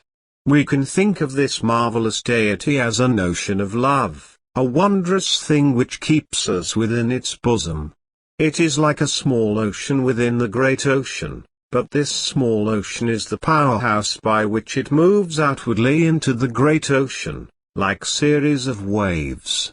It can be described as a vortex sending out and sucking back the waves that it creates, while all life is touched by it and sustained by it. The isness of God is the creative point which is always working, always creating life, or still better, that which is perpetual motion. The nounness is, more or less, a stillness of motion, the sitting down of the present moment, from which we will have the opportunity to live forever in this moment. It is actually an extension of the creative moment into lengths, giving us nounness. It is the existence of a cycle of action, as represented by Vishnu in the Hindu Trinity. In the Christian Trinity it is the Son, or the Christ, who is the preserver. In the preserve of nounness, we are concerned with the movement of ourselves from point to point in what we know as time. In this universe we know time because of the position of the sun during its movement around the earth. This is divided into years, months, days, hours, minutes and seconds for the convenience of man in judging his position relative to time and in keeping tab on his materialistic activities. The heraeus is concerned with space, or the emptiness 118 of the universes. Where we are interested in the filling of this emptiness, problems arise with the very idea of putting something into it. This is the very obstacle with which we are faced in every universe in which we, as soul, live at any particular time. This is actually the philosophy of nothingness, the basis for living in a world of nothing. We are really existing in a vacuum, until we are in the worlds above these spirito-material planes. When we have stopped trying to fill up our lives with so many material thoughts and so much of what we call truth but on this lower plane really is not, then we are able to begin the position of receiving and giving. This actual receiving and giving is the basis by which we as soul can function as a unit of awareness within the divine spiritual powers of God. Under no circumstances can we as individual operating units of consciousness find truth, unless we are emptied of everything. The creative mind of man has invented a destructive horror in the matter of time and space, since time and space are, in a relative sense, destructive or negative. These qualities belong to the god Shiva, who is a part of the Hindu trinity. So you see that isness, nounness, and harianess are more of a reality in eternity than any have ever before believed. Although we look at the world of this earth planet as being round, when we travel outside of it everything appears to be flat. The spiritual planes are flat, and the suns which hang in the skies of the spiritual heavens have no movement. They need none, because beyond the Brahmlock no spiritual world has night. They do not need darkness. What is the need of rest or sleep to the soul? 119 which reposes in the sweet, peaceful rest of the Hooray. Man thinks of eternity in terms of time and space. Since there is no time in eternity, there is also no space in it. Neither of these relative qualities exists in the worlds of the Hooray, above the plane of the Brahmlock. In fact, there is little need for either of them, for these are phenomena of the lower worlds only. The matter of space is nothing. Nothing exists in the heavenly worlds except what the souls the wish to exist. Since the Hooray occupies all of its worlds, when we become part of the Hooray, we are occupying all of these worlds whether we know it or not, and therefore we are it, already. So there is no need of going anywhere in ushered travel. Actually, ushered travel is the term for the traveling of soul in the spirito-material worlds, all regions below the fifth plane. There is actually no need of space and time. Therefore nothing can occupy the same space except two souls. There is no space in the great beyond. Neither do we travel in the world of all worlds, for there is little necessity to do so. We are not going anywhere since we can occupy all, the same as the Creator, the same as the silent ones or the spiritual travelers. All we have to do is be, know, and look. This is all too simple, we may think, but by reducing this complexity to simplicity we are able to understand it. If you were standing atop the Empire State Building in New York in soul body, and wished to look at the city of San Francisco, there would not be the need of traveling there, provided you used soul as the vehicle and not any of the lower forms which are wrapped around the physical body, and which are operative only in the 120 spirito-material worlds. The reason you would not travel to San Francisco via the soul, is that if you are operating on the fifth plane, the soul level, then all you would have to do would be to make use of the three highest survival aspects, be, know, and look. All we have to do is to be at the top of the scale of survival in the position to know and to see all the rest of the universe. In other words, all the soul has to do is open its awareness of San Francisco as a city and bring the reality to us.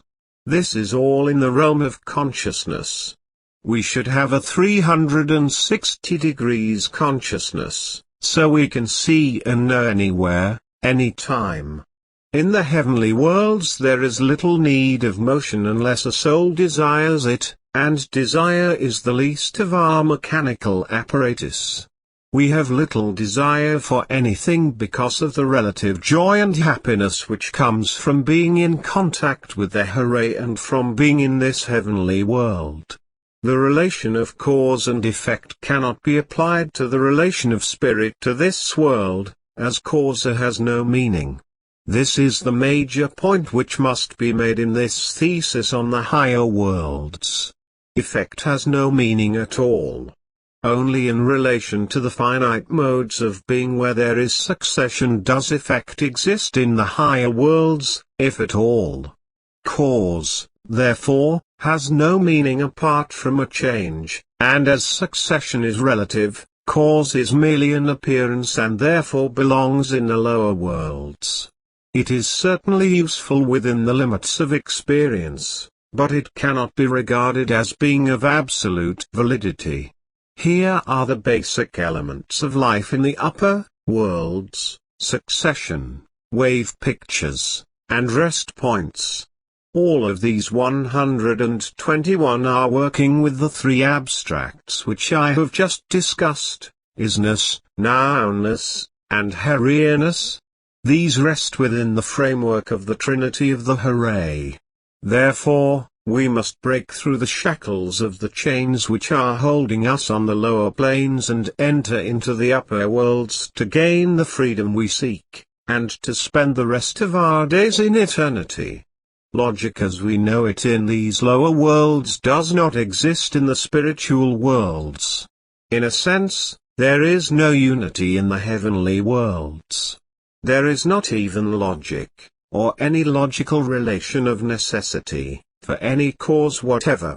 Should we become conscious of the subjective unity in true relation, the causal chain in pure multiplicity in this plane would be broken and every means of making the real intelligible would be destroyed.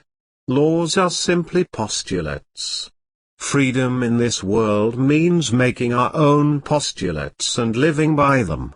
Within this physical universe we have to live by the postulates that others make for the good of the whole.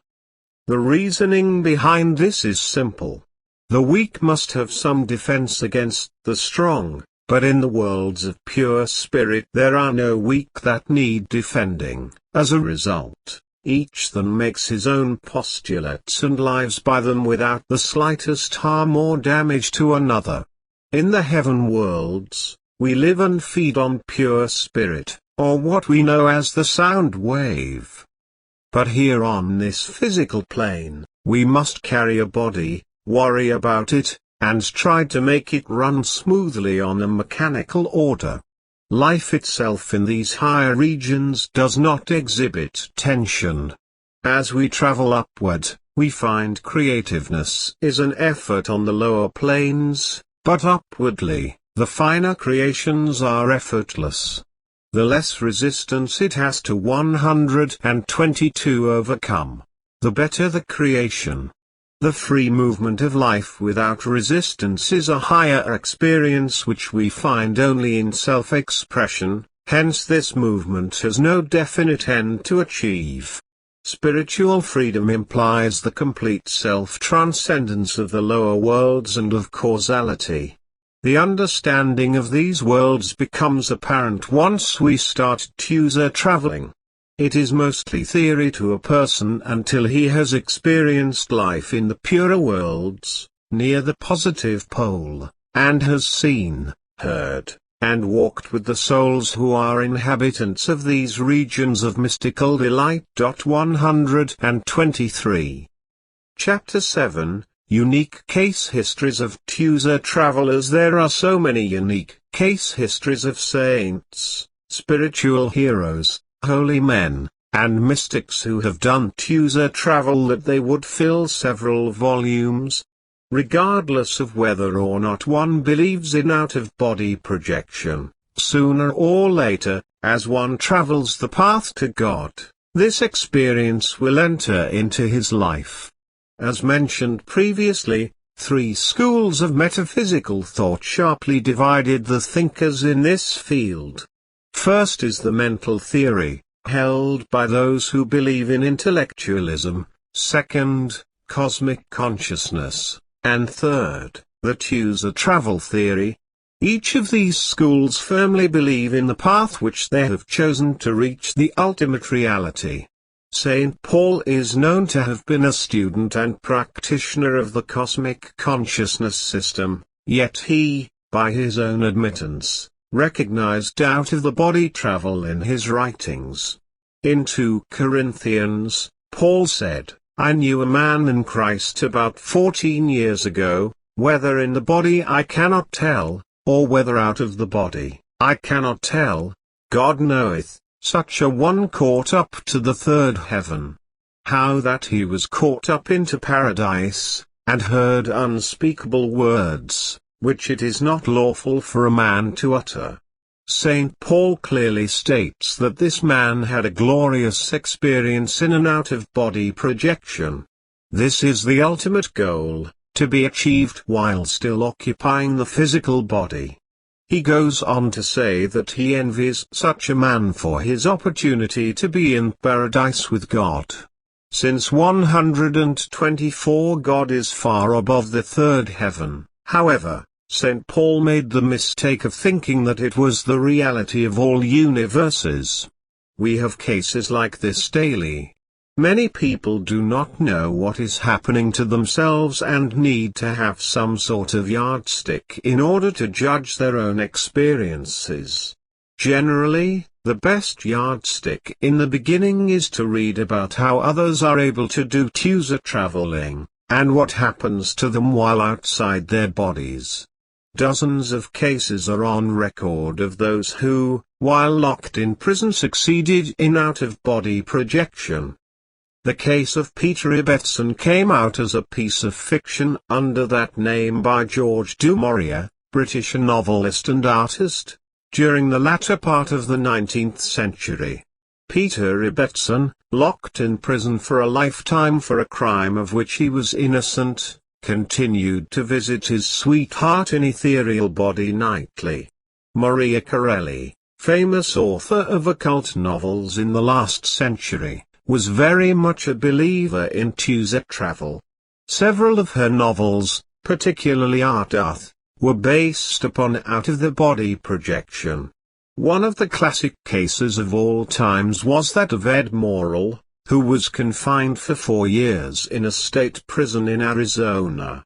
His experiences were vouched for by Governor George W. P. Hunt, and by Jack London, who wrote and published Morrell's story under the title A Star Over. The jailers subjected Morrell to tortures comparable to those of the Spanish Inquisition. Morrell would be laced tightly in straitjackets and left for hours, once up to 5.5 days. Each time he would leave the physical 125 body and roam the world outside, including the starry regions. He would fall into a trance state caused by the tortures he was under, and find himself soaring freely outside the prison walls. Much of what Morrell saw outside was checked and found to be true, though he himself was confined in an underground cell with no windows and no one with whom to talk but his brutal jailers. After his release, Morrell found to his surprise that he was unable to project except under the conditions of extreme agony. One of the greatest cases in religious history is that of Shankar, who during the 9th century, left his body hidden in a tree trunk and spent time as the husband of a woman so that he might win a famous series of religious arguments with Mandana Misra and his equally learned wife, Ubaya Bharati. When he vanquished Mandana Misra, the wife challenged him to a debate on sex, a subject on which she had expert knowledge, and the young celibate had none at all. But he asked for a month's adjournment of the debate. In the interval, he was able to use his great yogic powers. He put his body away in a tree trunk in the deep forest, entered the physical body of the dying king Amaruka, and mastered the mysteries of sex. When the month expired, Shankar returned, carried on the debate, and won over the famous woman scholar. Among the early leaders in this field, the names of Shamsai Tabriz, and Maulana Rumi of Persia are outstanding. Later we find Kabir, the 16th century Hindu mystic, Tulsi Das, Guru Nanak and his 9 successors, and their followers. Among these we find that Shamsai Tabriz, a 9th 126th century Persian mystic, was an adept at getting in and out of the body.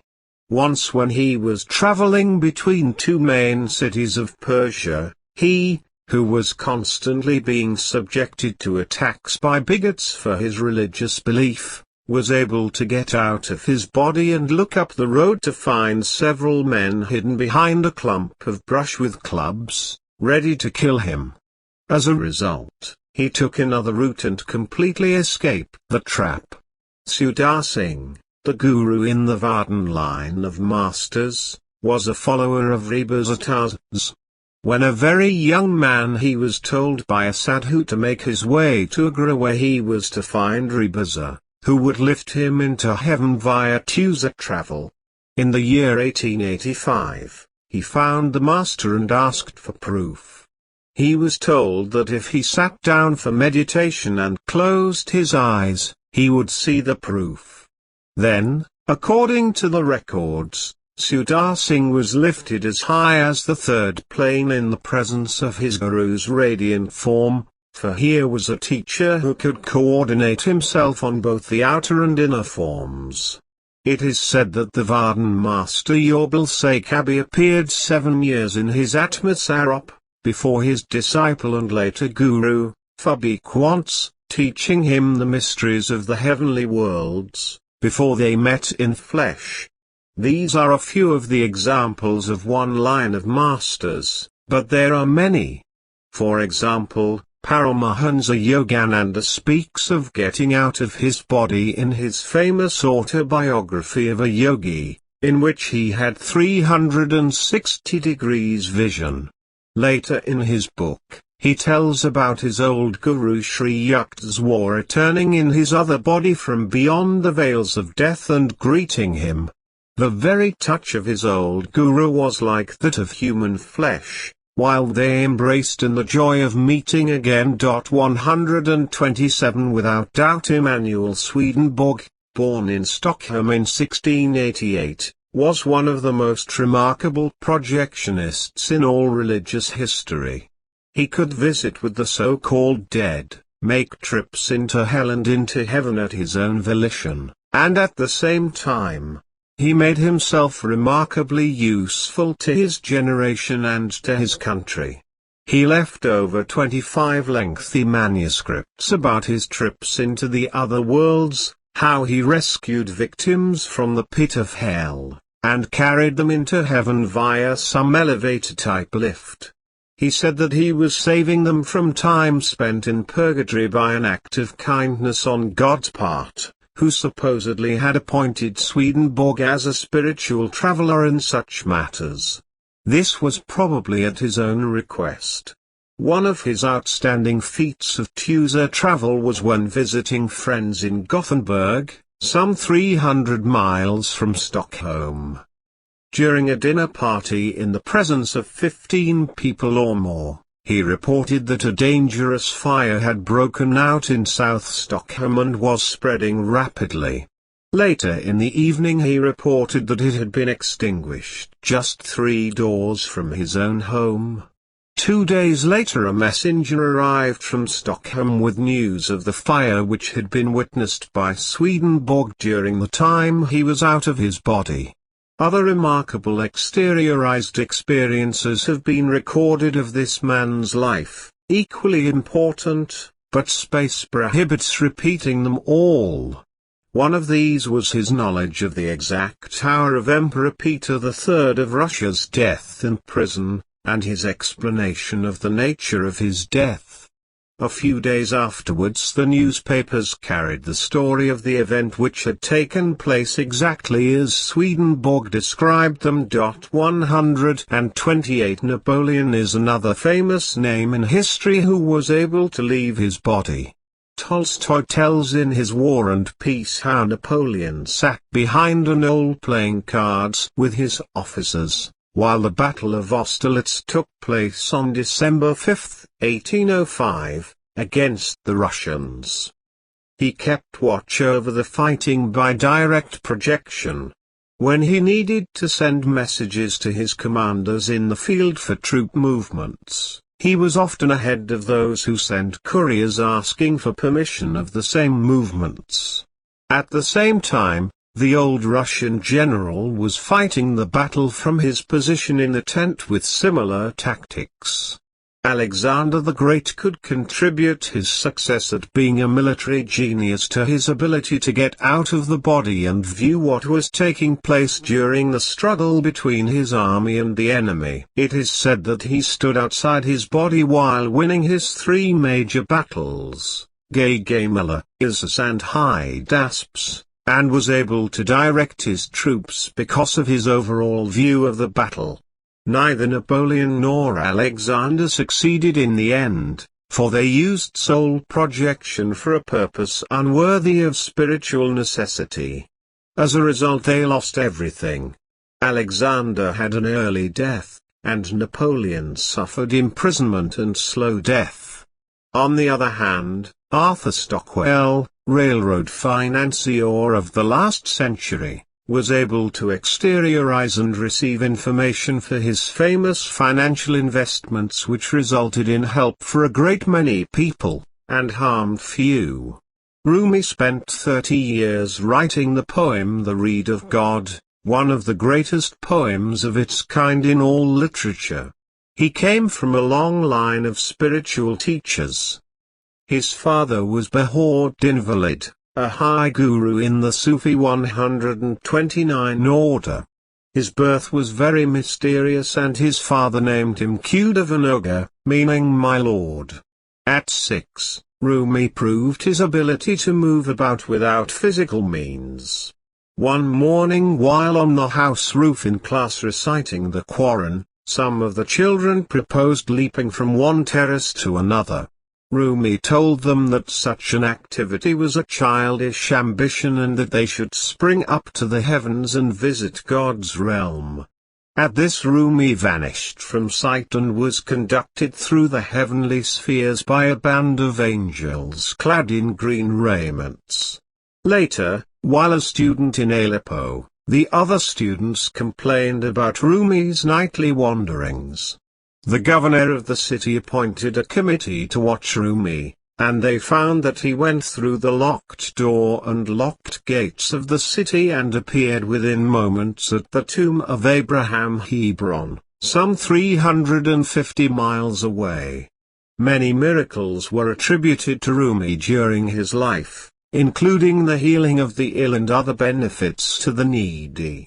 One of the first things to be noticed about the Guru Nanak, founder of the Sikh order, who lived in the 15th century in India, was observed by the ruler of Punjab, who chanced to pass Nanak's family garden and saw the young child sleeping in the shade of a tree.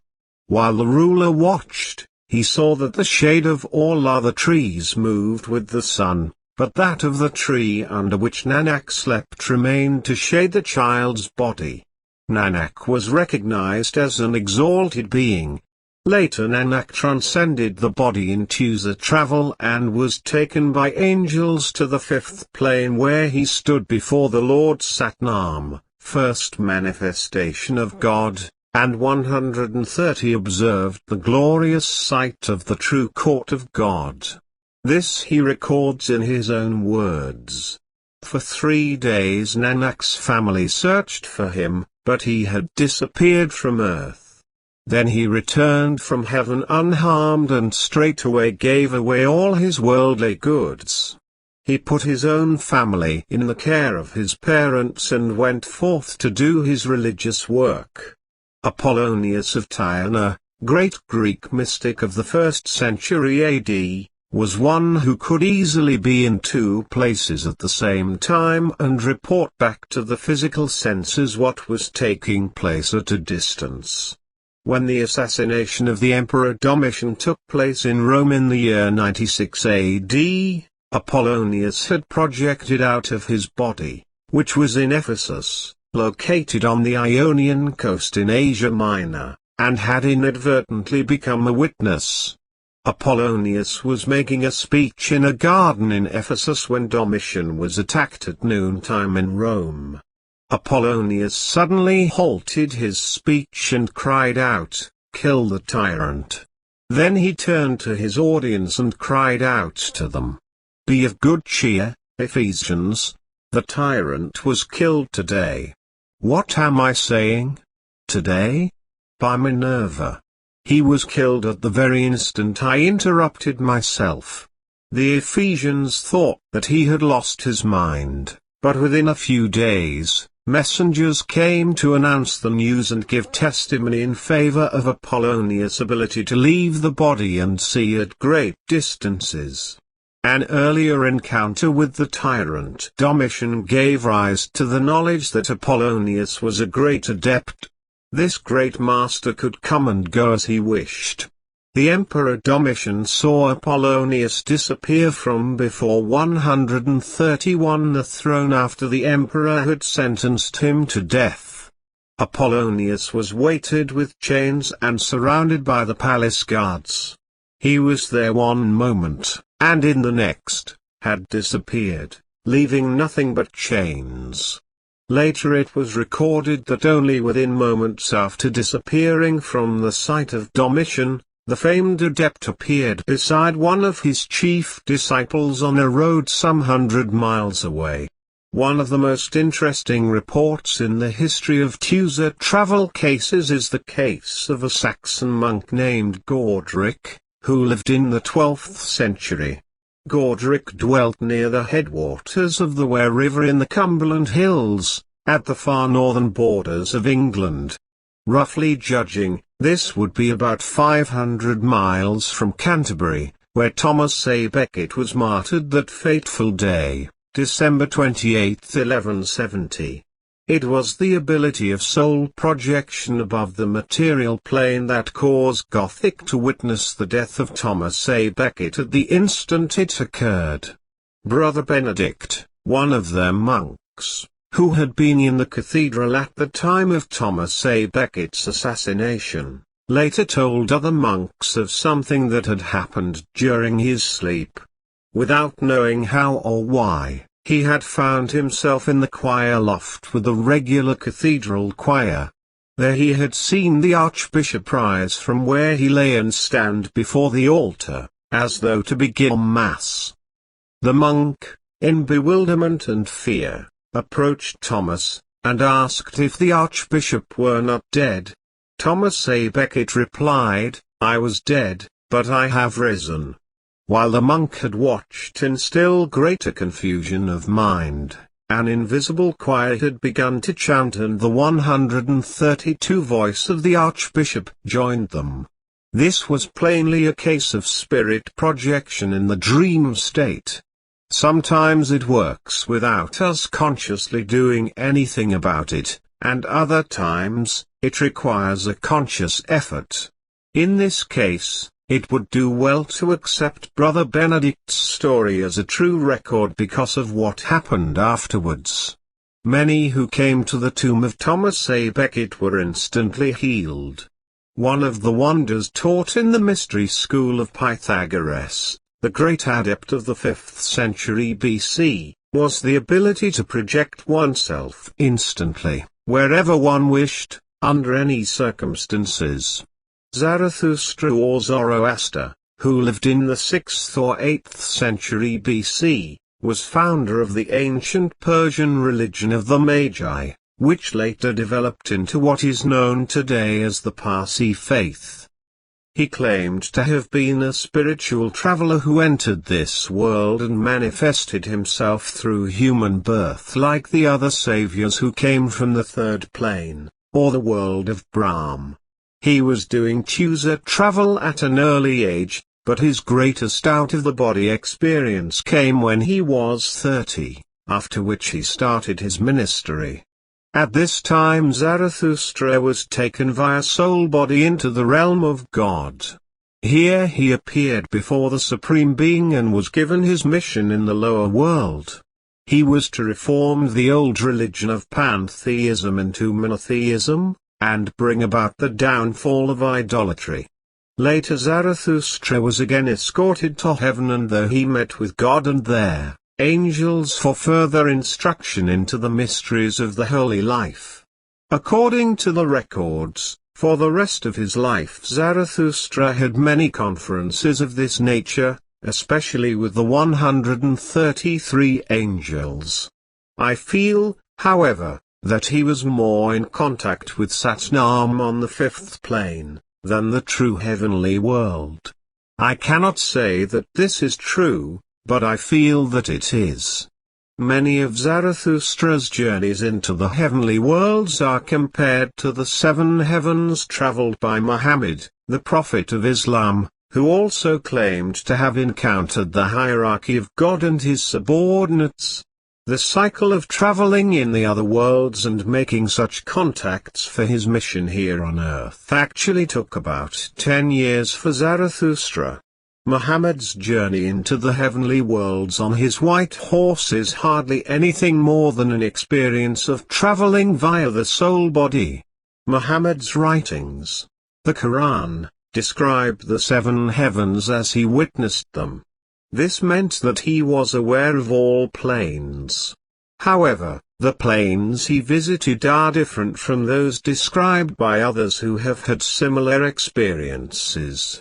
He speaks of the 6th heaven and a great angel that presided over all heaven and earth. It is rather suspected that he meant the 5th plane and found the great being Satnam, first manifestation of God. The other heavenly worlds he visited beyond this make sense, for he describes them as regions of dazzling light and darkness. The journey ends in a cloud-wrapped realm, where Muhammad witnessed the faces of God. Later, the Muslim religion became an organized force, and out of it grew the Sufi orders which practiced out-of-the-body projection into the other worlds. Hafiz's experiences in ushered travel, though hardly known any better to the Occidental world than his poetry, are also startling. At the age of 9 he received a great light from heaven which rendered him unconscious for 134 days. Accordingly, Hafiz writes, "My mother nursed me through this, and upon rising from the bed, I refused to tell the family that the spirit, soul, had left my body and visited God to receive instructions in this life. I immediately renounced my family, proclaimed my divine mission to tell the world of God through my pen, and began living a life of self-imposed poverty, for it was necessary to my soul."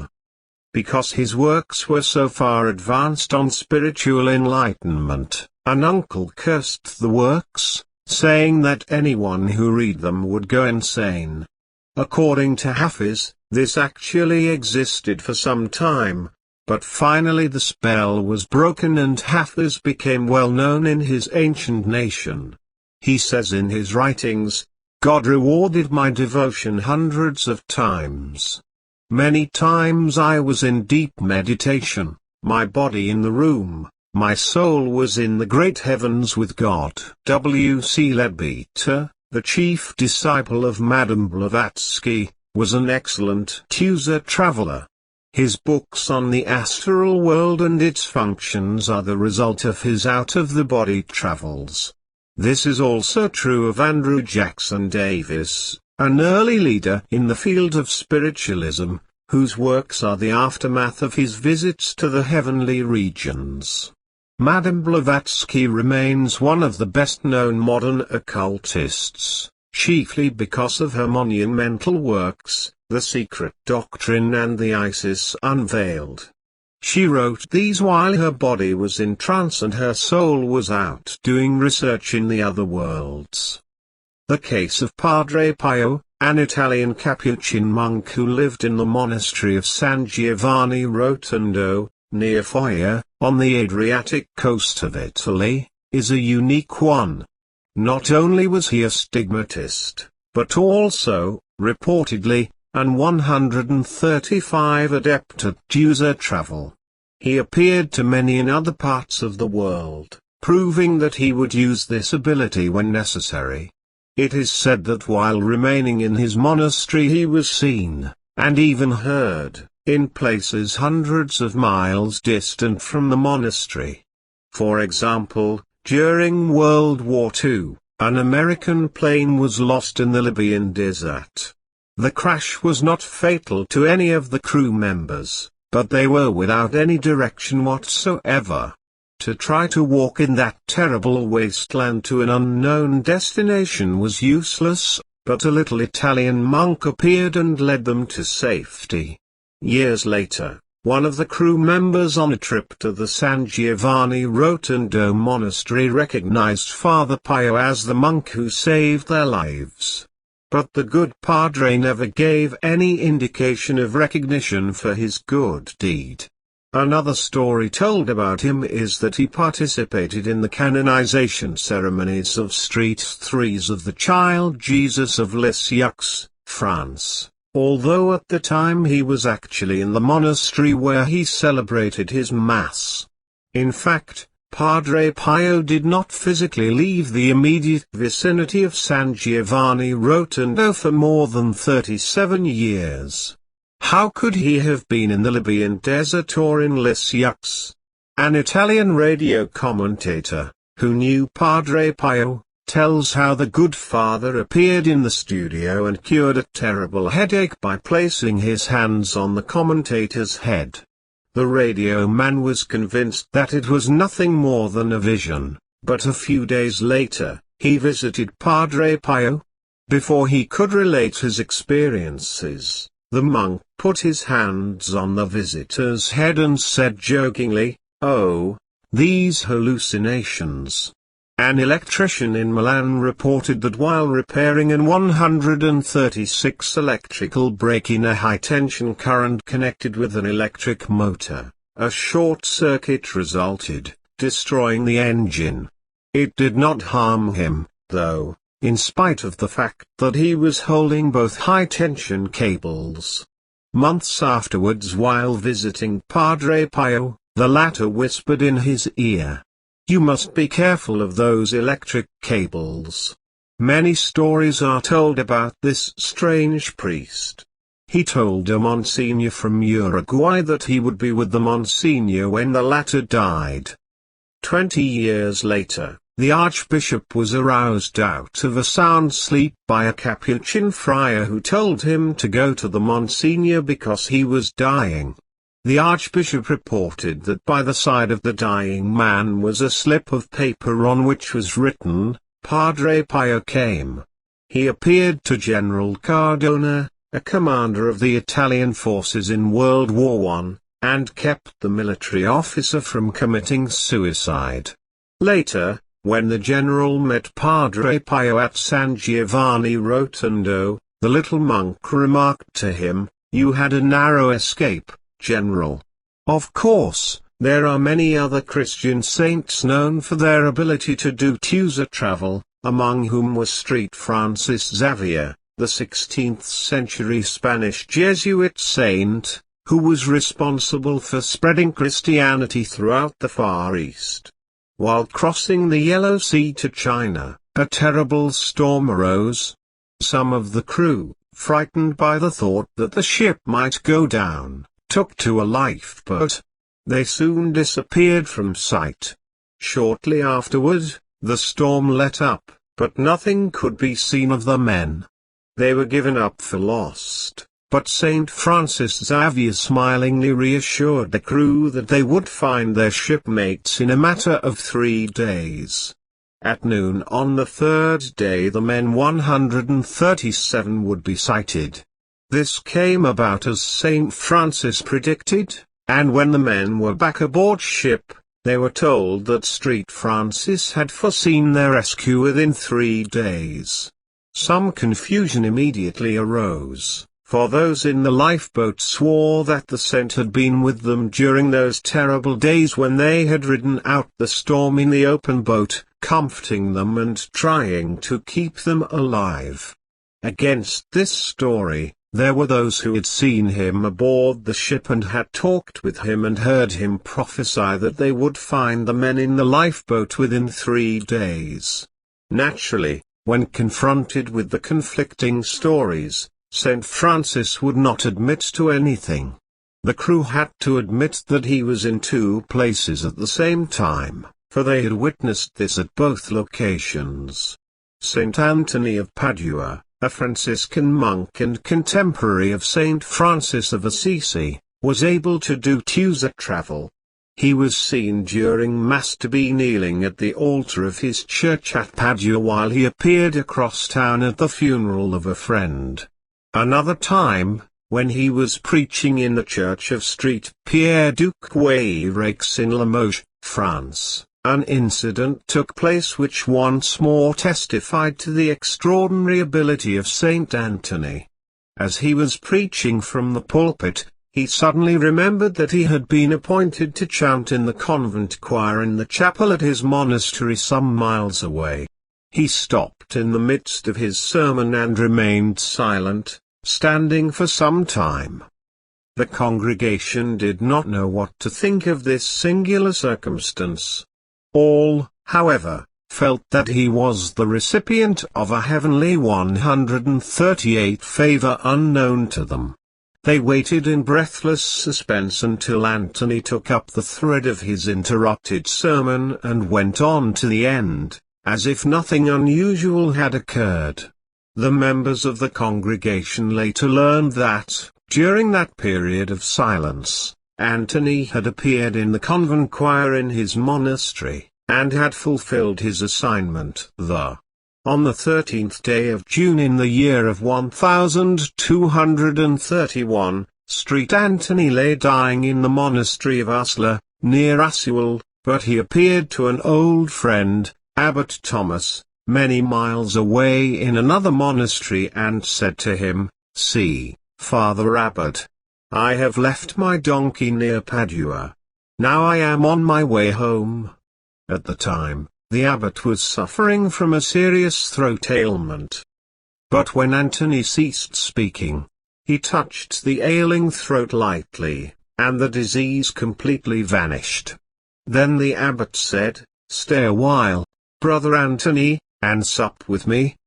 But by this time the saint had completely disappeared, as all life had gone out of his body, and he was on his way to heaven and glory.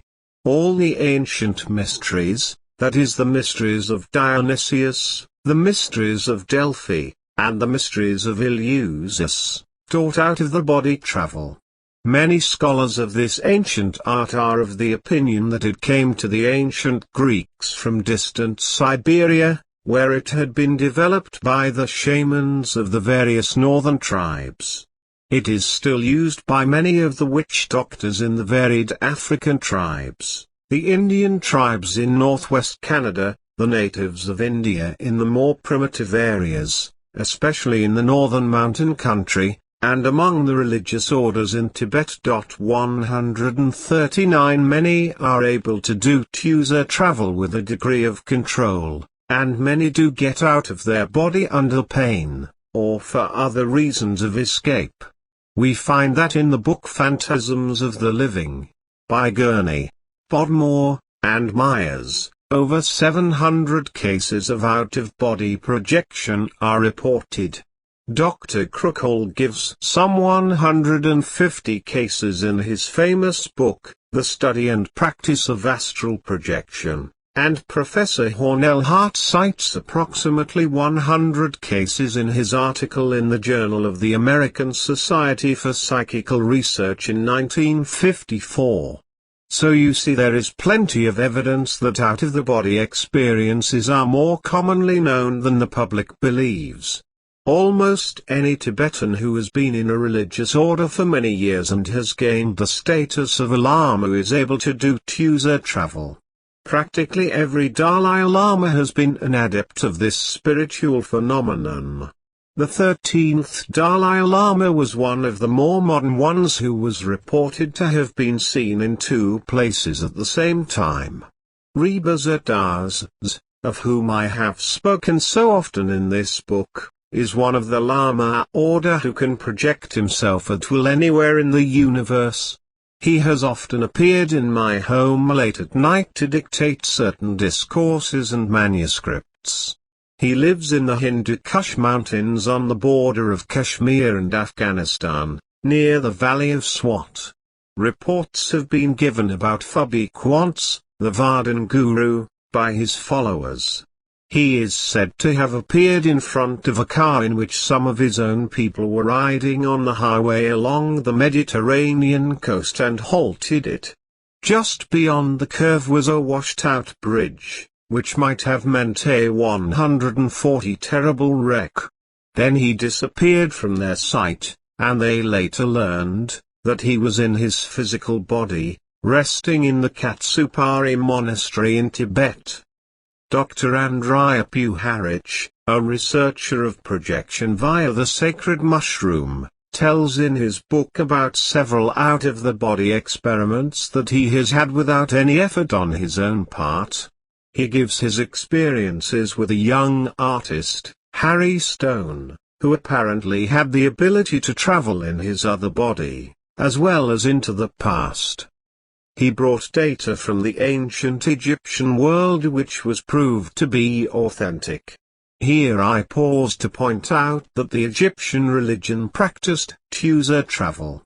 Their name for it was the House of Ka, which was esoterically and geographically located in the Temple of Memphis.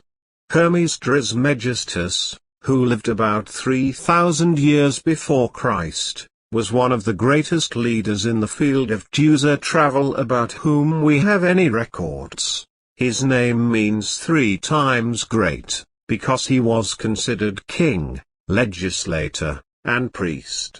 He saw the totality of things and having understood had the power to manifest and reveal, say the ancient records about this legendary figure.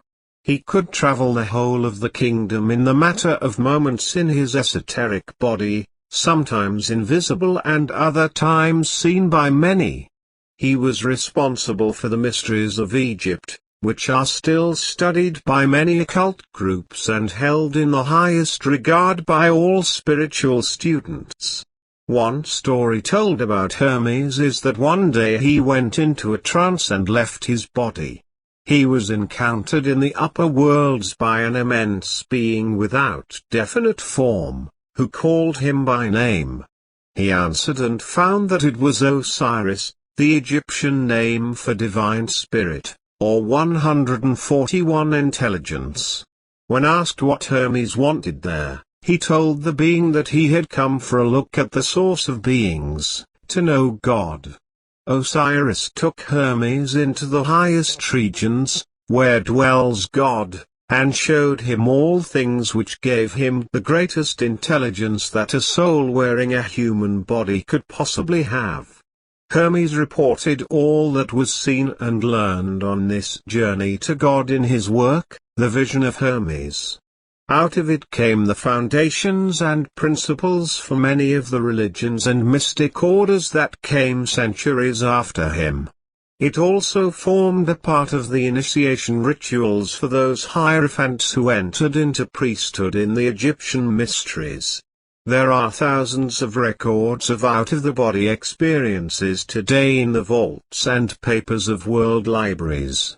Every local library carries books and magazines which give information about somebody's experience in out-of-the-body projection.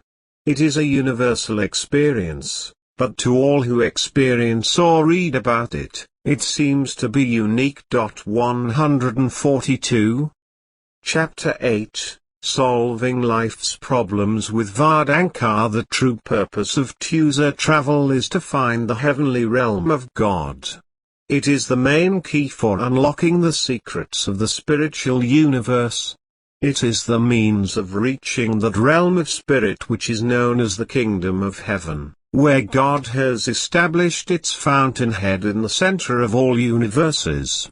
This being true, we find another purpose of Vardankar in this world where we are now living, and that is to use it to solve all life's problems via ushered travel. Anyone who has had out-of-the-body experiences will know that it is useless to try to solve our problems in this lower world, or what we know as the negative pole. Problems will grow regardless, and it is best to try to take control. By working on problems constantly, we soon learn that they are like Medusa's hair. The old Greek horror had serpents instead of hair, and every time someone attacked her, and cut off a serpent's head, 2 more grew in its place. This is the way it is with problems in this world. We get rid of one and have 2 instead growing in its place. This would mean that we have to take the attention off our problems and put it on God instead. Now, this attention that I speak about is soul awareness. It is just that simple. This shifting of attention is somewhat awkwardly put by the old mystery writers. They name it many things, including concentration and meditation, when it is hardly anything more than putting one's attention on whatever 144 he wishes to achieve. Actually, failure occurs when one can't fix attention on a single object as a result of having it scattered too widely. This can be due to worries, anger, fear, unhappiness, and a half-dozen other reasons. When one can handle user travel to any extent at all, he can get control of his worldly problems by getting above them and looking at them as one does a child's puzzle. This means that one must have a downward look at problems instead of gazing at them from a direct horizontal level.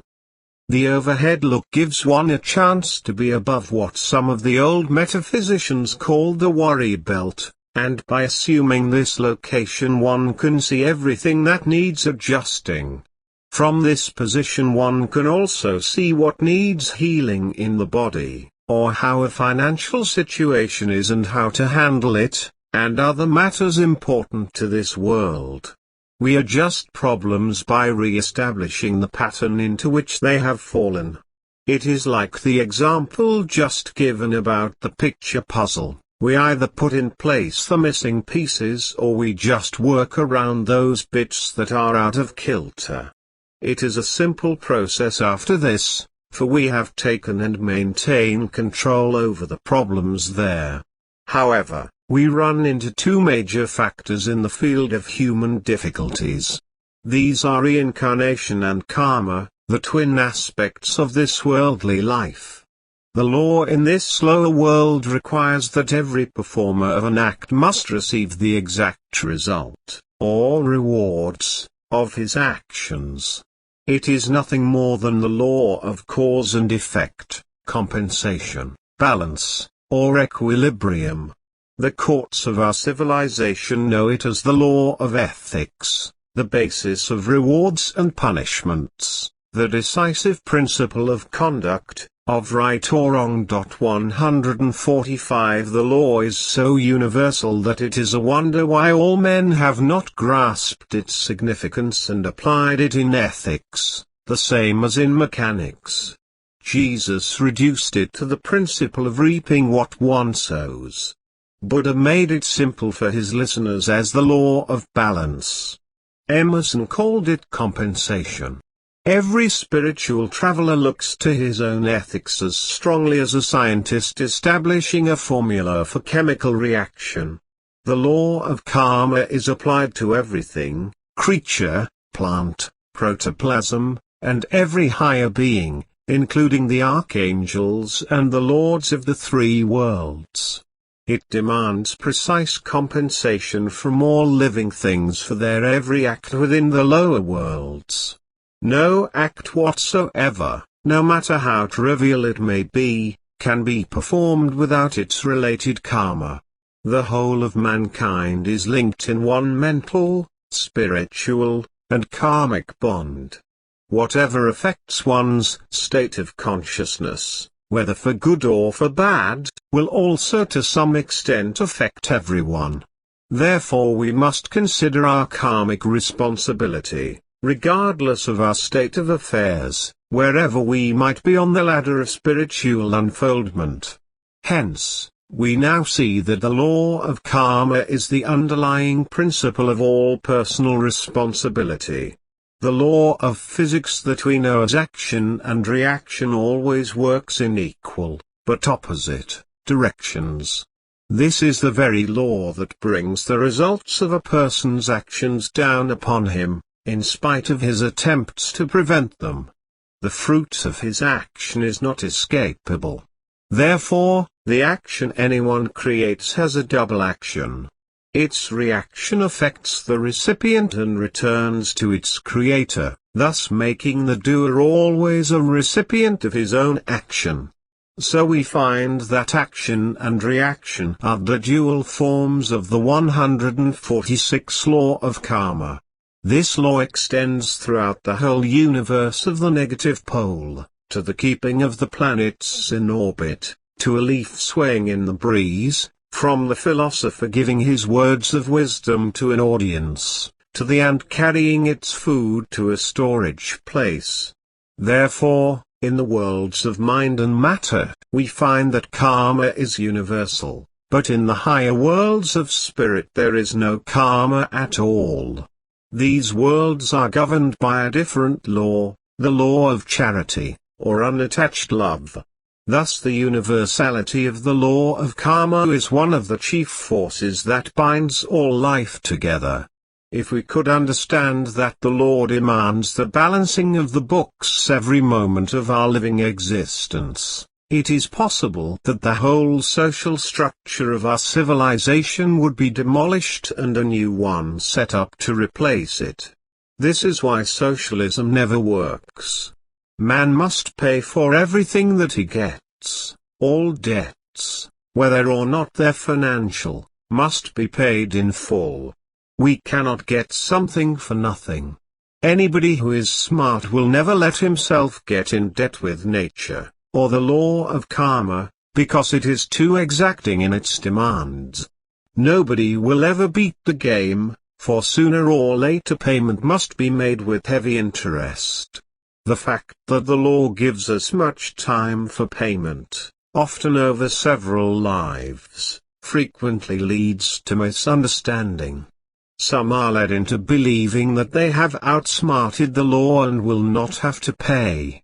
This is only self-deception, though, and they will eventually pay up many times without remembering why they have had to do so, and they will complain that justice is not in this world. 147 It is frequently noticed that a man's karma is not balanced at the time of his death.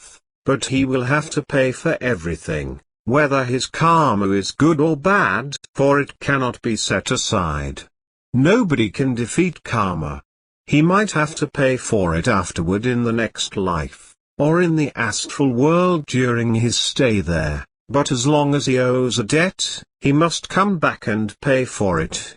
Now what is most interesting here is that he does the same on the other planes. If he has gained the mental plane and is living there and has karma that must be worked out by reincarnation on the astral plane, he must come back to it, work out his debts, and return to the mental again before he can stay there permanently. However, we can be the sole and absolute master of our own destiny, provided we can get into doing chooser travel fairly well and take control to break any and all of our karma. This is possible, although many seldom get to this stage until they have gone through enough hardships to want to make the change. Now this leads us into reincarnation, which means that when death takes a man, he, soul, simply transfers or transports all, including his karmic debts, to another field of action. This is a fact that is generally not known, or completely ignored by those who have knowledge of it. When most people die, they are plunged into total darkness, for they do not have the least idea where they are going, what is going to happen to them, and why it will happen. If karma has not been paid up by death, then two things can happen: one can pay off in the astral, or whatever world he goes to upon leaving this body, or he can return here for payment. It depends upon what body 148 the debts are created in, although they are stored in the current sarop, the causal body, and the recorder that never makes a mistake. If he created the deed on the physical plane, then he must return here, or if on either the astral and mental planes, then he will be directed to serve out his time there. However, Wherever he goes, he will have to serve out karma on that particular plane in the lower worlds. If a person finds himself filled with karmic debt concerning this physical life, then he must come back here. His assignment will be given him by a spiritual traveler where he can best pay off his karmic debt. If he has good karma, then he will be placed in one of the spiritual planes above the fifth world. When one finds himself in the position of having accumulated more good karma than bad by bringing a spiritual traveler into his orbit, then he can be lifted out of the lower worlds into the higher. The spiritual traveler will take us out of these warring worlds, out of the reign of karmic law. This is the final liberation of soul from the wheel of birth and death, and becomes a triumphal entry into the spiritual heavens, which are beyond all reach of karma. The drama of life known here to us as reincarnation is simply that life goes on continually. Soul, in creating karma on the physical planes, must return again and again in order to answer the demands of the universal law of action and reaction, cause and effect. These are the rounds of births and deaths which we call reincarnation, the wheel of birth and death, or that which Buddha called the wheel of the 84. Even though one may reside temporarily in the upper 149 regions, it is by the same law that he must come down again to the new birth called for by his karma. The time and location and parents for this new life are all arranged by the same law, the law of his own karma. But he is to finish up karma which he did not have time to do on the upper planes. It is not a double karma but a continued karma from past lives, and the new life of the reborn child, including that of its parents, who are tied together by the law of cause and effect. So perfect is this law that all people concerned meet in exactly the right time and exactly the right relationships for meeting and paying off their old debts together. The parents are paying off the debt as much as the child who is returning to life. So long as any person is operating under the law of karma, he is beyond escape of the coming and going of soul. One can break karma any time that he gains knowledge about it and wishes to take steps to break it. Those who learn to do Tusa travel with any degree of success can break this wheel of the 84, sometimes with the help of a spiritual traveler and often by their own efforts via out-of-the-body projection. Once one starts learning to read the Akashic records, the breakup of the karmic debt will start. For he will have the knowledge of causes and effects from his past, affecting his present life. There are three kinds of karma which affect us in this physical life. Fate karma is that which is earned in one or more previous lives, and on which this present life is based. We have to live out this sort of karma in this life. It can be destroyed by a spiritual traveler, although he generally will not assume this responsibility. Second is reserve karma. When we have lived out the 150 causes resulting from fate karma, then we start drawing on this bank of karma. The third we call the daily news karma. It is the sort of karma that we are marking from day to day in this life. We can store it up and work it out according to how much is collected. If stored up, it may become the fate karma for our next life. Anyone who comes under the tutelage of a spiritual traveler can have his karma altered, for the traveler can do anything that he wishes with it. He will never allow transmigration of anyone who is actually headed that way. Although we do not look at transmigration, the regression of soul into lower forms occasionally does happen. This occurs when one violates the laws of the upper worlds and is transmigrated back into the lower consciousness of a form that is not as high as the human. Many who have the unfortunate habit of lust, which is a characteristic of animals, may be sent back into these forms.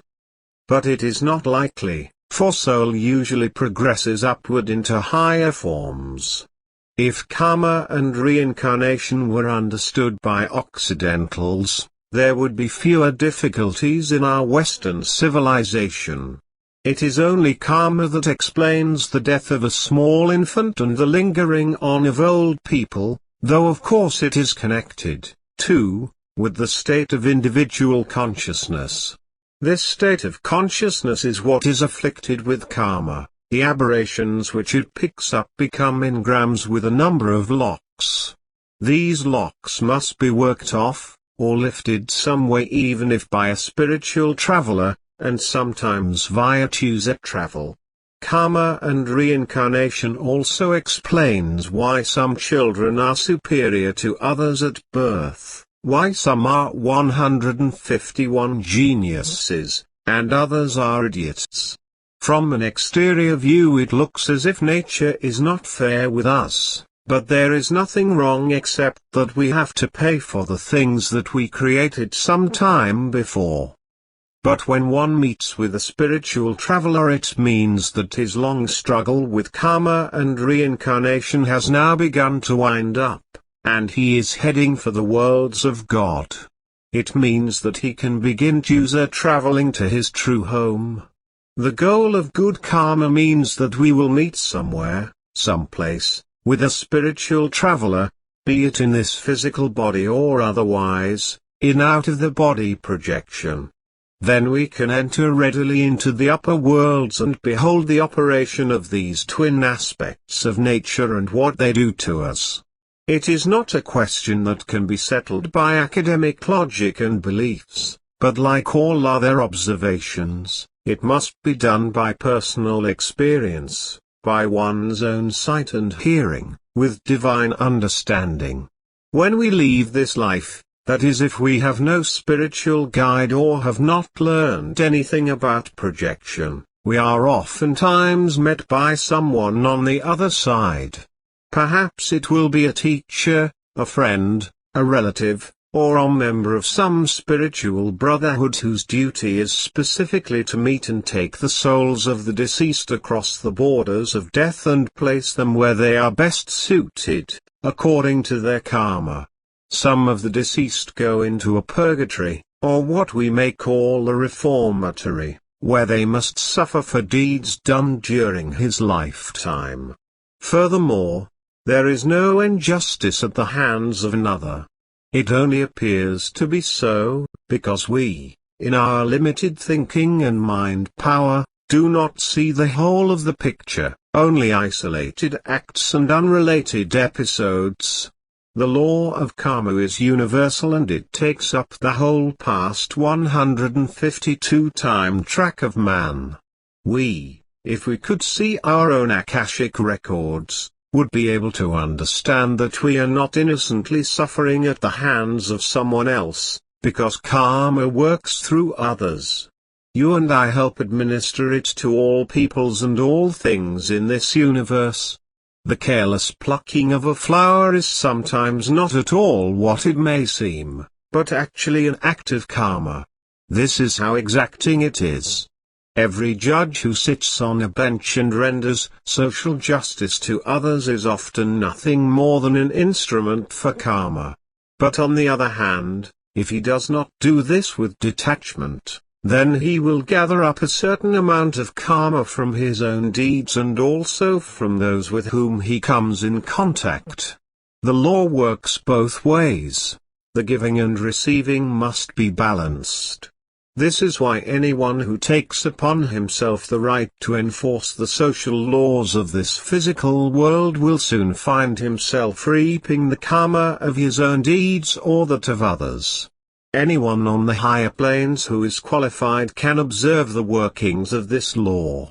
Therefore, we must rise to the soul plane in the original form, the soul body, where we can give out love and charity instead of the old law of a tooth for a tooth. This is the way that Christ taught us, that love, or what I term charity, will dissolve all ties to this worldly life. All those in the acting profession come to realize this, for when acting out a character part on stage or screen, sooner or later they accept the role inwardly, thus tying themselves to it, so they must wear the mask of the outer, only showing the characteristics of the role, and not portraying themselves. Many get so wrapped up in a role that they are bothered with the ties they made with it for 153 many years. This is why the lives of so many actors and actresses become entangled and troublesome. Therefore, whatever we do must be done in the name of the hooray. This is the only possible way of escape from any karma in this life. Of course, there is no escaping from karma once it has been created, for the debt must be paid, but there is a way of living without creating karma. Even the Gita says that inactivity itself creates karma, and no one can escape it.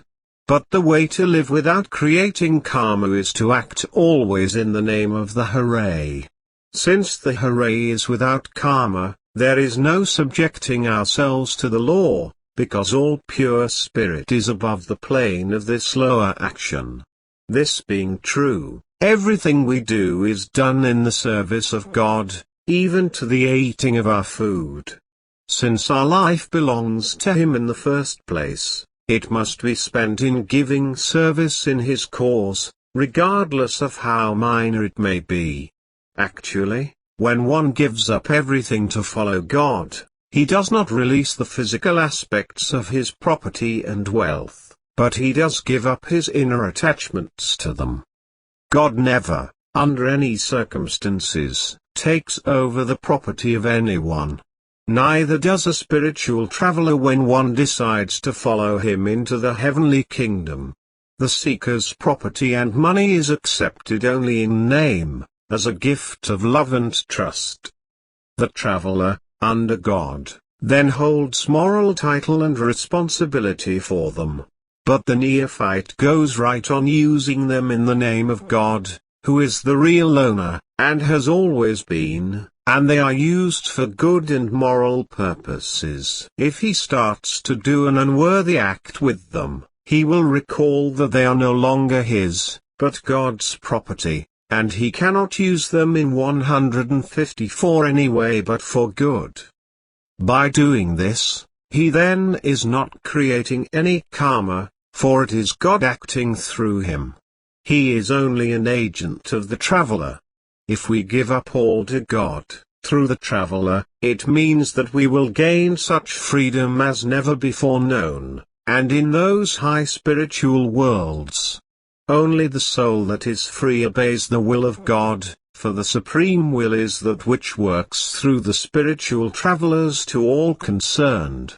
Briefly, there are two ways that karma may be administered in the universes of God. First is the negative, sometimes called Kal by the Orientals, which is administrated by Kal Niranjan, Lord of the lower worlds, and administrator of all karma to any and all individuals in the negative universe. The bulk of humanity follows no religious organization, no teacher, nor any indication of feeling toward God. Therefore karma holds sway over their lives from age to age, and from this wheel of destiny there is no escape in the lives of these peoples until they turn to God.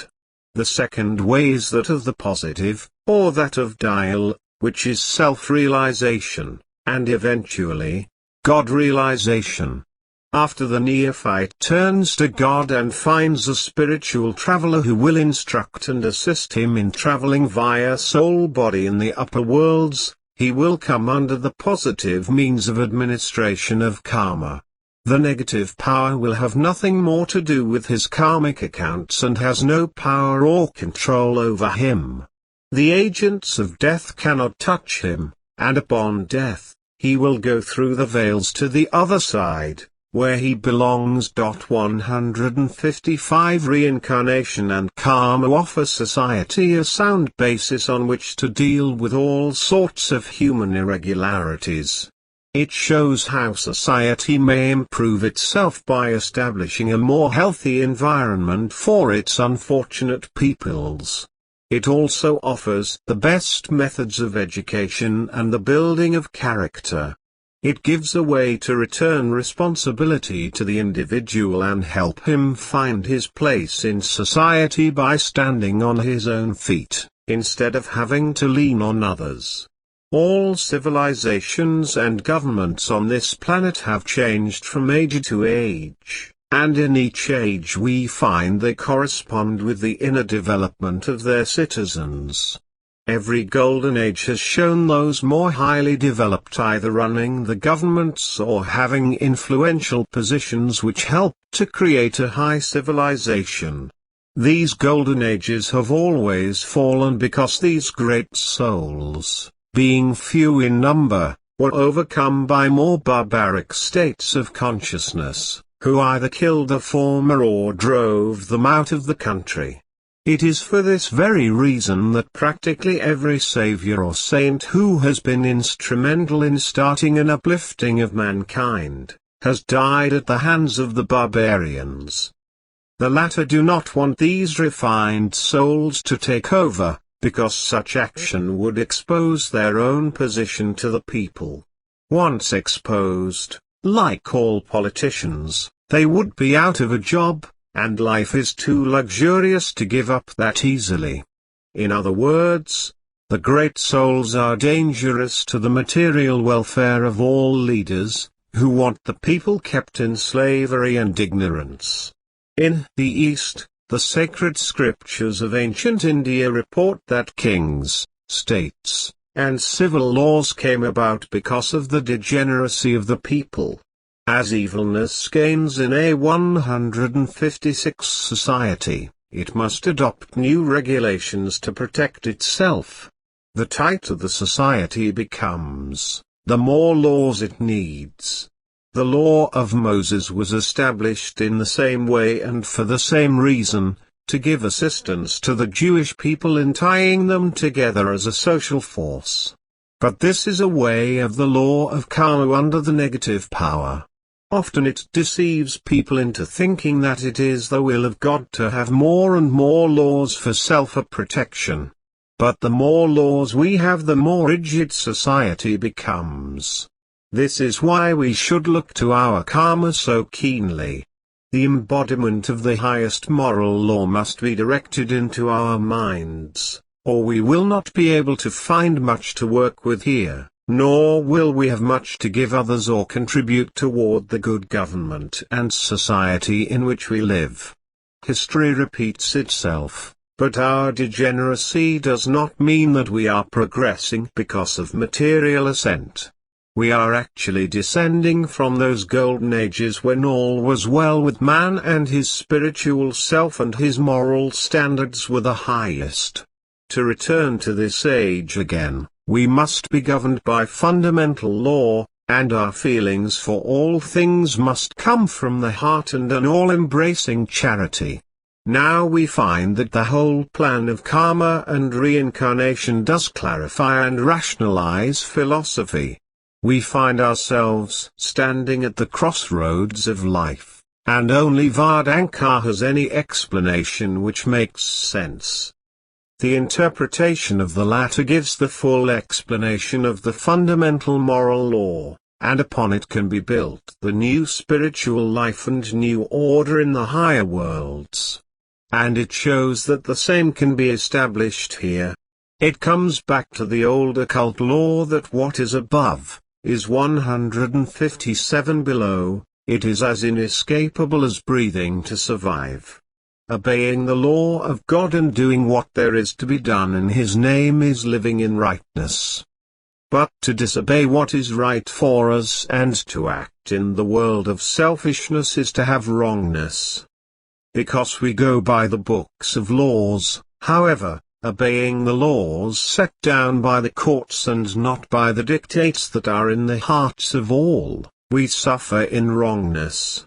When we look for the godliness in all, then we are in rightness, and we are never bothered with evil. If any act has the effect of delaying anyone on the path of spiritual unfoldment, then the action must be considered wrong. The ultimate effect on the higher interests of all concerned must be the prime motive for any action we take. But we should not be mixed with the old slogan of the greatest good to the greatest number. This is a misleading statement, and has been used for centuries to justify murder in the name of society. If a person must sacrifice to gain something, it cannot be either moral or good, no matter how much society tells us it is. So we have to go back to individual consciousness and cure evil there instead of in the whole of society, for the only cure of evil is the true light. But the trouble here on this world plane is that the misguided egoist so often thrusts himself between the perfect light of God and soul. Therefore, we find that the only cure of wrongness is the light of God in its perfect state. Now the question arises here about metaphysics and its obsession with forms. In all the lower worlds, all metaphysics, regardless of whether or not they have foundation on any of the three planes of the negative worlds, are concerned with forms. We think of these 158 forms in the terms of creativity-activity. The physical plane is thus concerned with sex and money. These represent survival to man in the physical body, because money is used to preserve his body to the best of science's ability, and sex is used to create the ideal of immortality. On the astral plane, creativity amounts to a couple of things, mainly imagination and form. The imaginative faculty builds form, or brings form into being, giving it the idea of immortality. Here the astral senses make us believe that the imaginative faculty is all there is to life on the second plane of the negative world. But again it reckons with soul, making life temporary, although it may appear that we are living in ages that seem to be unsurpassed. Some live for what might be 1,000 years on this physical plane and others might be longer or shorter. But to us it looks as if being in the astral is the end of all things, the immortal self. This illusion disappears when one finds himself studying at one of the mystery schools on the second plane. Then he learns that this is only an upward step on the road to God. Here he learns many of the mysteries that appear to be unsolved in the physical world, especially of life's problems here. Learning such, he becomes the master of his own fate. On the mental plane we are again concerned with form and creativity, but this time it is in the shape of abstracts, numbers, and things in the nature of pentagrams, etc. Those beings that live on this plane build their abodes and forms in the shapes of the abstracts which we find in mathematics and its allied subjects. This is the world where the soul wears a white, flowing 159 cloak. We often recognize friends and kin in this body, but mistake them for angels. Soul wears this body as a protection against the vibrations of this plane, and in a sense, so that it will be recognized by any of those known in the physical body by its facial features. While it is true that angels often wear a similar body, the faces are really never similar to what we know as human faces because of the high vibratory rate which gives them a more ethereal quality. We ourselves establish the forms in which we are to reincarnate in this world. Because of this, we must work in the area of being in God constantly. But this does not say that we cannot have creative activity as long as we want. Inactivity is still karma, so we might well be active. Therefore, when bothered with problems of a long-standing nature, we must get above the physical plane and look down on them. Often we have to get above the astral and even the mental in order to get out of the area of life's problems. Of course we know that all problems are established in the causal body, or what we know as the seed self, and until we take control of this body, we are not going to work out too many of life's problems. It takes a student of user travel to work out what we have done in karma, for many times we have deep-rooted problems and these need adjusting. Of course, as said before, when we put ourselves in the being of God, we live a karma-freed life. The spiritual travelers will help, as the instruments of the Supreme Being, to give us this state, but on the other hand, we must stay in it ourselves, or rather make the effort to do so. 160 When one is above and transcends to this state, he then begins to live in a consciousness that is proof that life's problems can be placed under control. 161 Chapter 9 Preparation for the Journey to God. Traditional philosophy has left us powerless to free the individual and bring him to the independence he has longed for. It has left him swallowed up by its promises, and it has brainwashed him into thinking that he is only a puny part of the great universes of God. The present systems of metaphysics are no longer of any use, for they only offer to us, under the guise of the infinite, the consolations of death in the physical body. What they are telling us about the afterworlds does not make sense when we come to know them through spirit. Therefore, religious and philosophical thoughts and systems which are exclusive of our modern metaphysics devour individualism and thrust us back into a mass social order. Man must have freedom or live in the agonies of the material worlds. The Varden masters stress the fact that every man faces the choice of having freedom via his individualistic self or becoming a part of the crowd that believes in materialistic miracles. It is the choice of living in an illusionary world, or living vitally through spirit. Often we follow out patterns of illusions in fear of public opinion, or live the life of a hypocrite in the wrong role.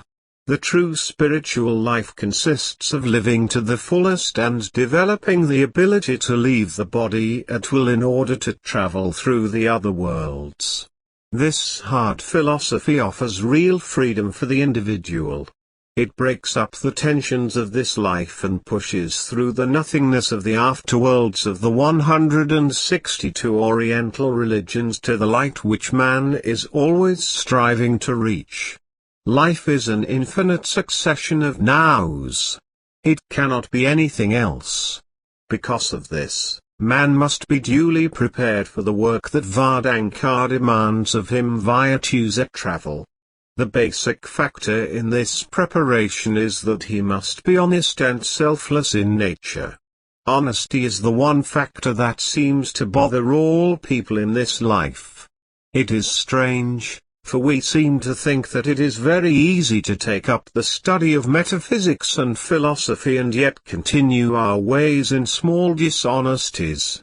Nothing can be further from truth, for when we begin to travel into the other worlds and still try to hold on to these small errors, our lives become a confusion.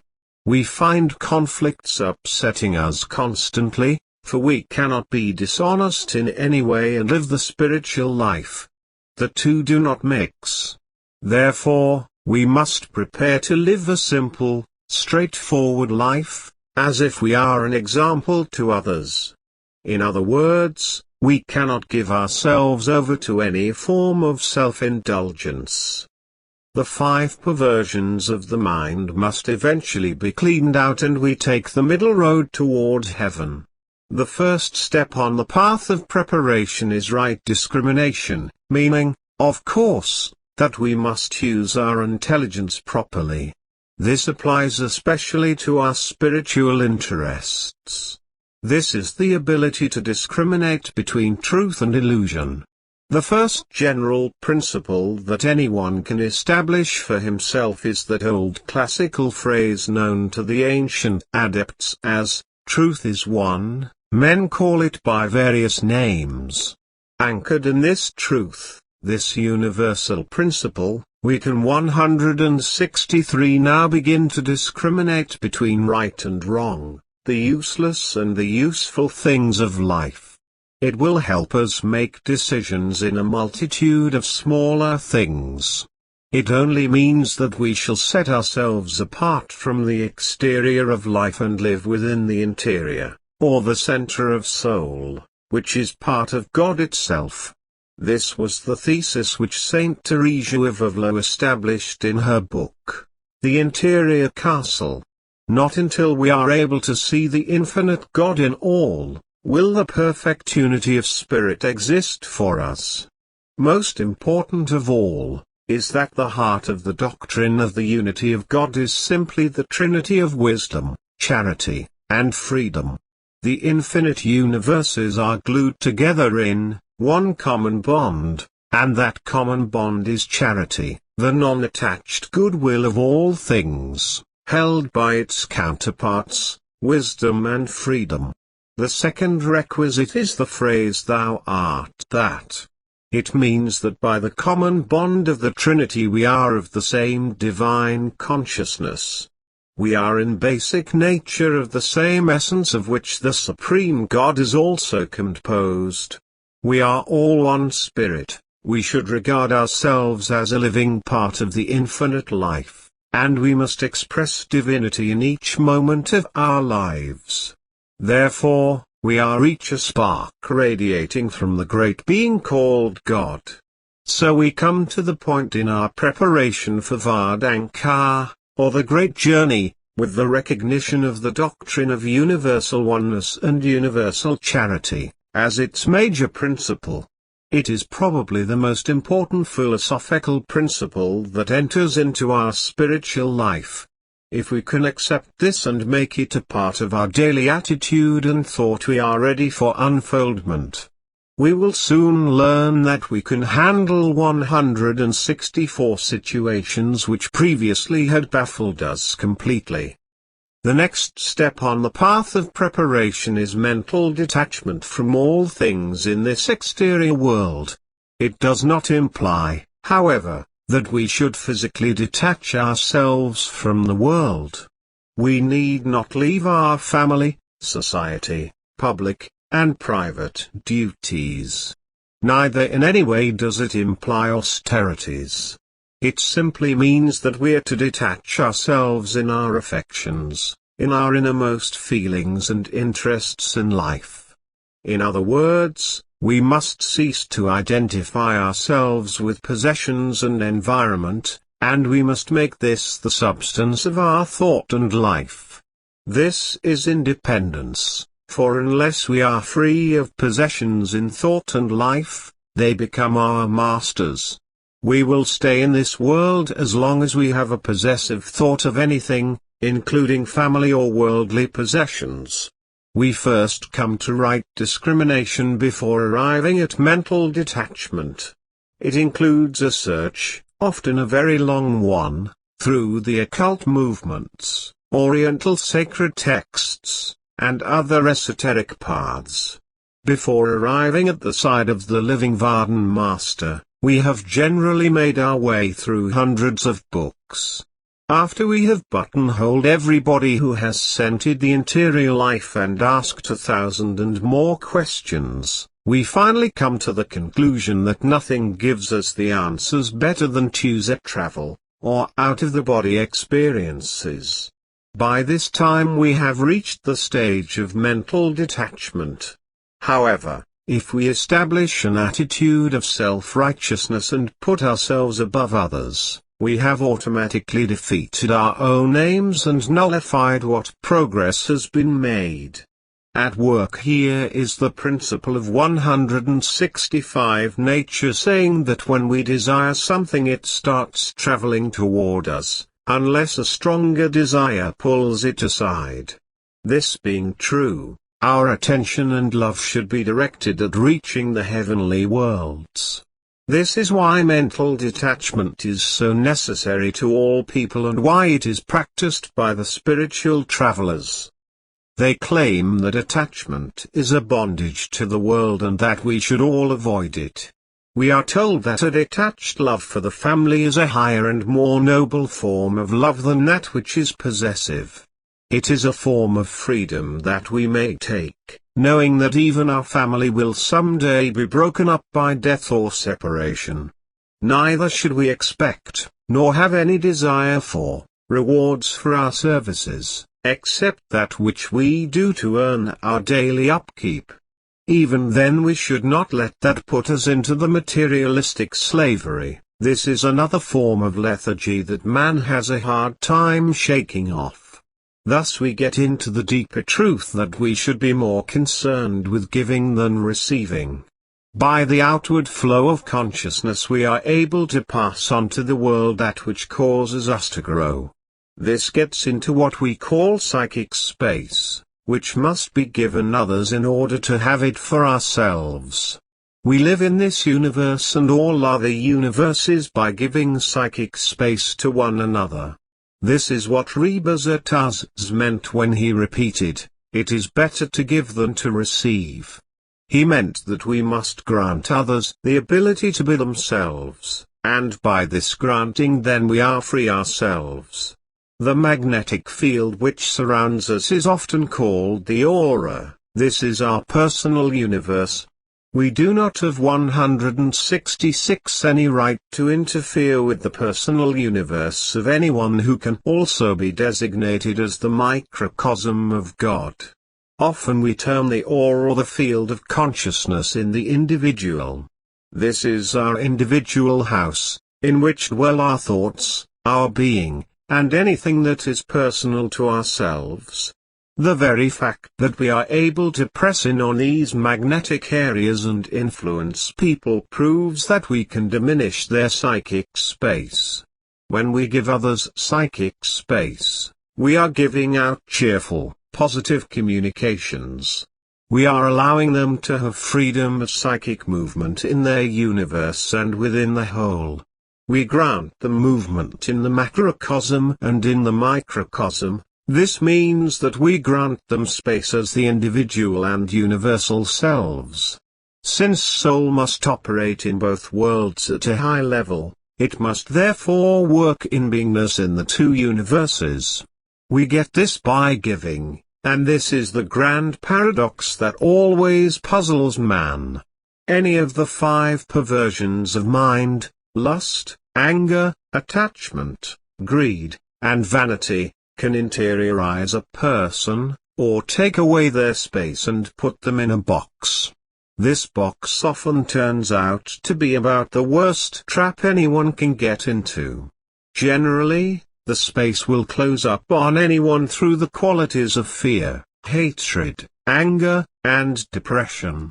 Often one closes up his own space and withdraws in hiding so that he will not be hurt by an outside world. Other times, someone who knows the art of trapping another by closing this psychic space, will cleverly use fear and the other forms of perversion to box him in. The trapper must be careful, though, for often this boomerangs back on him, and he becomes the trapped. It 167 is like the man who does everything to trap a woman into marriage, only to find out after the wedding ties have been made that he outsmarted himself and that he is the trapped one. Therefore, when we give constantly in our lives without thinking of a return, we enter into what is known as immortality. This ties in with the teachings of the Shariat Kiharay. This calm detachment is the last step in the separation of soul from the bonds of this world, and all things here will be regarded as illusory. The last step in the preparation for the spiritual worlds above the 5th plane is that of being released from desire itself. The great paradox here is that when one wants nothing, he gets everything. This comes from getting rid of desire, as Buddha taught when he said that desire is the source of all pain. When we break down desire, it is found to be avarice, greed, gluttony, appetite, and preference. So we find that desire draws us to the objects of the senses, and when the senses overwhelm the mind, the latter makes us slave of soul. We never get away from desire, for it never rests. When we have been rid of every desire but the last remaining wish, it will stay with us and be a chain on soul. The mind wrapped in its desire causes the mind to forget the permanency of itself, and all that lives in eternity. Desire stirs up the 5 perversions of the mind, which are actually its brood, and helps enslave soul. The only way to escape desire is to get something more permanent before the mind to turn its attention to God. If we can put our attention units on something which is not of the sense world, something that is imperishable, that something will liberate us from 168 bondage in the lower worlds and lift us into the realm of God. The strongest attraction will always prevail over attention. This should be something in the universal world, without exception. Attraction can be neutralized only by a stronger pull in another direction, this and nothing more. Thus the only way to be rid of an undesirable wish is to establish a better one in the opposite direction. This is the universal law. If it could be applied to our individual and social problems today, society would soon develop better living conditions. No spiritual traveler is going to waste his breath lecturing us on the evils of inferior desires. Instead, he will put something before us to take the place of them, which will lift the soul and mind into higher levels. The end of all desires is the beginning of immortality. Desire forms karma and makes a bondage to work, pleasure, and 1,000 other things of the senses. The yielding of our minds to these sense desires brings about a heavier karma, and we sink lower into the mire of sensualism. We are aware that God of Himself is not within us, but the kingdom of heaven is, and this kingdom of heaven, which Christ used in His parables, is only that which we call spirit. We realize that we are available to God at all times because of this principle. This means that each plane of life is within us and without the consciousness of man. Spirit, therefore, is the spark of God that is instilled in the consciousness of each individual, so that its consciousness, soul, can be an operative force on its own, anywhere within the universe of the Supreme Hooray. We are, then, as I have made claim all along, the 169 perfect atom within the macrocosm of the kingdom, and this kingdom, spirit, is under the jurisdiction of God and, to a certain degree, is available for our exploration and control at all times. So many times we are hypnotized by some object that holds our attention in this material world, but we must remember that all hypnosis is self-hypnosis, and nothing else. This brings us to the level of the law of reversed effort, and how it is used in self-hypnosis to affect our mind, in the lower worlds. For example, the law of reversed effort is simply that the harder a person struggles to achieve some goal, the more difficulty he will have to overcome, difficulty caused, at least in part, by the strain of his effort. You try too hard, relax, take it easy, and try again, is an expression we hear so much in the Western world. We must make the mind one-pointed, as the Eastern adepts say, but nothing mental should be strained. We should never try to force results. We should stick to our task and finish out the race, but never knock ourselves out doing it. If we were riding a bicycle along a road filled with holes, trying to miss all the ruts, it is a certainty that we will hit every one. On the other hand, if we try to walk across a plank between 2 points, only 2 feet above the ground, it would be an easy feat. But if we put the plank between two windows on the 15th floor of two adjoining buildings and try walking it, we would find it extremely difficult to accomplish the task without falling. We would be so conscious of falling, of failing to reach the far side, that we might not make it. This is the law of reversed effort. 170 It goes the same way in self-hypnosis. If we start out putting ourselves to sleep, the law of reversed effort starts working. The harder we try this, the less we can do it. When a hypnotist wants to put us under control, he uses the law of reversed effort by getting his subject to overdo his efforts to defeat the hypnotist. For example, there is the old hand clasping test where the hands of the subject are locked together, and he is told by the hypnotist that you can't pull your hands apart. The harder you try, the more firmly they will stick together, and you will fail to resist my commands. This is exactly how man fails in soul movement. He is working with mind in trying to get out of the body, and mind, which is influenced by one or all of the perversions, will keep informing him that he cannot get out of the body. The harder he tries, the more firmly will soul and body stick together, and he will fail in trying to resist the commands of mind. When in this state, soul can impress mind and the rest of body. In fact, it of itself is overcome by the hypnotic suggestions of the negative power, which keeps telling it to leave the body is foolishness. It says in so many words, this body is the temple of God, and here you should dwell in happiness. This is security for you. Out there is an unknown, insecure world which has nothing for you. Soul, acting in a sort of stupor, will follow out the dictates of mind, because by this time it has fallen into the ways of the negative worlds. The old, humorous example of soul becoming a rock illustrates this point.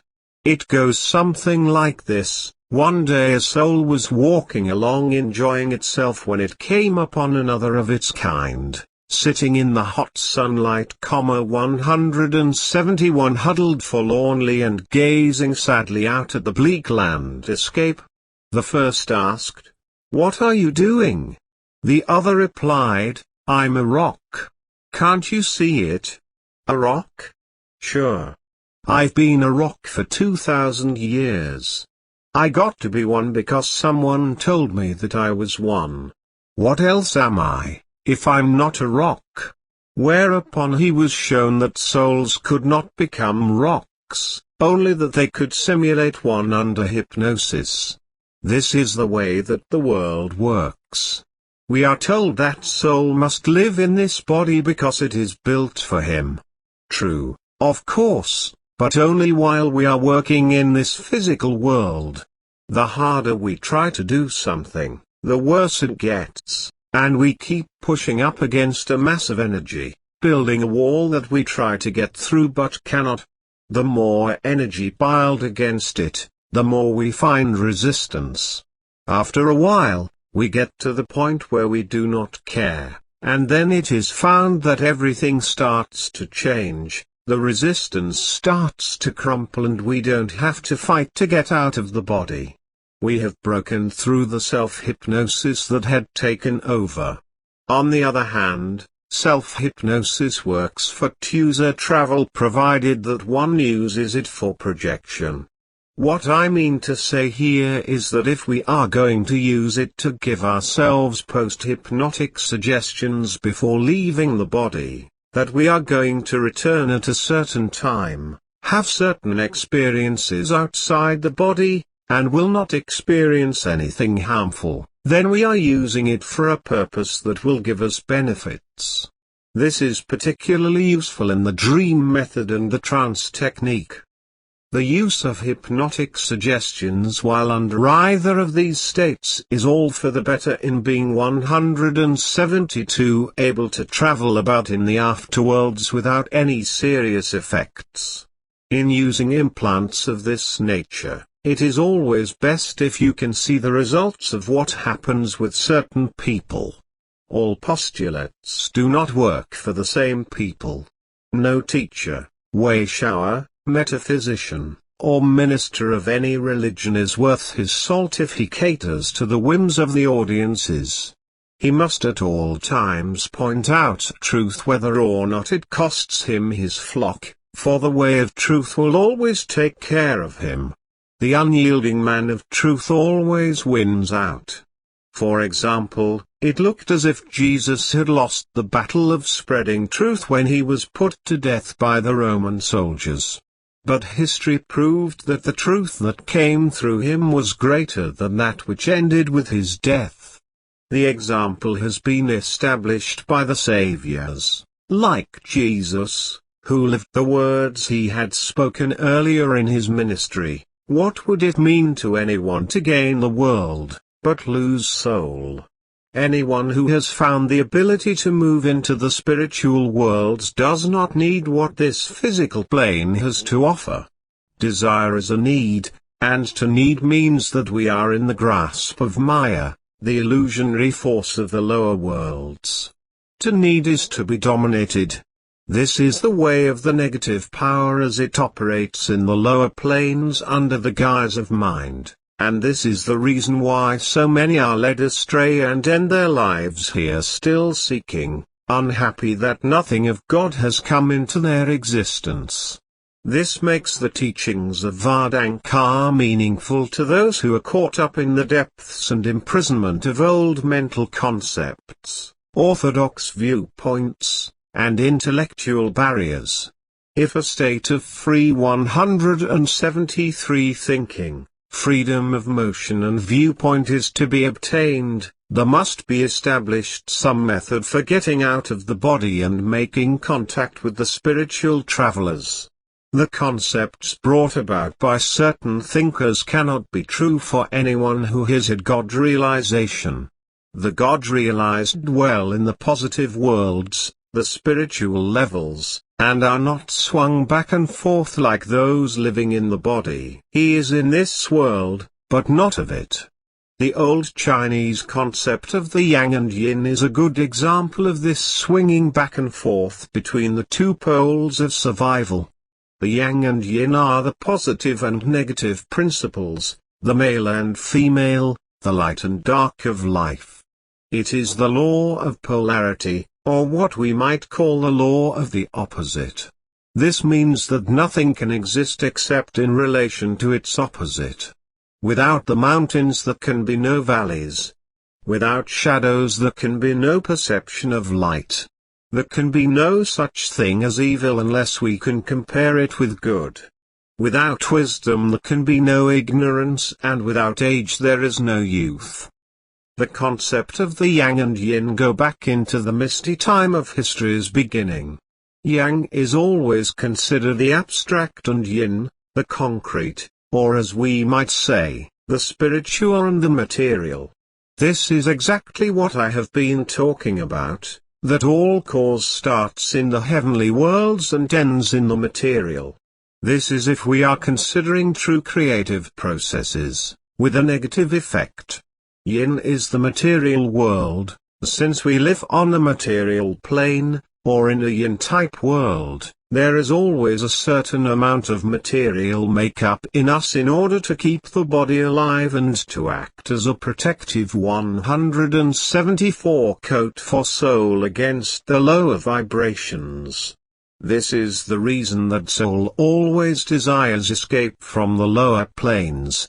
It seems that nothing is desirable here except experience, and from its own point of view, experience can be gained almost anywhere. It is the experience of permanency that God requires of soul as a stable unit of awareness. Hence yin is the ability to adapt and have existence in this material world.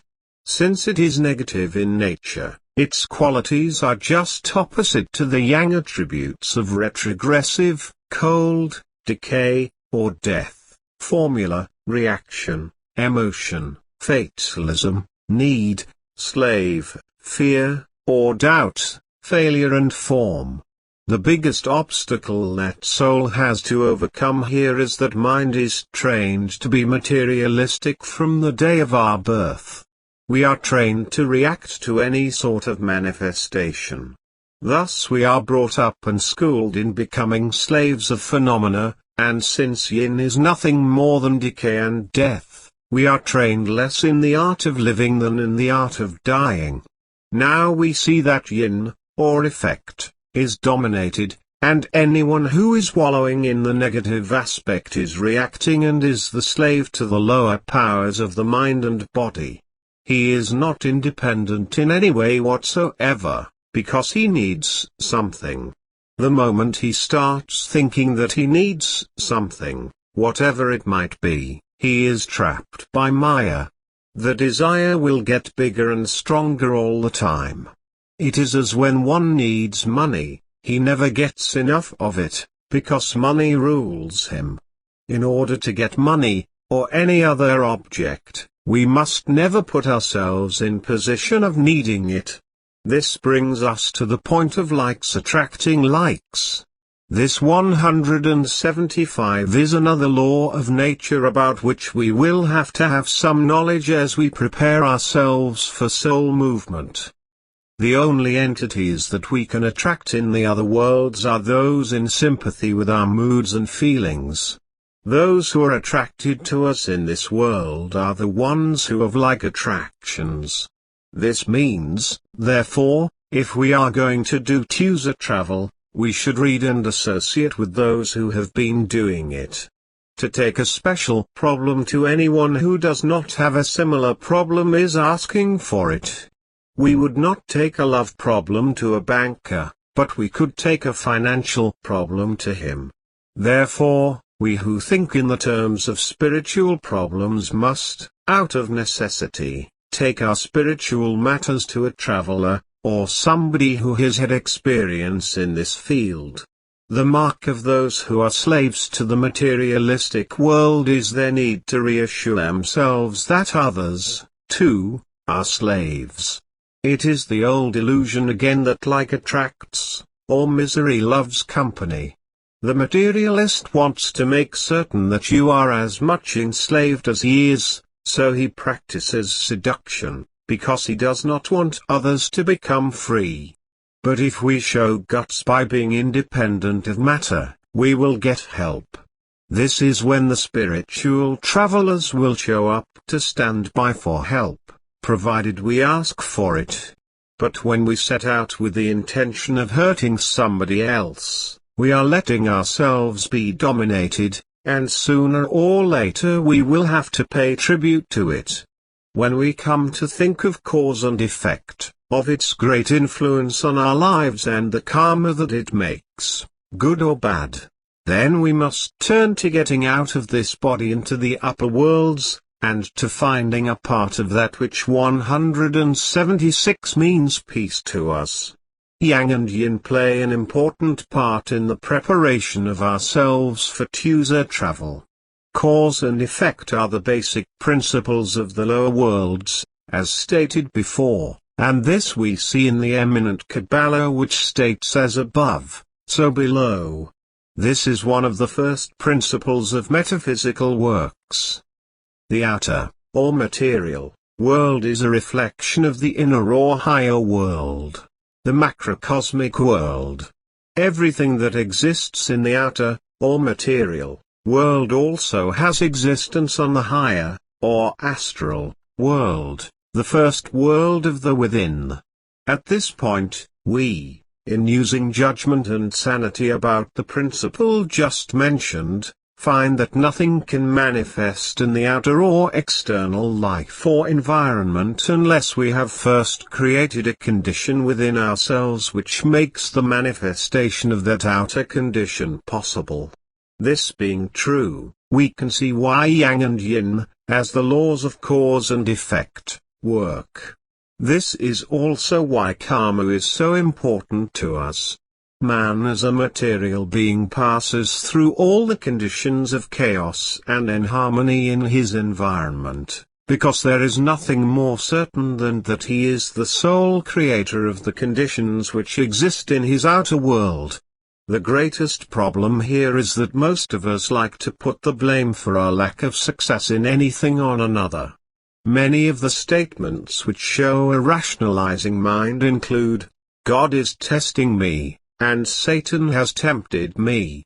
All responsibility is thereby placed elsewhere, and not upon our own shoulders.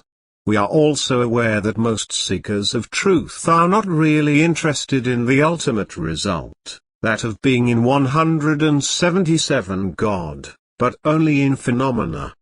They want to see manifestations and demonstrations, acts of miracles, in other words.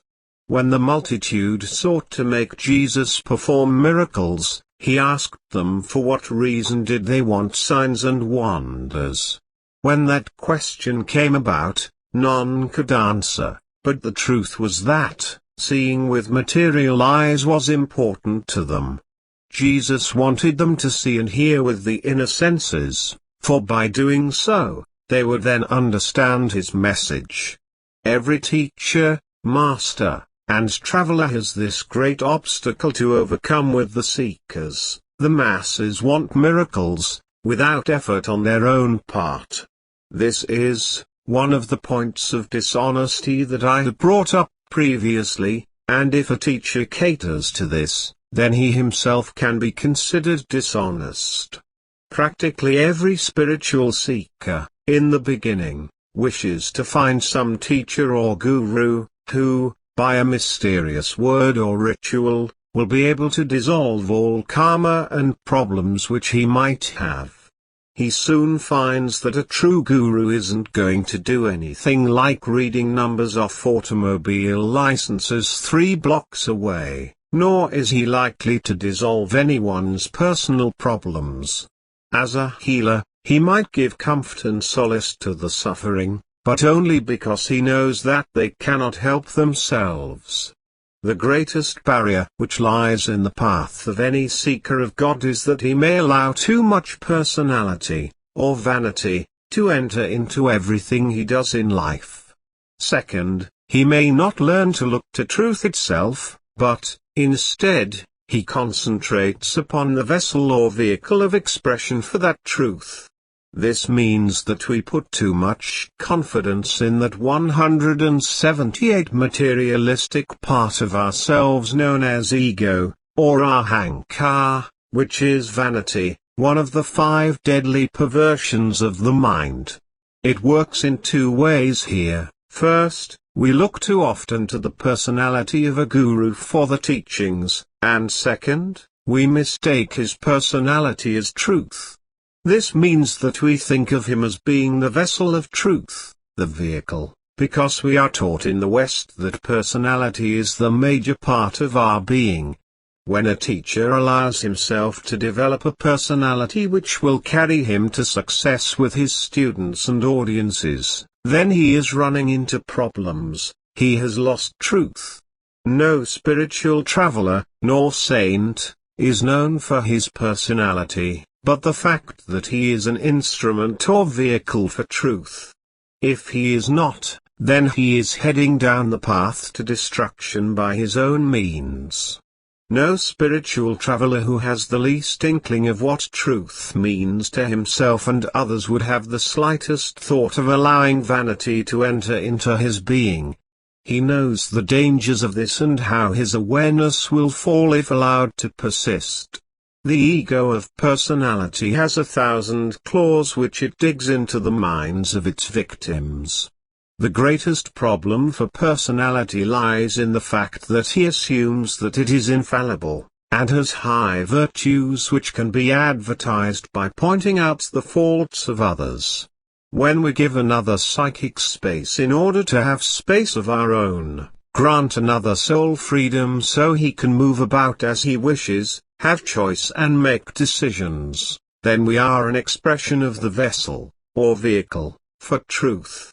There is no teacher other than truth, and we must seek truth as a quality, rather than as a personality or a personal thing. 179 When a person studies under a teacher and feels that he has been disappointed, he will never settle down unless he finds something that awakens him to find the real path to the ultimate kingdom of God.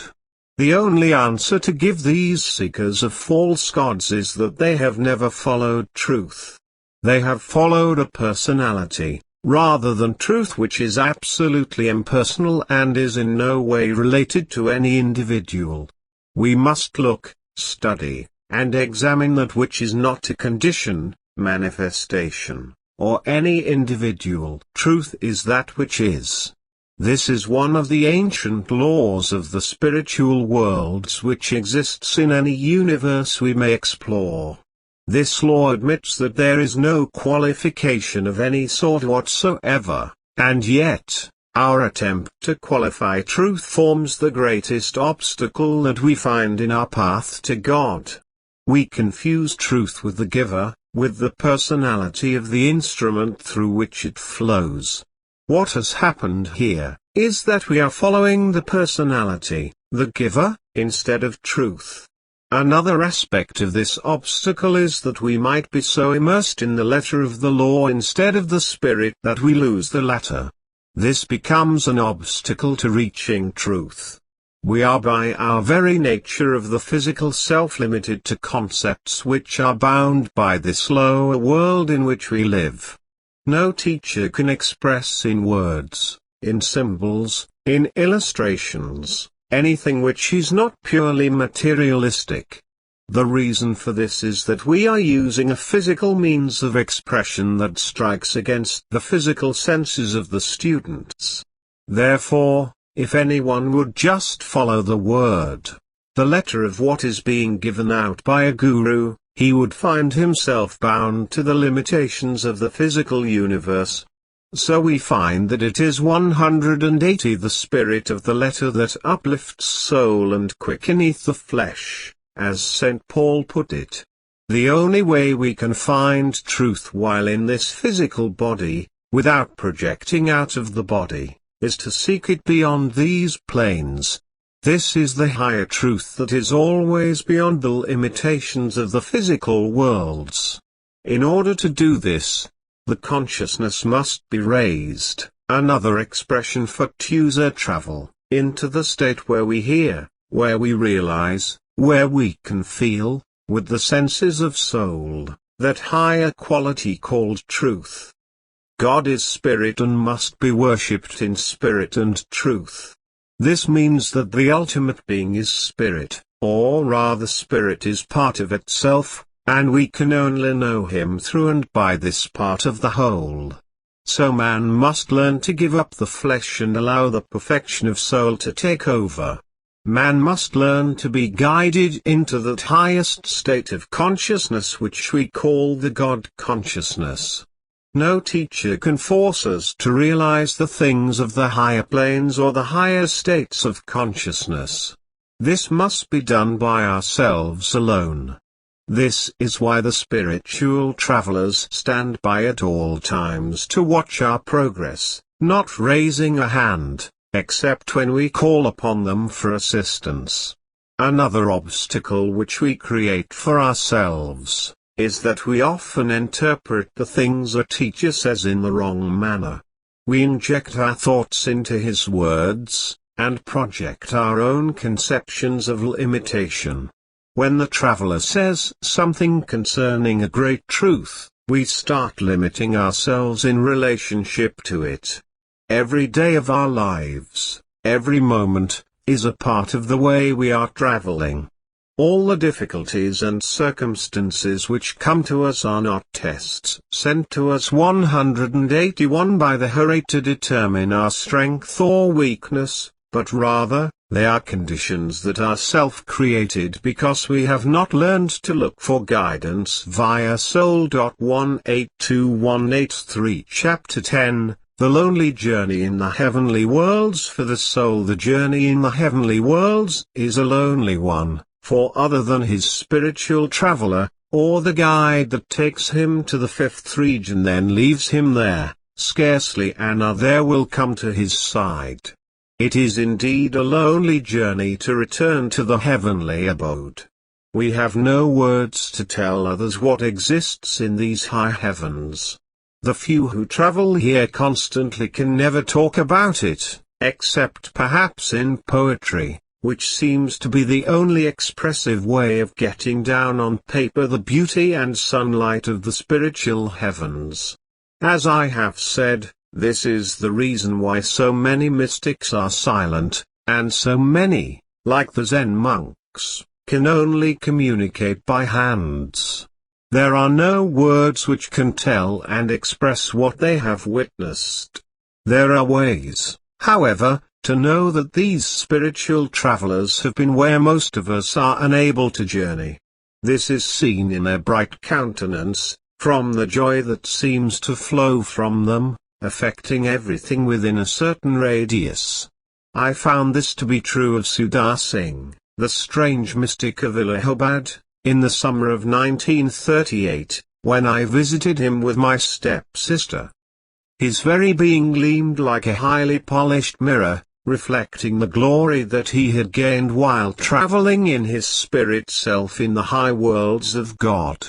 It encircled him like a radar fence, and when one approached his little hermit hut, it was like walking through an electrical beam. The closer we came to his dwelling place, the stronger the feeling became. It was a pleasant, joyful sort 184 of sensation that we felt as we were seated with him for the first time in his own little home. The Vardhan Adeptri Bazatas has a greater circle of divine light than anyone I have ever seen in the lower worlds. Of course, he has placed himself on the planes below for the very purpose of helping those who wish to make the journey into the other worlds after ending their karma. It is true that when a man of God is sitting in a group talking with people, if he wishes he can see the auras of those who are spiritually advanced.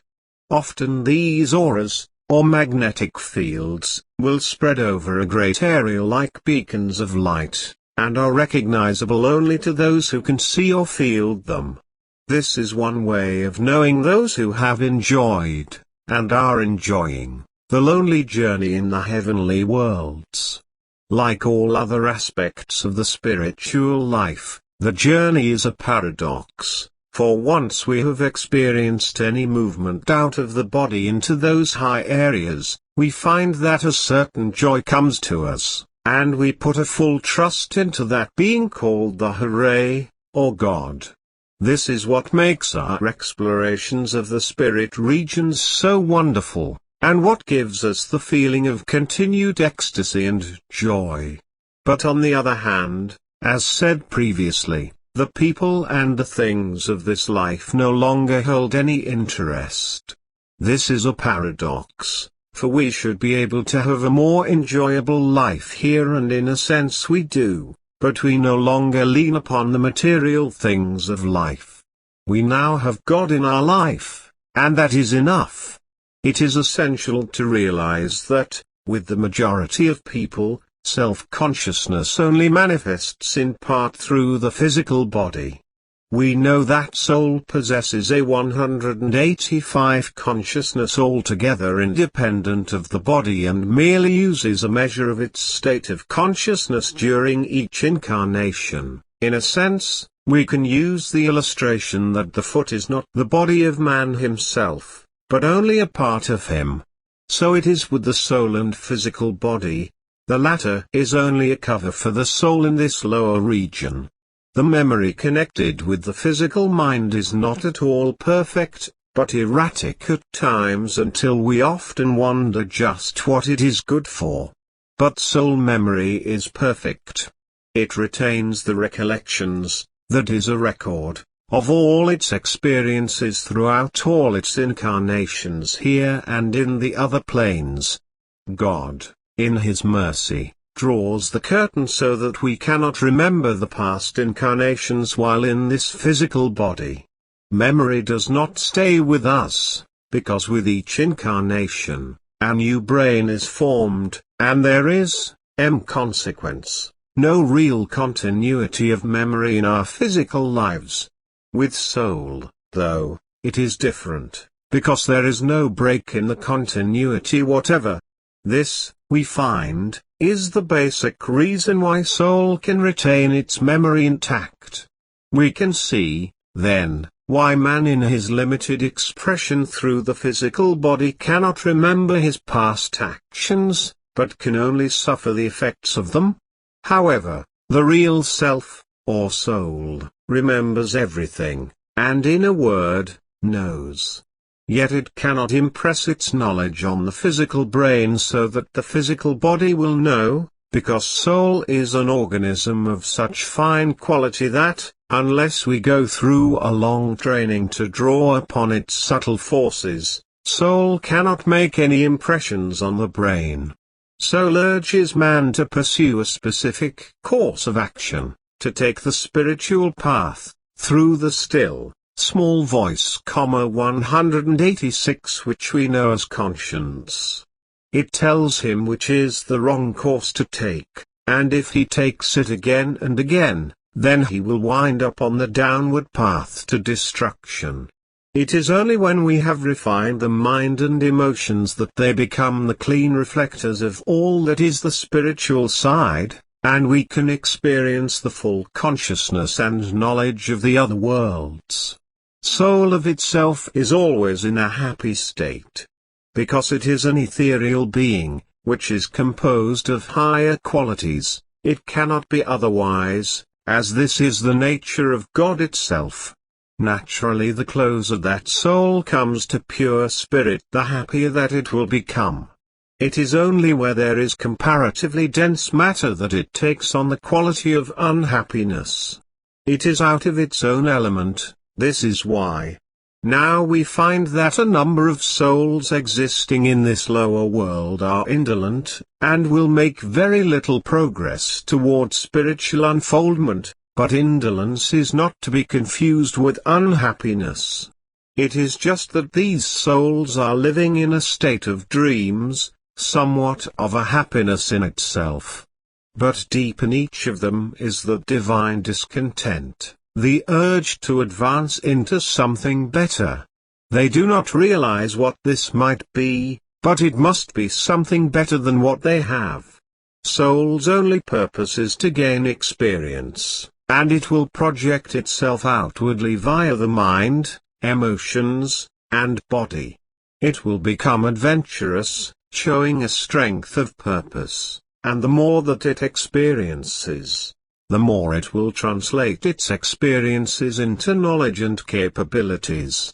It will make mistakes, but by its very nature of being a happy entity, it will not be disturbed by these mistakes, nor by any of its failures, but will eventually push through to God. 187 The divine discontent is an aspect of the evolutionary commandment to go forward into the spiritual realm.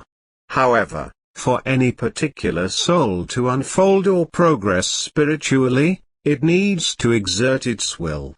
It must keep its attention focused on the goal. Therefore, as a general rule, the younger souls are more indolent, or careless and lazy, while the older souls become more energetic as they progress.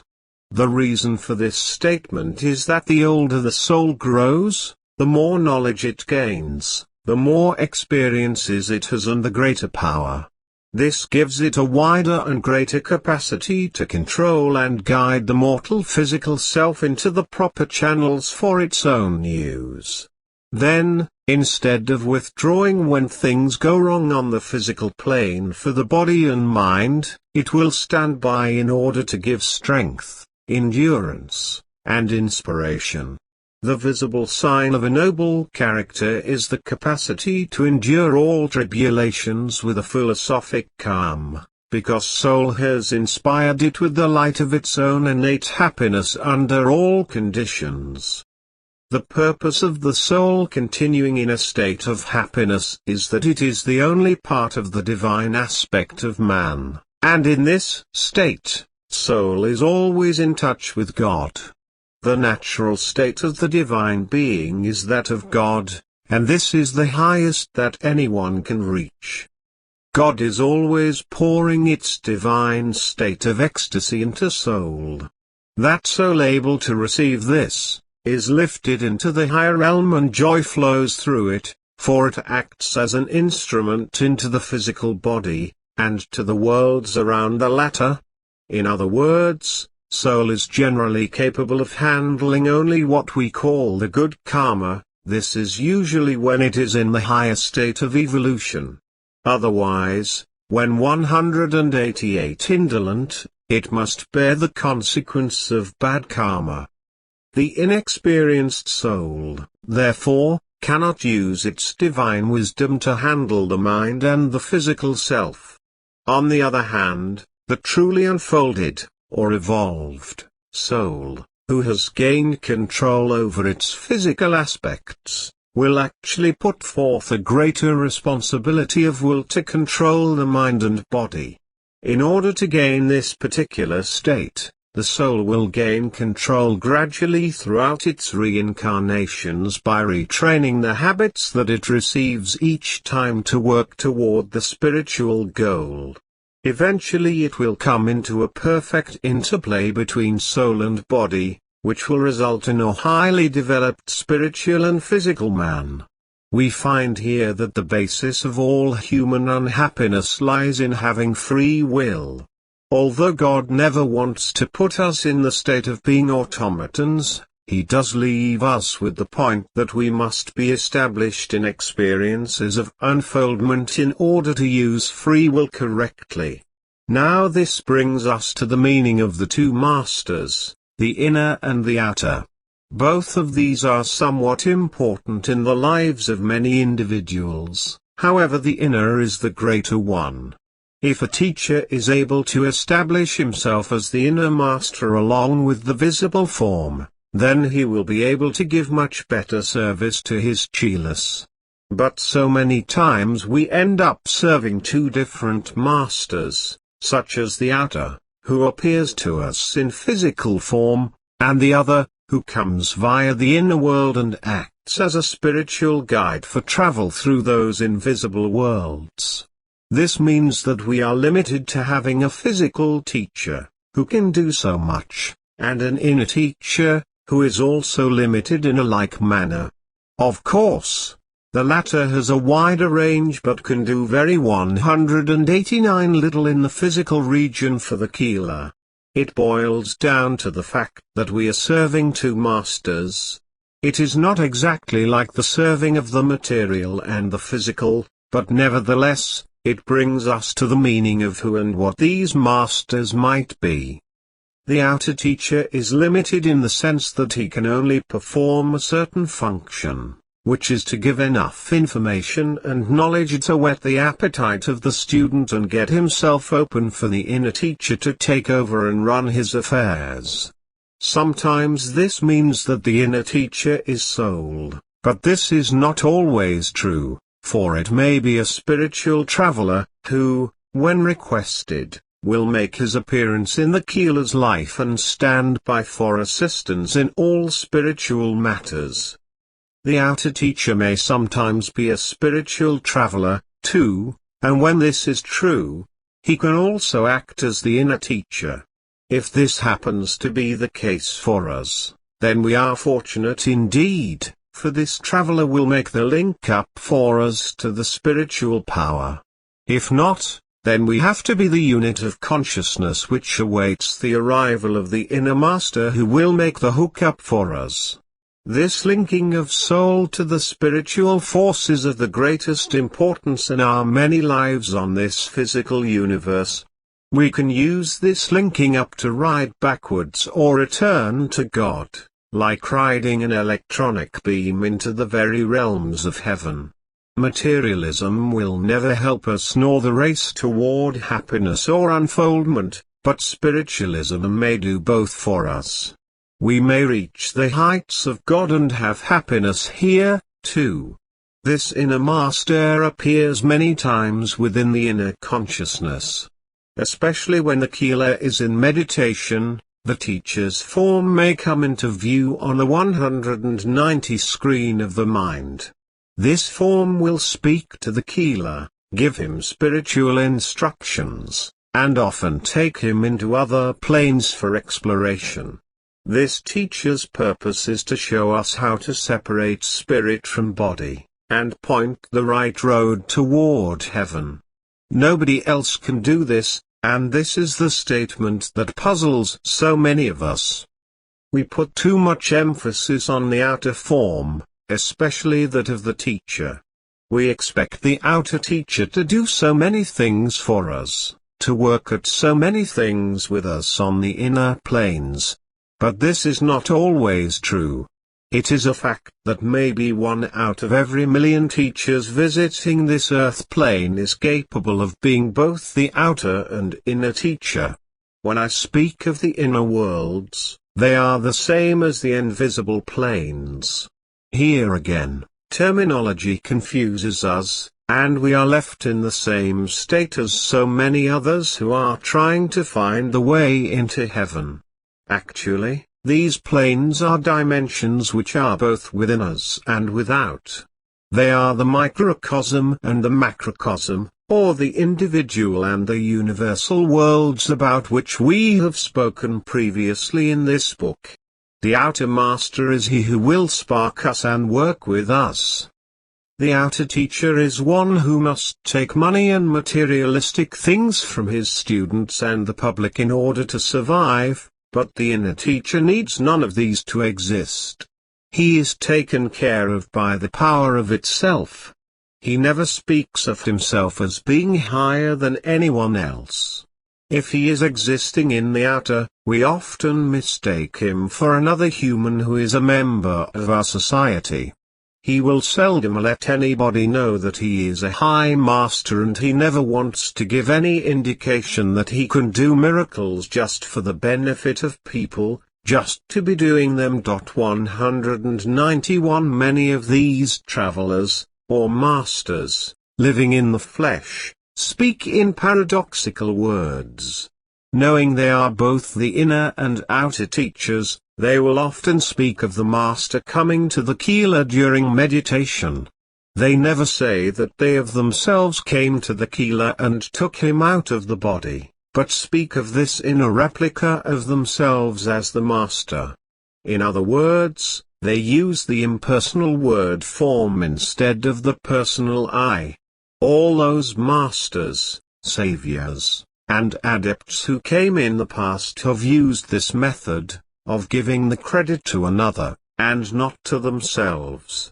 They know that this inner form is that of the divine, the soul form which approaches the Keeler and takes him into the light. Nothing else matters, for this holy self is a form of spirit and nothing more. Of itself it can move in so many different directions that it far exceeds the astral or any of the other bodies. This is why we must have a living master if at all possible instead of one who has passed on. If we cannot find a living teacher who serves both purposes as the inner and outer, then it is best to have the inner, but not one that has passed away from this physical flesh too long ago. Most teachers of another age have passed from this field of action and their work is done. It is now time for another to take up here and continue with the work. He who has left the body is now working on another plane, and his work will generally be on that plane where he places himself and nowhere else. This is true of the spiritual travelers who have placed their physical bodies on the earth plane, and the inner one on the invisible realm, so that contact can be made with any Keeler via both bodies. Now we find that many 192 disciples following a spiritual traveler of this nature run into a serious problem. Although the guide can work with the few who have an open consciousness, or what we term the higher consciousness, so many of the others, who are able to see the guide on the inner planes, will have to take his teachings in a secondary manner. Those doing this often become skeptics. they find that their faith in such a teacher does not fulfill their satisfaction, because they hear the others speak of seeing the master on the inside and traveling with him to other planes, while at the same time, he stands in the physical body nearby. Most teachers will allow the personality to enter into their teachings. This is a factor that bothers most of us, for we find that there is a mixing in our thoughts about the difference between ego and personality. In other words, personality is all that we humanly and spiritually are in the universes of God, including this earth world. But ego is pride, vanity, and the feeling of accomplishment. Any teacher who can feel vanity in his work and promotes his teachings through egotism, the offspring of personality, is a vain person who will have many problems with himself, as well as with those following him. He will show bigotry, self-assertion, and he will make an ostentatious show of wealth. He will be often bossy, scolding and fault-finding. He will demonstrate to the public that he likes to make public appearances. He must see his name in print, make a show of his piety, and he must make it a point to show the world that he gives to charity. He loves titles, honors, college degrees, and enjoys seeing people subservient to 193 him. In other words, he advocates the old assumption that I am always right, he who opposes me is wrong, and to sustain the right, I must destroy my opponent. The problem in having a teacher of this nature is that he will always resent an effort to enlighten him. Nobody is able to explain anything to him, and never will he admit that he is wrong about anything. There are two classes of all mankind, the manmuks and the atmanyuks. The manmuks follow the dictates of their own opinions and minds. He who does this is subject to every whim and object of his own mind and is always a slave to mind and its passions. He is under the ever-grinding wheel of birth and death, the wheel of desire and karma. Those who are classified in the Atmanyuks category are the ones who follow the dictates of soul.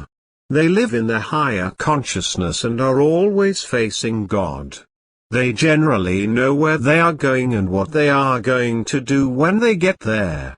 These are the ones whose qualities are wondrous to behold, such as chastity, continence, forgiveness, tolerance, contentment, discrimination, unattachment, and humility. These persons generally look at the world with a happy viewpoint, taking things lightly.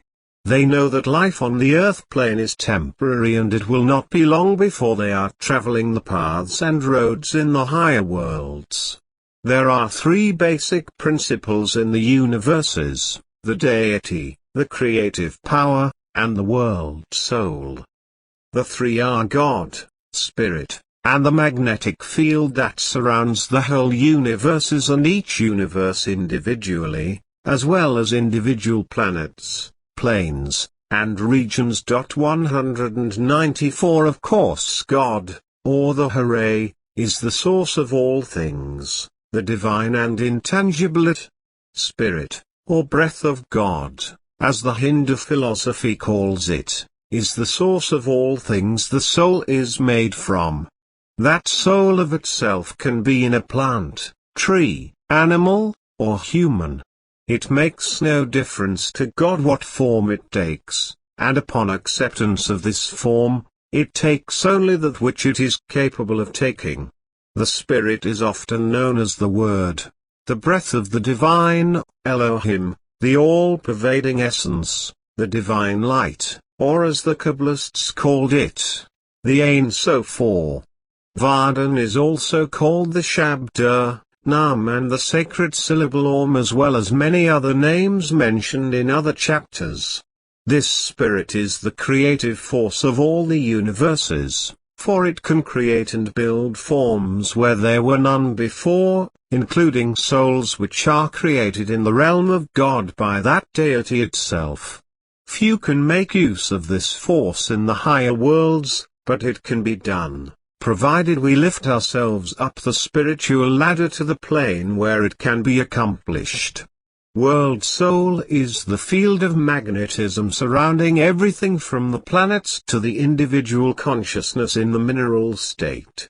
It is a form of the lower powers sometimes called the spirit of life, which pervades all matter, including the animal body of man, the lesser animals, the vegetable kingdom, and the mineral kingdom.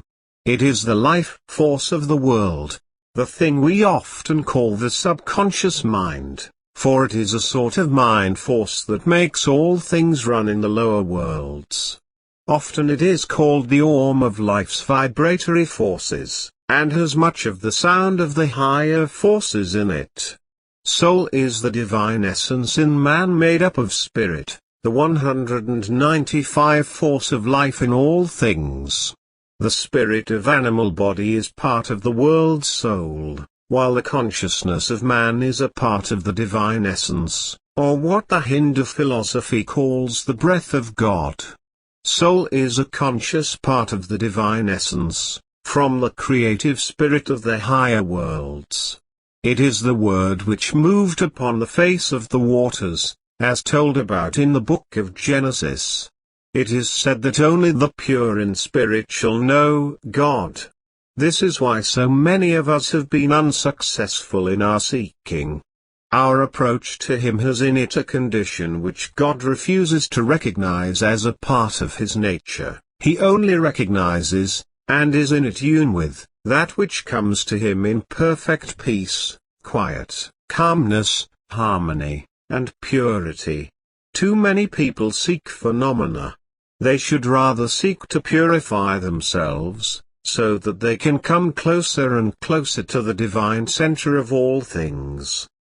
The path to manifestation of true power is the changing and transmutation of the lower nature of one's self.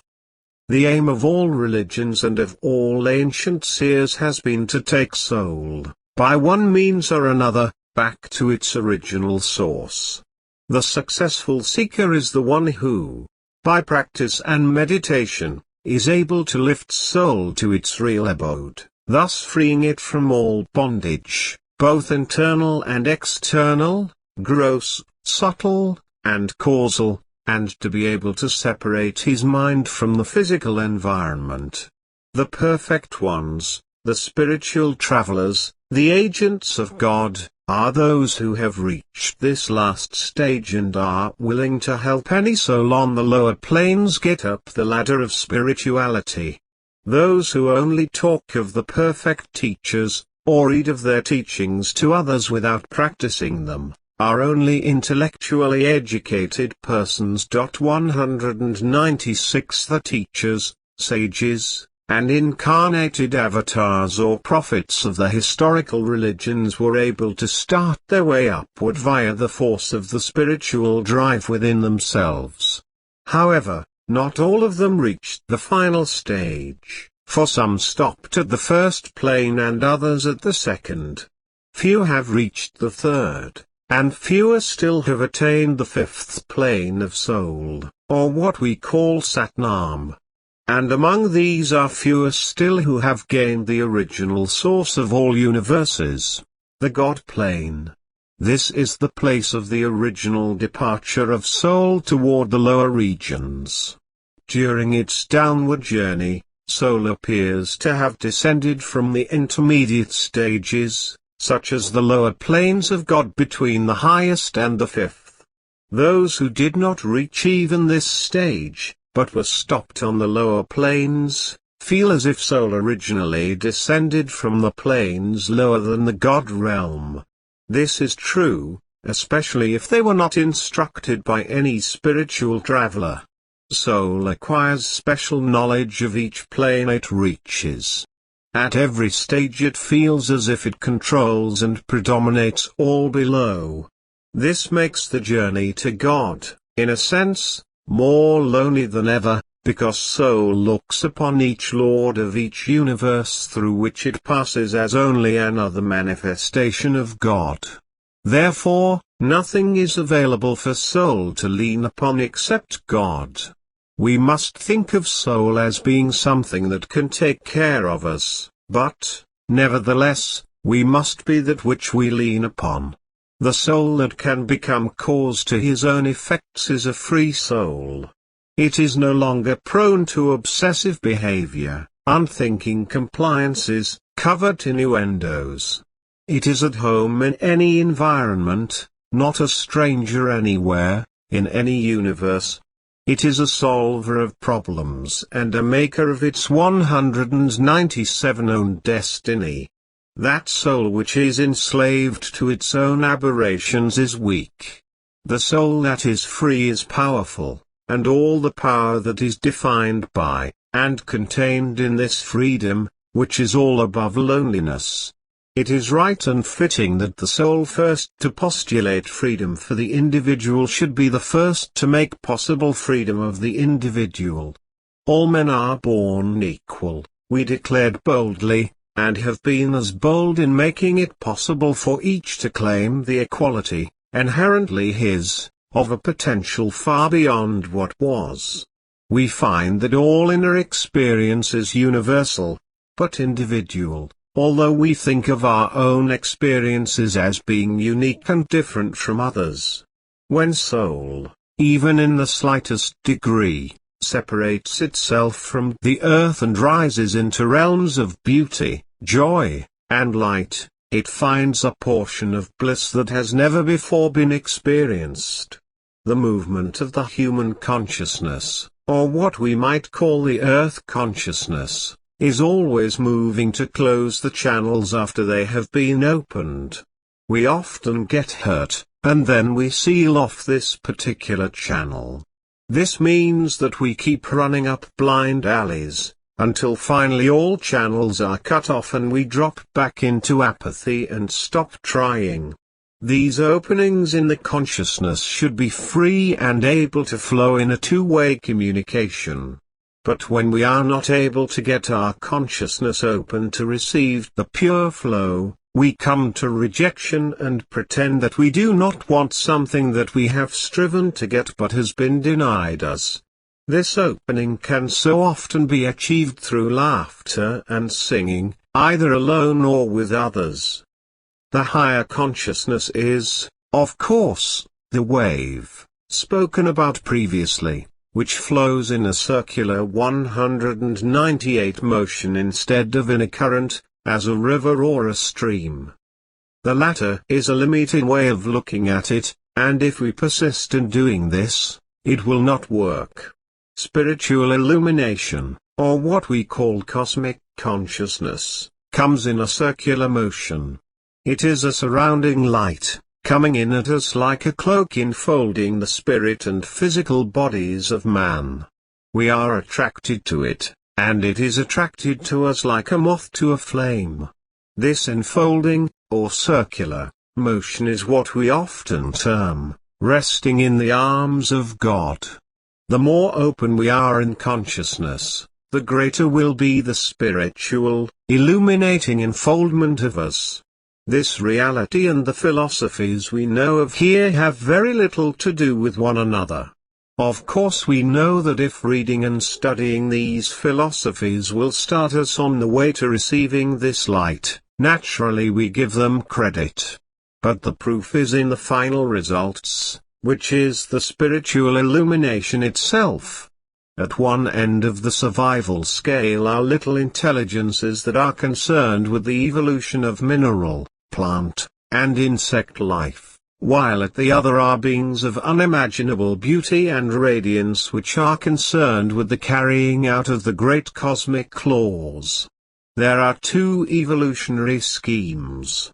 Broadly speaking, the idea proposed by Darwin comprises the form aspect of evolution, while the thought alluded to in the above paragraph comprises the life or intelligence aspect.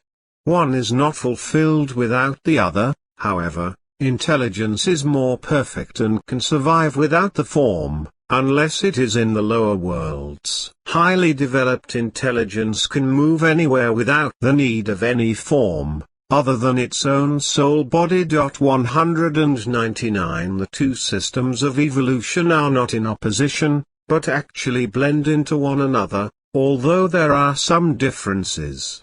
One difference is that man has not inhabited forms identical with those of our present-day animals, nor the present anthropoid species. But he has inhabited forms similar to, but higher than, those of the present anthropoids. Souls generally do not take forms of this nature on entering this world, although at first, when there were not higher forms on this planet, some did. The consciousness of men can revert back to any state possible, mineral, plant, or animal. It makes little difference, because we are what we believe we are in the state of lust. We often imitate the animals, thus reverting to a primitive attitude of consciousness. Some people, in fact, have animalistic expressions on their faces, and we always connect them with such a state. Here we get ourselves concerned with what might be termed living in the state of spiritual consciousness. This is when we place ourselves on the higher levels of the spiritual frontiers and maintain the position as such. This is practically everybody's help and dream, but because it presents itself as such a difficult task, we are apt to look at it as a far-fetched creation that can never be reached and fall back into apathy. We might become discouraged and seek many other channels that will bring us to this stage, and as a result, find many blind alleys in many incarnations before turning back to the original path. If we reach only the halfway mark in this unfoldment to spiritual consciousness, and seek to maintain it constantly, we find that it results in states of loneliness and bafflement.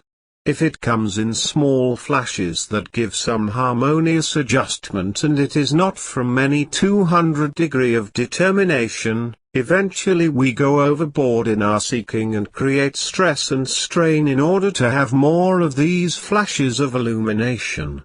The usual misapplication of the higher consciousness results in persons who are unwilling to share it with others.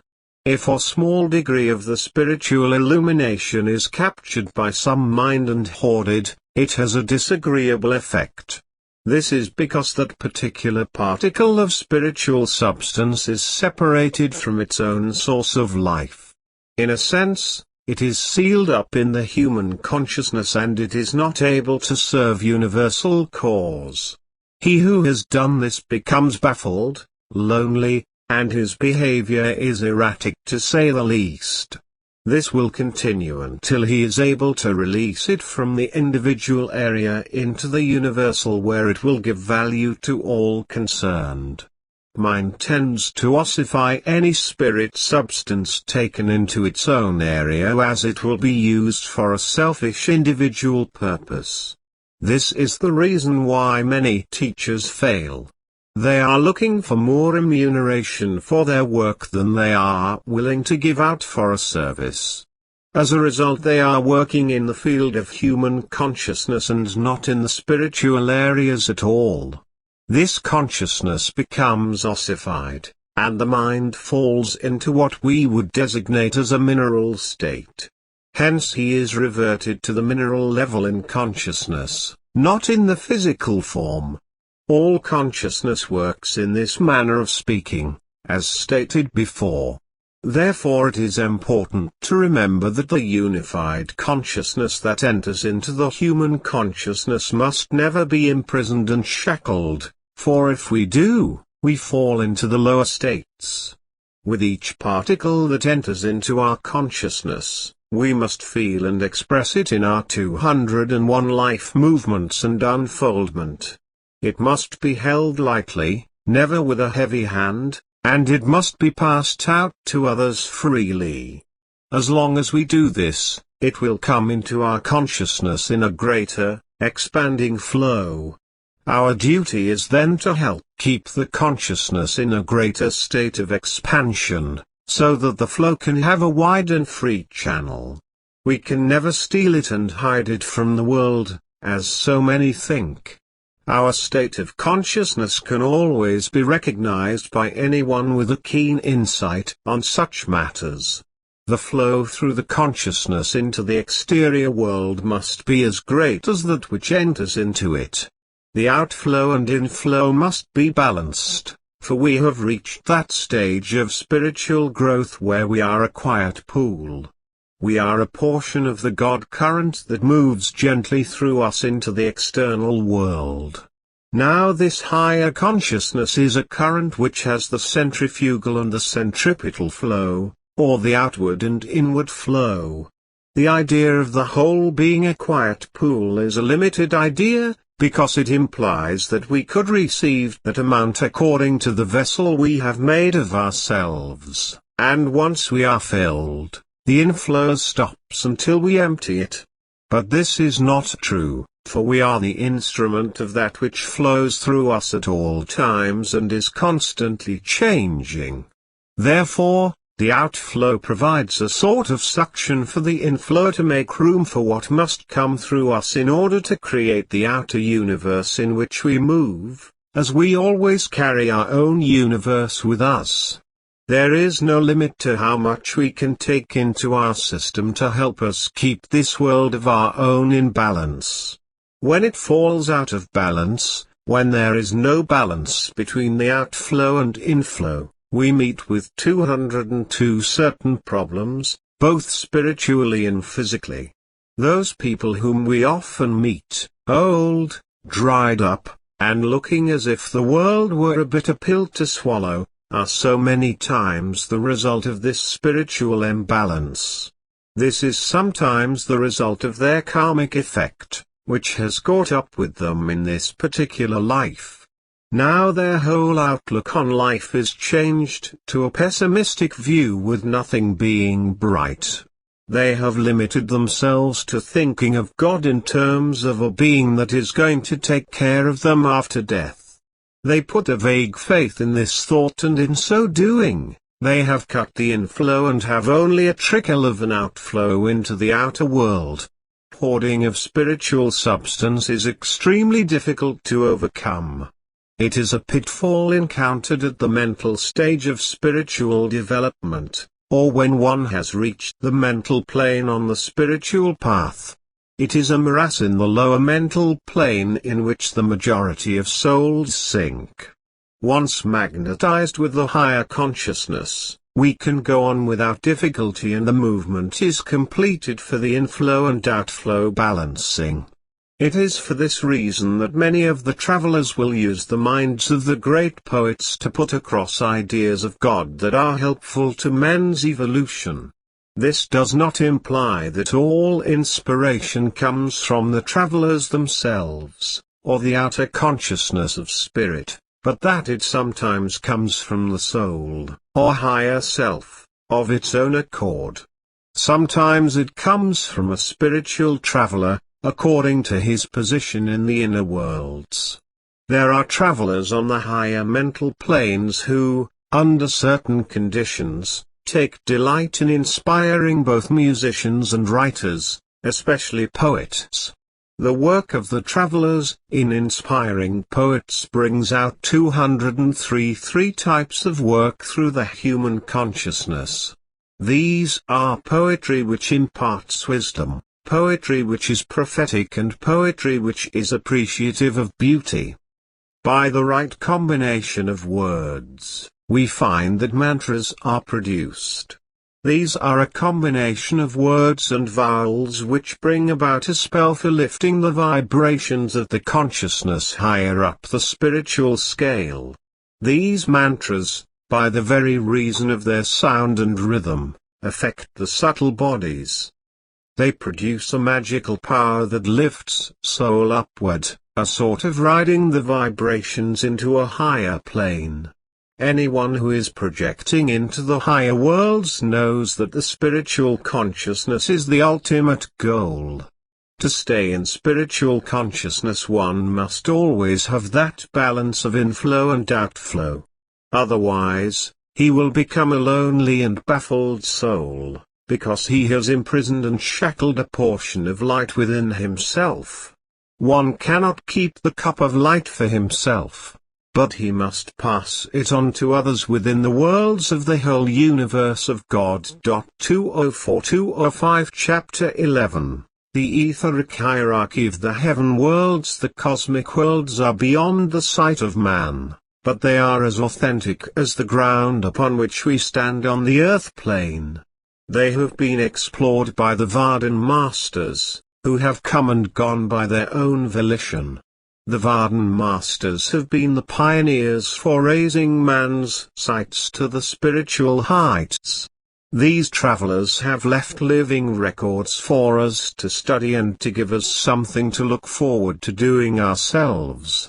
The basic principle set down by many saints and adepts has been the same as that expressed by Rebbe when he said, "We must have courage and strength to reach God.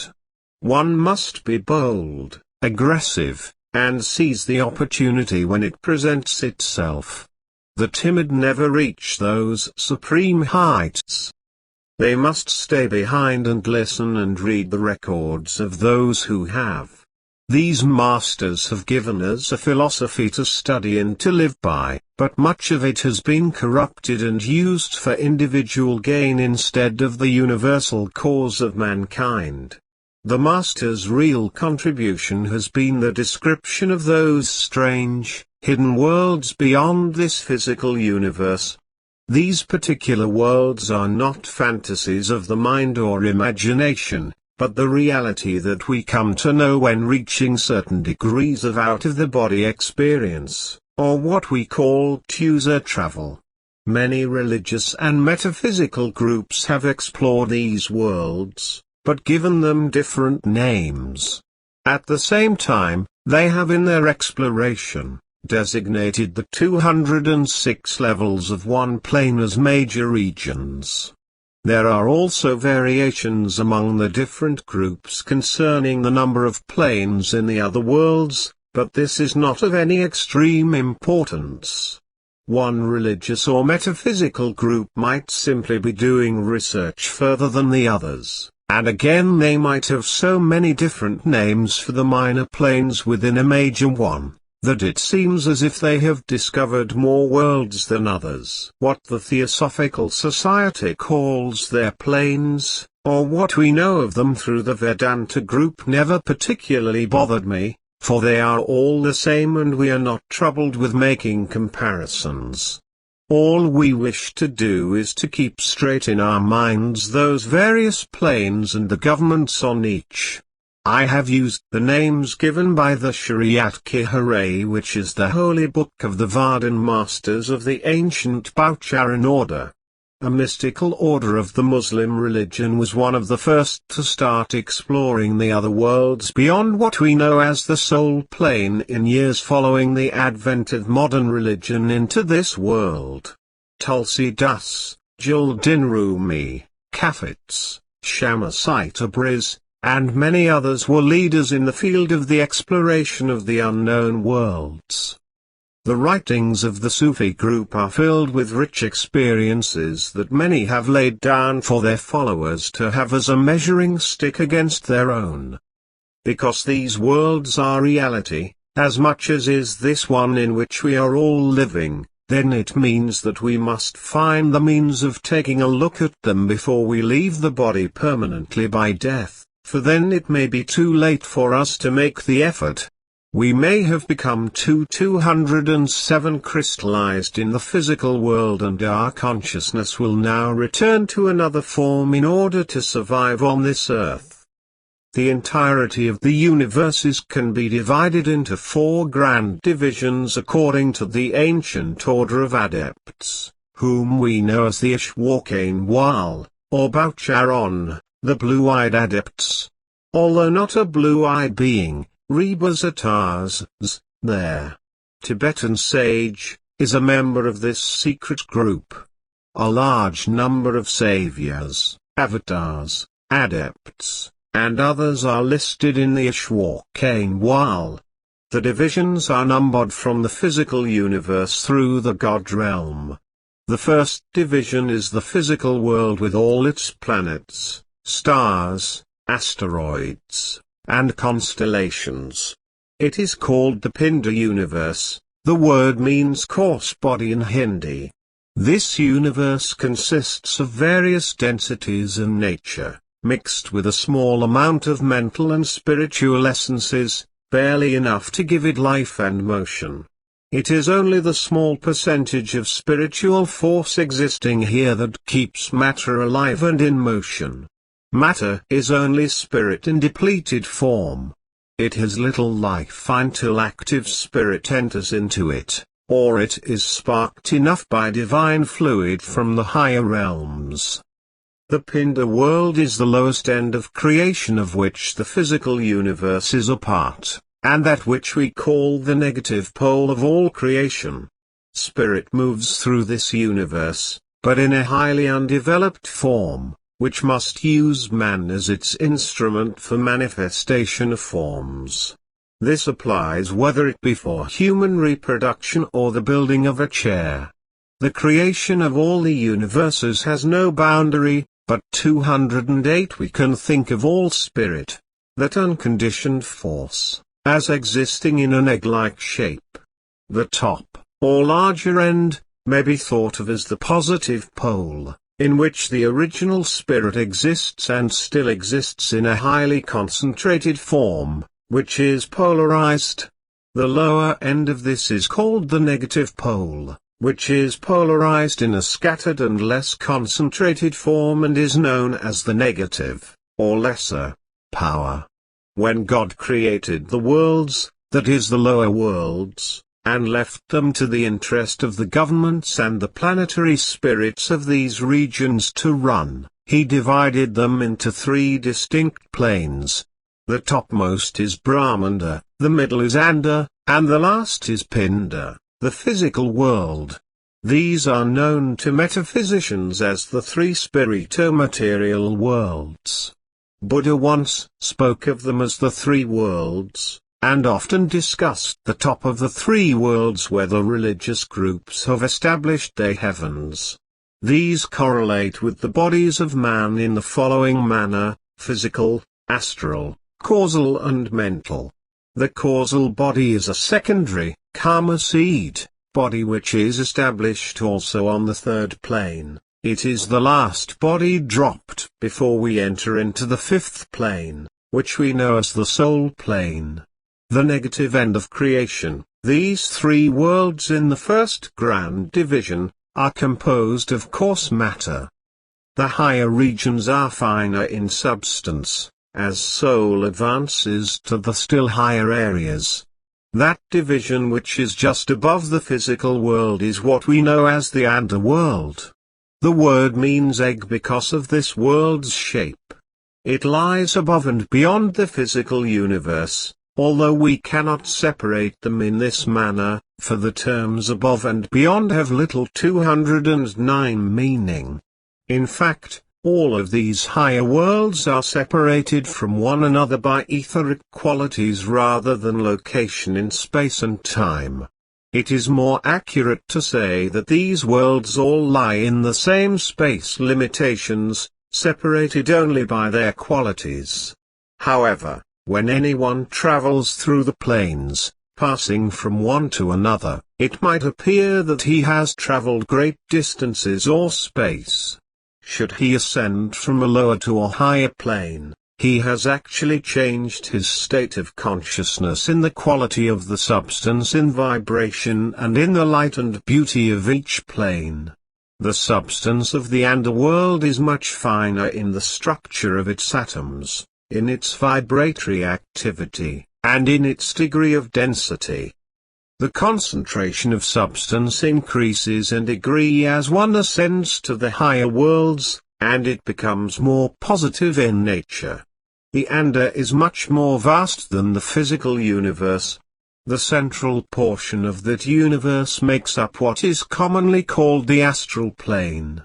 Its capital, which is the governing center of this world, is named Sahasradul Kanwal by the spiritual travelers. Many subplanes are located here, many heavens so called by various religions, and purgatories. All are filled with an endless variety of life. There are also numberless continents, rivers, mountains, oceans, cities, and people. All of them are of a higher order in character than anything known on earth, more luminous, and certainly more perfect, except for those living in what we know as the reformatory areas. Here many are sent to work out character problems in places especially designed and set aside for this purpose. We find schools and purgatories here which are established for rebuilding character. It is 210 here that many people from the earth go following their death in the physical body. All of these entities are invisible to physical eyes because of their higher vibrations. They generally lie beyond the field of physical science, and they cannot be known except by those who have developed their psychic sight. Above the underworld lies that which we call the Brahmanda, the third grand division, the egg of Brahm. It is also like the underworld, but greater in scope and immensity of space. It is also more refined and more full of light than any of the worlds below it. In fact, spirit predominates the Brahmanda plane, just as matter dominates the Pinda, while the Anda is in between. The highest grand division is the Sattishor, the region of the universal spirit. Its name means the true country, for this is the region of ultimate reality, the world of truth. This division is much more vast in space than any of those below it. It is beautiful and so full of light that we cannot comprehend it at all from this plane. It is inhabited by countless numbers of pure souls, who know nothing of imperfection, sorrow, and death. Sattishor is itself divided into 4 distinct planes, the highest of which is the supreme seat of the infinite, the absolute, the source and creator of all that is. The creation and division of the whole of existence into 4 separate divisions is due to the polarization of the pre-creation substance, the primordial element of all worlds. This primordial substance is called spirit, and often God, according to the religionists. The upper portion is the positive pole and the lower is the negative, while the middle section is the neutral area, which takes 211 of the properties of both, growing more positive as it moves upward. Starting from the bottom of the universes, we examine the Pinda, which is actually the gross material, or physical universe. Here we find the planets, stars, asteroids, moons, suns, and all the parts of those worlds we see in its starry depths. Coarse matter is foremost here, there being a small percentage of mind and a still smaller amount of spirit. All the human consciousness we find here is evil or bad is due to the lack of spirit in this realm. Evil, then, is simply ignorance, a darkness and an absence of light, which means the absence of spirit. This is why all souls here in the physical universe call out for spirit, or what we call light. The physical world is the extreme negative pole. It is so depleted of spirit that it lies in a state of semi-death, a condition of heavy inertia, over which broods a deep grey shade.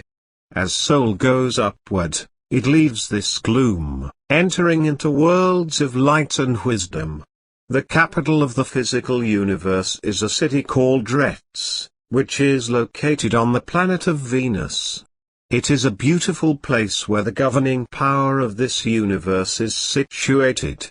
The name of the Lord of this physical universe is Elam, whom many have mistaken as the Hooray, or whom we know as God. He is the lowest manifestation of the Supreme Being in the physical worlds, and through him the spiritual power flows to reach every living thing here. Also we find planetary spirits, the elementals, devas, angels, cherubs, and every type of being possible that is helping in the physical world to keep it running 212 automatically. There is no creation here because the Lord, the greatest of all, created these three grand divisions, including the Pinder world, and left them to their own. Someday they will all disappear, trillions upon trillions of years from now. All souls will be put to sleep and be drawn into the fourth grand division and left until new worlds are created again. Then they will have a fresh start. To help control this world there are 7 spiritual cities scattered over the various planets. On the planet Earth are 7 spiritual cities named Damkar, Agamday, Shambhala, Satdam, Akhevis, Kimtavt, and Nampak. These are located respectively in the Gobi Desert, the Himalaya Mountains, India, the Pyrenees Mountains, Central America, South America, and Africa. Many writers will differ on the names of these spiritual cities, but this is due to the fact that we do have other communities of spiritual beings living on Earth. These, however, do not have the same function as the spiritual cities, nor the respective powers. Also, they may be known by other names to various religious groups and metaphysicians. The underworld is the lowest of the heavens. Its capital is called Sahasradul-Kanwal, which means the 1,000-petaled lotus, the same as the last chakra in the body, the top of the head. Its name is taken from the great cluster of lights which are seen upon approaching this world. These lights are the actual powerhouse of the physical universe, for out of them flows the power that created and sustains all the worlds in the physical and underworlds. These are what we call the astral worlds, and they are ruled by a manifestation of God whom we call Sat-Kanwal, or True Lotus. All the planes within the Ender 213 have subgods and lords under Sat-Kanwal. It is the first station on the upward path of the spiritual travelers. Each of the lights are controlled by Sat-Kanwal, and each has a different coloring which transforms the city into a gorgeous spectacle as one enters it. Here we find schools of wisdom, millions of the Earth's most renowned people of all ages, and many of the religious worlds which are called heavens, purgatories, and reformatories. It is actually the port of entry for all the higher regions, where all souls from the physical universe must check in and pass through. The majority of souls at the time of physical death pass to some subplane of this region. Very few go directly to the great city. The second grand division, which we call Brahmanda, has a ruler whom we call Brahm. This god was supposed by most of the old rishis to be supreme being of all creation, frankly, because they knew no higher world and no higher ruler. Many today accept Brahma as the highest deity of all. He is worshipped under many religions and under many different names. The spiritual travelers know, however, that there is not only one Brahm, but that many there are governors and rulers over the many planes within the Brahmanda world, each circling about the supreme region of the original Brahm. All ancient yogis called Brahm the ruler of the 3 worlds, including the physical universe. The upper part of this world is ruled by a deity called Mahakal. This is a world of spiritual material substance, but spirit is more predominant here than in the worlds below.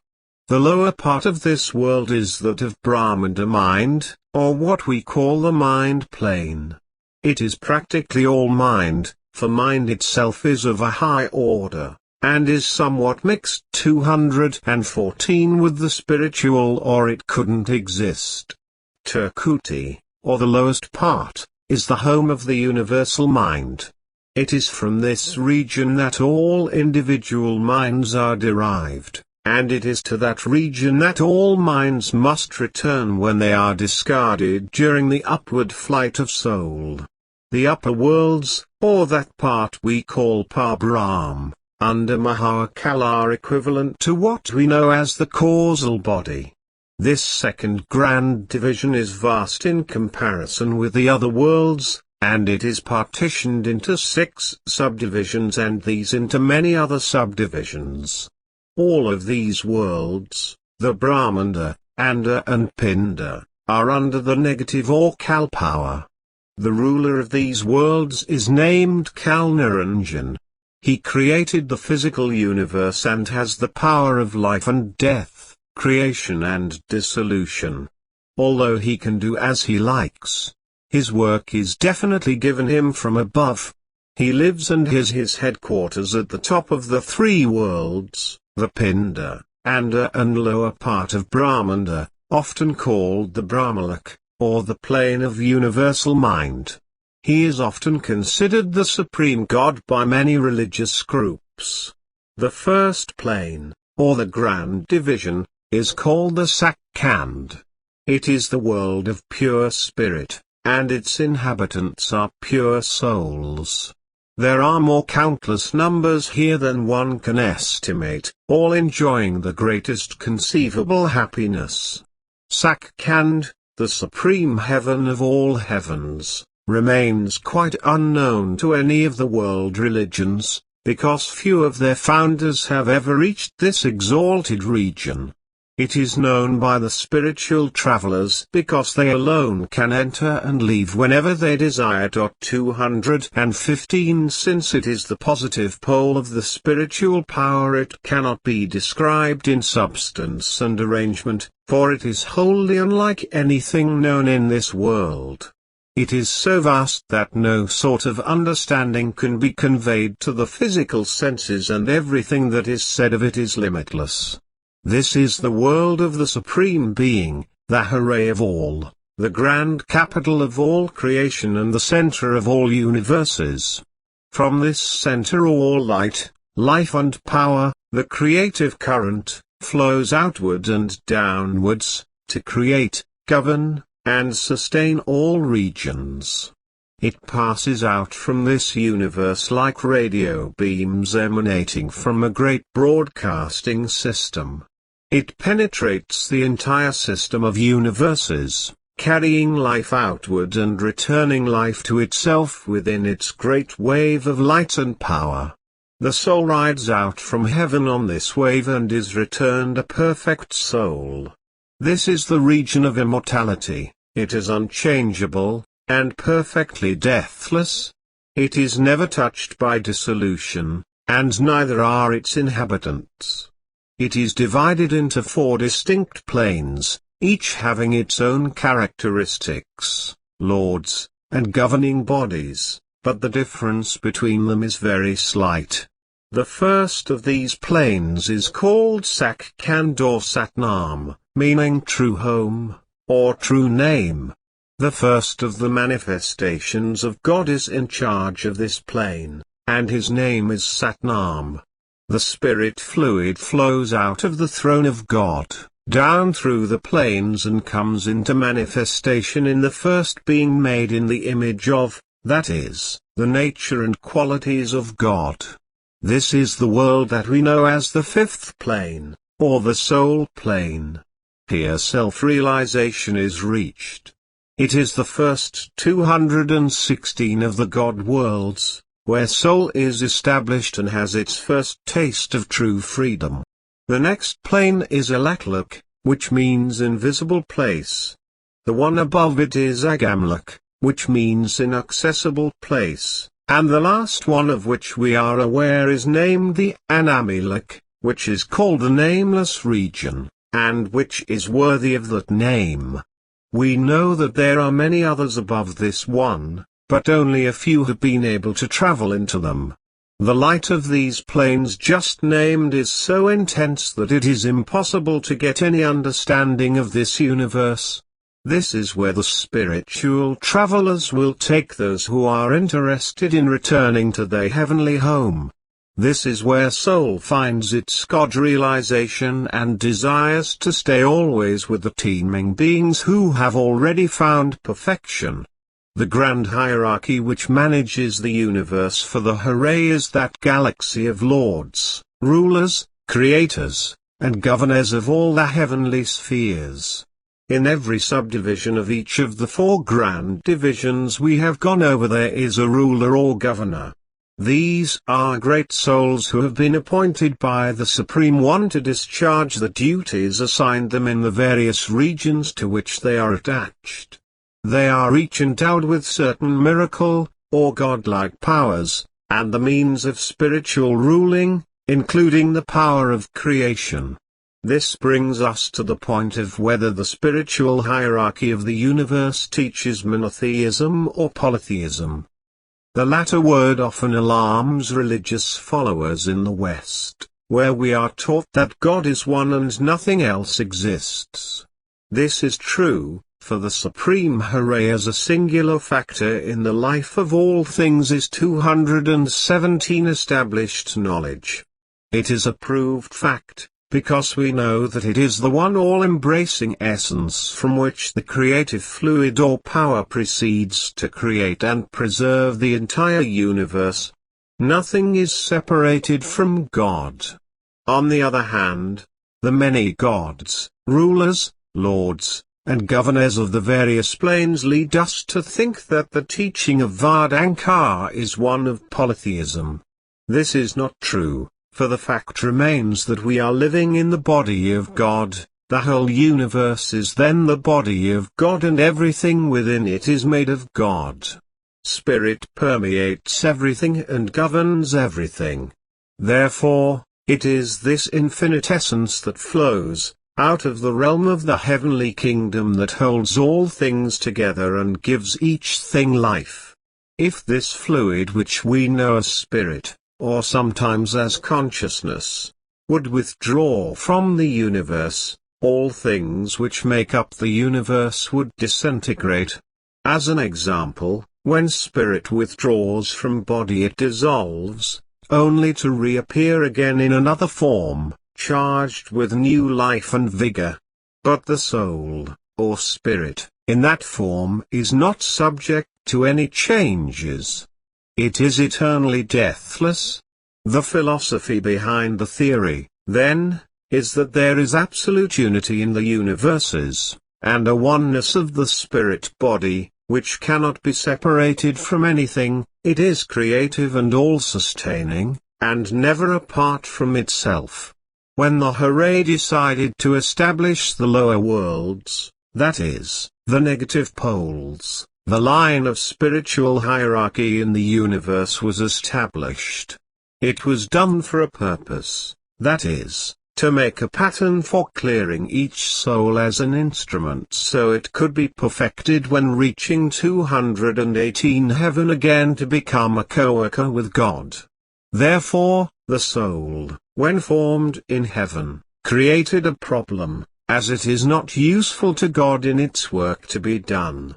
It cannot be established as an instrument through which the essence flows, that is the consciousness, until it has gone through every possible experience offered in the worlds and returns to heaven as the perfected consciousness.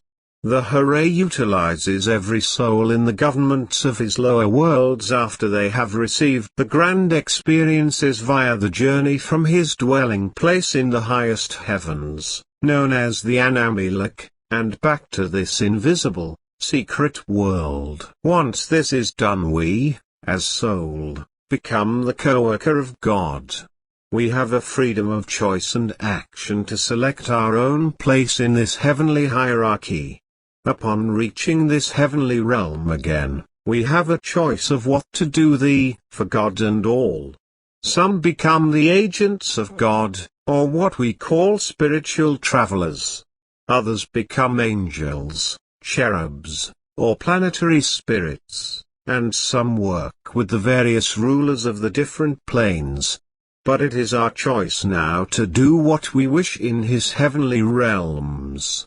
What choice we make depends upon how long we wish to stay on earth, and in this material universe, and what we wish to do with our spiritual life. At the point where we now stand in our spiritual unfoldment, it depends on whether we will reincarnate in this physical universe again. This journey we take from the realm of the hooray through the lower worlds is a necessity. We go through a number of incarnations in order to get back to heaven as the tried and tested soul. We leave it as an untested entity, 219 ready to learn and become perfect so we can be echo with God. The veil is drawn over the senses to forget each incarnation, because God knows that while each individual soul is living in the physical body, it means that we must do the job at hand and the best we can. If all your past incarnations were known to you, it might overwhelm your senses. Anytime you have started doing projection into the spiritual worlds, it is time to know what has gone on in the past, and it will not bother you as much as it would have prior to this time. In fact, you will learn from it and be encouraged to get into the heavenly worlds. The hooray established a certain focus of action from its center of all the universes down to the bottom of the negative pole. Each of these are actually a manifestation of himself, beginning at what we know as the Agamluk plane, where the ruler is only a light, invisible manifestation, and its lord the Agam Hooray was brought into being at the same time as the first individual manifestation of the Supreme One. All the creation flowing out of God was carried on through this first manifestation. This supreme fluid, or creative energy working through the Agam Hooray, brought into existence the next region below, Alakluk, and its ruler Alak Hooray. Following this, what we know as the fifth plane, Sakkand, and its ruler, Satnam, were established. These planes were established downward through this manner, and at the same time, the head of each was created and given charge of that world. This process went on until the last plane, the astral world, or what we call the Anda, was established. Throughout each plane a series 220 of subplanes and ruler, with subplanes under them, have been created. The lord of this last region, Kalniranjan, was brought into manifestation, and through him was established the entire physical universe over which Elam, the overlord, rules. This is the completion of the creative process of building universes. This is the way the entire universe of universes was created and organized, and is governed by the spiritual hierarchy. The lowest member of this governing group is the lord of a physical planet, and the highest is Agam Hooray, which is the first of the individual manifestations of God after leaving the highest realm. Each individual member of this hierarchy is the lord over all below him, and through each of them all essence flows to the next one below. On each planet in this physical universe there are also many subordinates under the planetary ruler. At the foot of this hierarchy is man himself. His individual consciousness serves as the lowest of the channels through which the Divine Spirit manifests itself. Every person has his own individual sphere of action, and there are many who today are selected by the planetary ruler to perform certain spiritual duties. Often he is not aware of this, though he works under orders whether he knows it or not. Thus the world is moving toward spiritual perfection in an orderly manner, and not, as we think, in a chaotic manner. The spiritual travelers, or the agents of God, occupy a unique place in the universes. They are the blessed ones, because they take their orders directly from the Supreme Hooray itself. They have no bondage on any plane, and 221 they can come and go as they wish. They wish to help others, on every plane from the physical universe to the Brahm region, They are working to get the souls out of these spheres into the place where there is true liberty. As long as we are living in the world of matter, we have to deal with the negative power. With it we must contend in our struggles for spiritual freedom. It is the duty of Kalniranjan to keep us here as long as he can, in relationship with our karma. The struggle to get out of the body and travel upward makes us strong, fitting and strengthening us for the journey.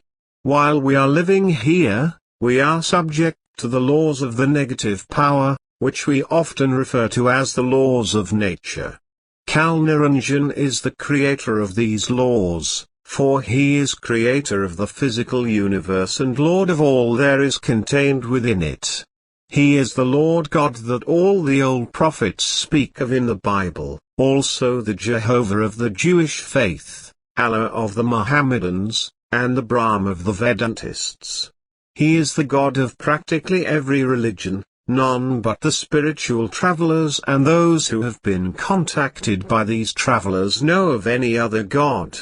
The God of this negative pole is in fact only a subordinate in the hierarchy of the universe, neither is he free of imperfection. When he is compared to man, he is filled with light, goodness, wisdom and power. But when compared with the Hare, he is filled with imperfection.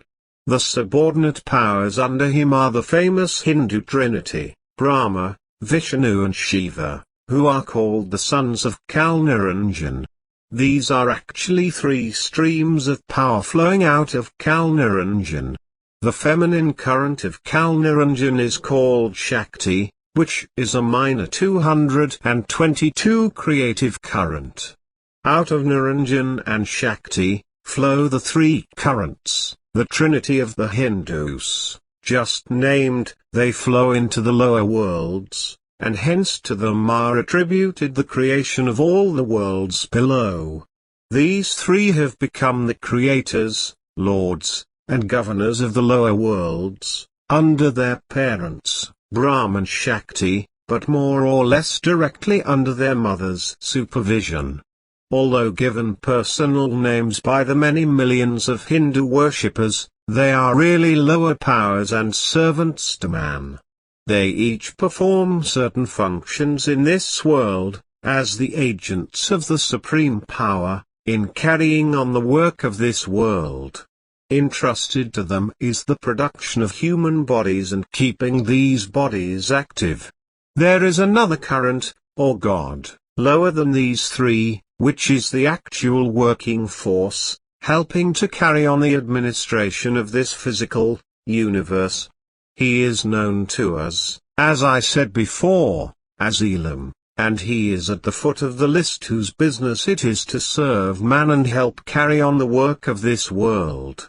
In the subtle regions closer to earth are the angels, elementals, and others, who carry on the laws and rules laid down by Kalniranjan, down through the line of authority, Vishnu, Brahma, and Shiva, and Elam.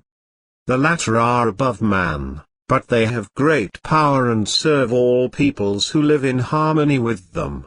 Man is at the foot of the pole, the last of this hierarchy. If he willingly works in harmony with all of the powers above him, he receives their help and eventually rises to a place where he meets with a spiritual traveler and then learns the way to get out of his body and start exploring the other worlds. This leads him to going higher and 223 higher and eventually puts him into the realm of God, even before he leaves his temple of flesh. Then when he is ready to pass on to the worlds before, he can leave his body quickly, without pain and suffering, and go into whatever plane it is possible for him to rise to according to his past experience in spiritual traveling. The fundamental qualities of spirit are wisdom, charity, and freedom. Any soul that possesses these unrecognizable qualities will be able to enter into the higher life. Not only will it gain freedom plus charity, the word for non-attached love, but it will have all the divine wisdom at its disposal to use for helping itself survive and benefit others that it finds needing such assistance. This brings about the point that man is pliable and can do anything spiritual that he desires. It takes his own direction to do this, and also it takes his initiative to reach God. He must be bold and willing to seize every opportunity of a spiritual nature that is available. He can rise upward into the other worlds and someday become a Varden Master. 224. Chapter 12. The Illuminated Way as the Ultimate Experience. Although user travel is much less arduous than the other methods like the Cosmic Consciousness Path, and at least much more certain than the intellectual or mental way, it is nevertheless a difficult method. In fact, all paths that lead to God are difficult. If they were not, then those who are so far separated from God could get there in a moment's notice. We can anyway if we would recognize that all life, knowledge, charity, and freedom is within ourselves. Everything belongs to God, and we should therefore recognize the fact that it does. We must live dangerously if we expect to reach God. Spiritual illumination is earned by the courageous person who lives dangerously, by those who are not frightened to move beyond the material life and venture into the realm of spirituality, psychic research, mysticism, and spiritualism.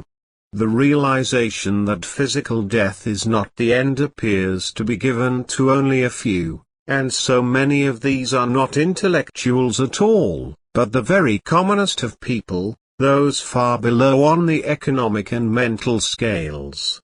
They have found that man's true home is to be found in the center of that great unknown. Frankly, true morality is ultimately to be achieved only when everybody knows that the spirit of man, meaning soul, is actually immortal.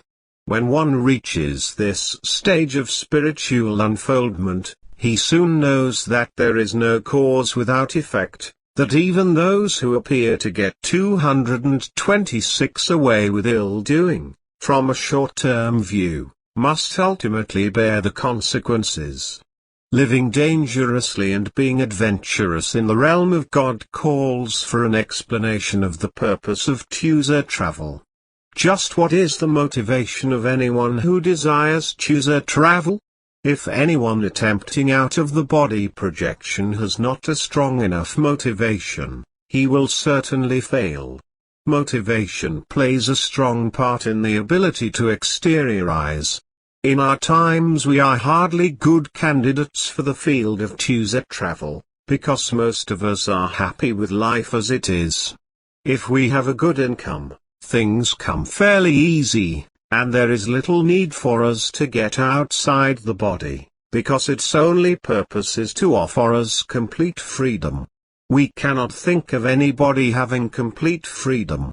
It simply does not seem possible, so we are happy to stay in our physical state at the present time, and take life as it comes. If a person knows that his life may be in danger, he will have a stronger motivation. And that is what has happened with those who believe that their lives are deeply involved with some menace here on earth. Those who fear personal danger want to get out and leave the body behind, and we cannot blame them. The religious fervor of the Middle Ages is an exceedingly good proof of this when thousands made pilgrimages to the Holy Lands and other shrines in Europe, including the famous Canterbury journeys to the tomb of the martyred Saint Thomas A. Becket. Casualties were extremely heavy in these pilgrimages. For example, in 1066 the Archbishop of Metz led a company of 7,000 pilgrims to Jerusalem, but only 2,000 returned. This is an indication of the 227 degree of risk that the pilgrims took. They died of exhaustion on the dusty roads, and perished like flies in the terrible holds of the ships at sea. Some passed away because of the fevers of the East, many were captured by the Muslims and sold into slavery. Those who did return were highly respected by all, and became a part of the Order of the Palm Leaf. This meant that they could wear a cross of palms on their hat. This was a sign of those who actually worked to get retribution for their sins. Those living in the Middle Ages were afraid of hell's fire and damnation. Why would anyone want to get out of the body and seek other worlds unless he is extremely dissatisfied with his life here? Although most of us do not like the way life is going, we seldom get too excited over getting out of the body. We are too involved in revolutions which change administrations and governments. These revolutions never solve any problems for human life. They only add to them, because they change again and become as corrupt as the government overthrown. Therefore we come back to the main aspect of user travel, which is motivation. Unless we have it, we are going to have a hard time getting out of the body. Of course, living in a civilization as we do where all the emphasis is placed upon intellectualism instead of the spiritual side of life, we are all at a disadvantage. We should live by three principles: intuition, analysis, and synthesis. This is about the only way we can live when not doing user travel under control. We must be like Fubby Quantz, who attempted a synthesis of his celebrated mystic successor, Yobel Sekabi, the great Vardan master. Although it was 8228 step downward, still, in the end, he was raised to the spiritual heights of God. In the beginning, he did not realize the divine presence in all that he did or perceived. He had to struggle hard against forgetfulness, but he remained the eternal aspirant, striving towards the miracle of fulfillment. Always seeking to achieve insight into the center of creation, as though it was something he had lost, he came in the height of his glory into the fullness of himself, as within the very realm of God. When anyone has an out-of-the-body experience, he will consider that the laws of man and church are immoral, that politicians and entertainers of our day are vastly overpaid and much exaggerated in their worth to our society. The paying of professional football and baseball players and long-haired rock and roll singers large sums of money, instead of helping spiritual institutions and religious organizations, is about as foolish as the material world can get. None of these are heroes except what the public media makes of them, and we can see that all public media is at a low level on the survival scale. When one has come to the point of knowledge through outside experience, then he is in a position to understand what St. Paul spoke about in his letters, "I die daily." This process of death is what practically every great saint went through when doing user travel, including those of less saintly degrees. This, of course, is the ultimate experience which one can enjoy daily. When one experiences this, he will go through a certain encounter with the physical body. While lying on the bed, soul will generally leave the body, as in death, through the pineal gland at the top of the head. In the case of a 229 man with a lower consciousness, soul can leave by any spinal center. By lying still on the bed, a certain numbness begins to creep up the feet, gradually higher along the body chakras or spinal centers, until it reaches the heart center, where it pauses and starts again, moving upward to the pineal. There is a sensation of something moving out of one's self, and then we are flying like a bird. This is the soul body which has moved out of the physical self on the bed, and is now free. Having fixed ourselves in a certain position in the room, we can stand the looking down and examining the strange lump of clay on the bed. It neither breathes, nor moves, from lack of reflexes. The color of the face is usually gray, the eyes wide, staring lifelessly, and the radiation of the aura gradually fades. In going out of the body, we always experience a strange, sucking upward that has the suddenness of shock. This is normal, for this process of leaving the body is the better way, instead of trying to get out via many other methods which we have found in books and writings by occult writers of yesterday and today. Soul does not need mind or material bodies. It knows by direct perception, for all knowledge is opened without needing any of the material sheaths, or what we call bodies, that it uses on the lower planes. Death, as we see it, then, is not the end of man's life, but another chapter in his existence in one of the planes in God's universes. As long as we owe 1 penny to the earth, we must return to pay it. The story of Abraham Lincoln, who walked 7 miles to give back a few pennies for overcharging a customer, is an example how this law should be respected. 230 In the mental plane, death much resembles sleep, and its actual arrival is imperceptible. In the deeper realm of the mind, though, there are often signs of a great awakening. An expression of ecstasy often spreads over the dying man's face.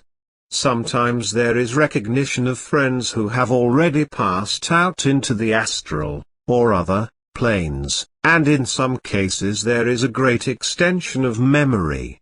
Frequently the dying one will express the thought that the soul is really leaving the body, as we often do in trance and meditation.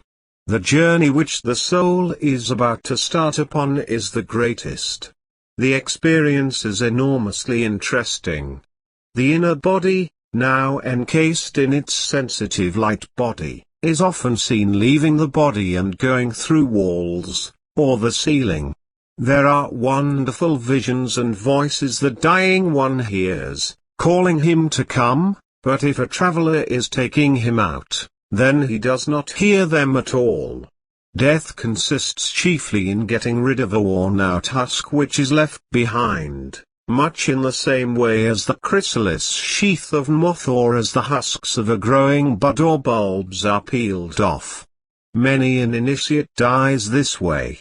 Their bodies have little or no disturbance, nor any conflict. They simply wither away, and the spirit body which is in the act of leaving the physical grows more luminous and shining. There is no painful rendering, but the spirit returns to the heart center, then withdraws upward to the skull and peacefully retires from the body.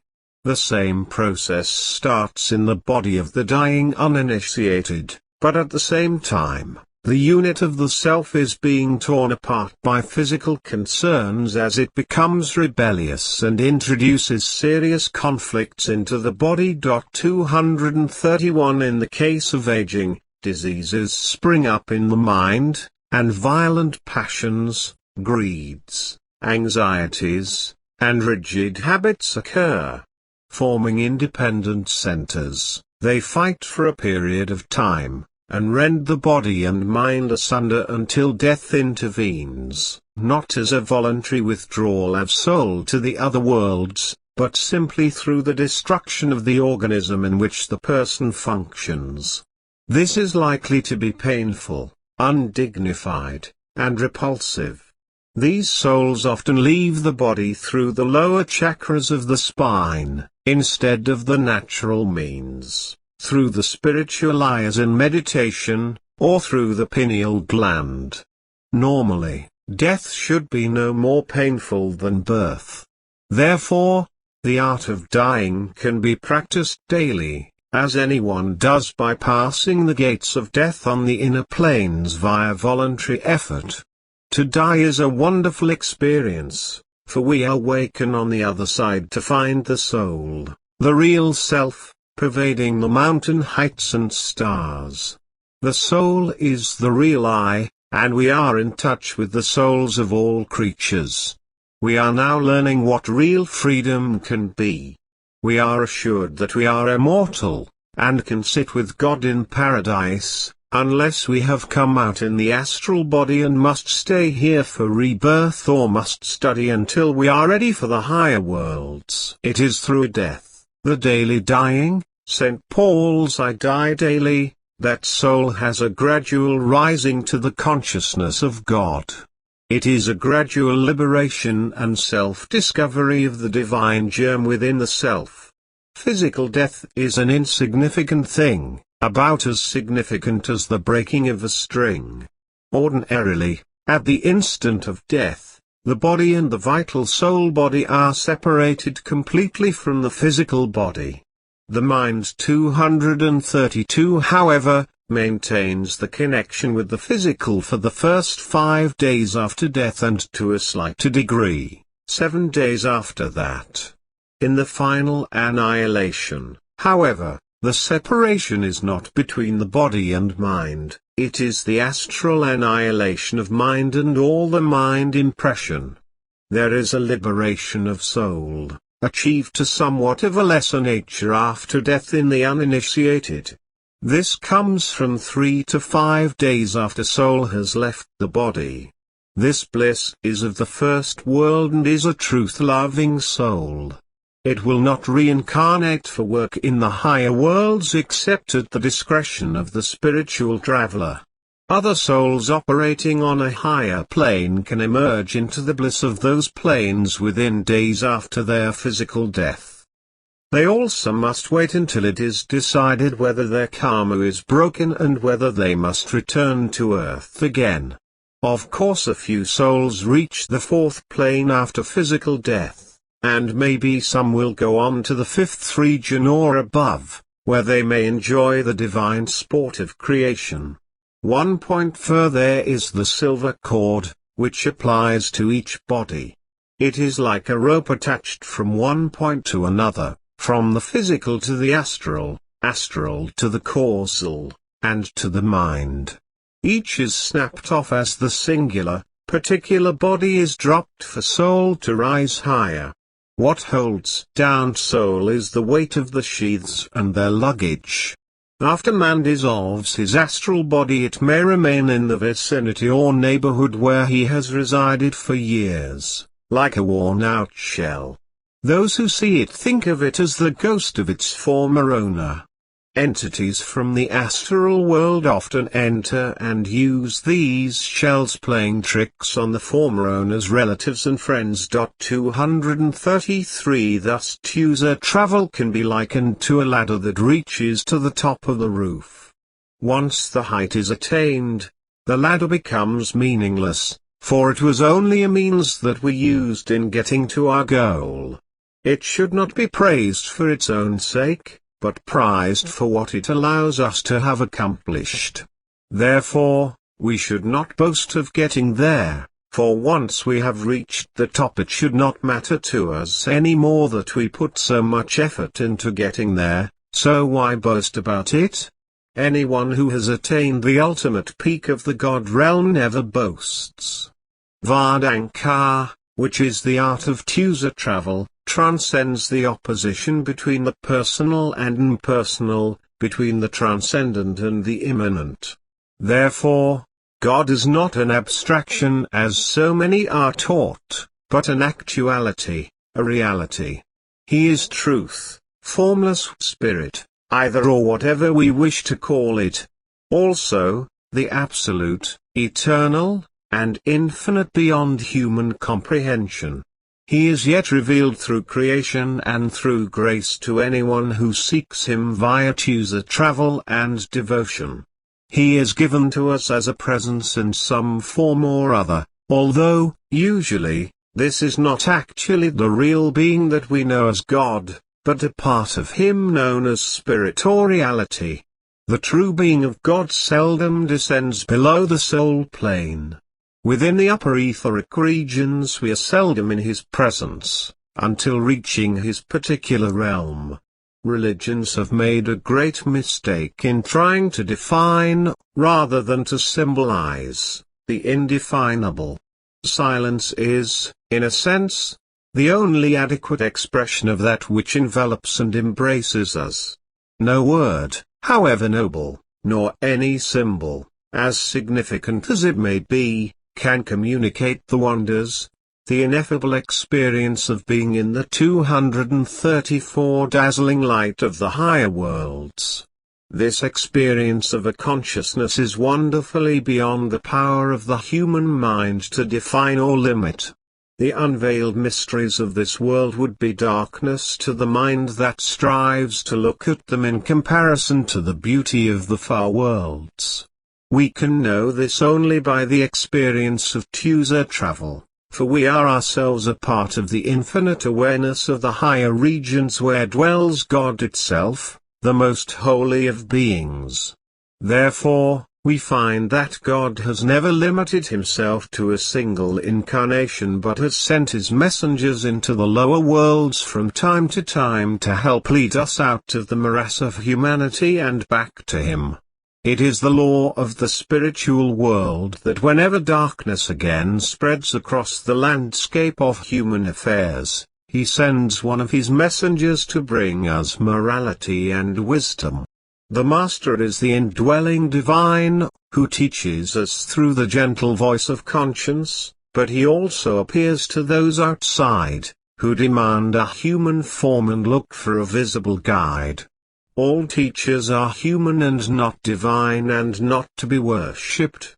As said by one of the Vardan greats, Fubik once, I am but a servant of God, and whoever shall regard me as the Lord shall meet with destruction. He made this statement in the light of emphasizing his own humanity, for after all, he was only a servant of God. Therefore, he made the point that we are living in the flesh, but our consciousness can be in heaven via ushered travel. We have to go via the methods that the saints used. We have to move through the interior way, to pass through the crisis, through the dark nights and ordeals of patience, like Saint John of the Cross in his dark night of the soul. 235 This leads us to the fact that no harm can come to any Vardan master via a human agency, or any element of the lower worlds. All travelers are protected from harm, and those who attempt harm, even in the slightest criticism of thought or word, will have it returned to them swifter than the flash of summer lightning. It is given in the law of spiritual protection, which goes something like this: speak not, harm not those who are the bearers of light, for harm will come to him who does. George Fox, founder of Quakerism, is the best example of what happens to those who bring harm to a godly soul. Read his journals for such data. Anyone who has eaten of the flesh of God is immune to harm in any manner. I know this from personal experience, after learning truth in the higher spiritual worlds, in trying to harm godly souls, and having others try to do the same to myself. The teachers and travelers wear a spiritual armor which protects them from any harm that anyone can direct at them. Nobody can touch them unless they of themselves allow it, like Jesus did at the trial before Pilate, when in effect he told the Roman governor, "You can do nothing to me, unless I grant you permission through the Father above." This is true of any agent of God, for when harm is directed at them, the spiritual armor they wear will turn it back, and like a bullet glancing off a steel plate, it will return to the one who fired it in the beginning. It is like a boomerang that has no place to go except back to its sender. In this way, the causer receives his effect almost immediately. Thus freedom of worry about injury is given anyone who has reached the heights of freedom of consciousness. 236 We are able to move about wherever we can in the spiritual worlds and below, of course, without fear of any nature. We are in the element of spiritualized consciousness, a state that we always strive for, yet we live in constantly. mostly without our knowing.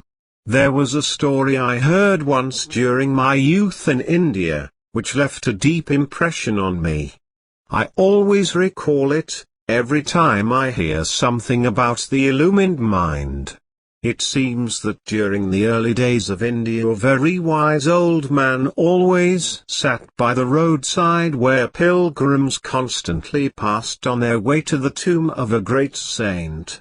One day a disciple argued that perhaps he could become enlightened much more quickly by making the pilgrimage, too, rather than sitting in silence, so he joined the parade of pilgrims.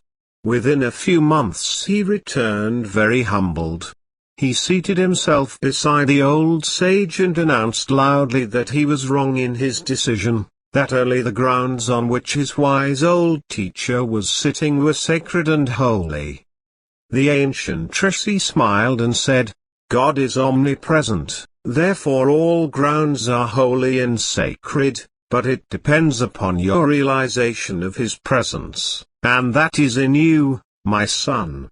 It took a long time before the real meaning of this little story took hold. But when it did, I saw a difference of things in this world. No longer did I view life with the eyes of the senses, for all the scales fell away as they did for the lame beggar who asked Peter and John for gold on the temple steps, and was told they had none but they would give him something greater. Behold, he rose and walked for the first time in his life. Before we reach this state of spiritualized 237 consciousness, we are usually concerned with the things of this external world, our health, supply, and shelter. We rely on food, climate, and diet for our welfare, and money for our physical comforts and mental peace. Often, these cause great confusion. But once the individual experiences illumination, mainly through user travel, our whole outlook on life changes. Now we have realized that, wherever we are on sacred and holy ground. The only reliance that we have is our own personal and impersonal realization of the divine presence of God within ourselves.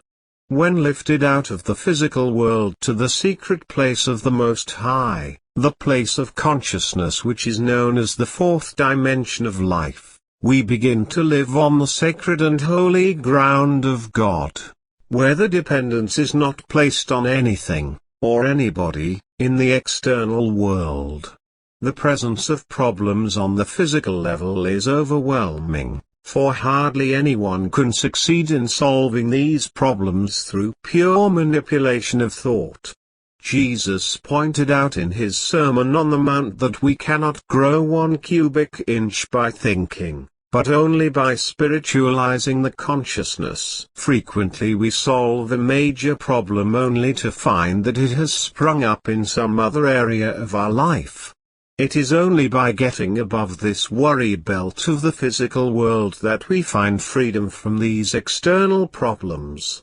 Jesus spoke of going to his Father's house to prepare a place for all who wish to follow, for his Father's kingdom had many mansions. He meant that those who were desirous of the more abundant life, and were bold enough, could live in that state of consciousness where the grounds were 238 spiritualized, at any time in any place.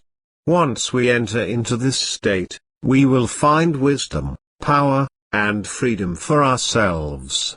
This is the sacred and holy ground of the divine presence that the wise, old sage spoke about to his disciple.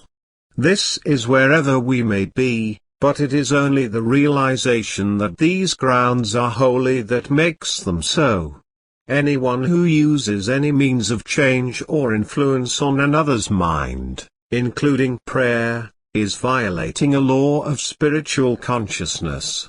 It is as criminal to use any occult technique upon another's conscience as it is to rob or kill in this material world. But prayer is often used by those skillful in this specialized form of moving the spirit to manifest goals and means in the outer.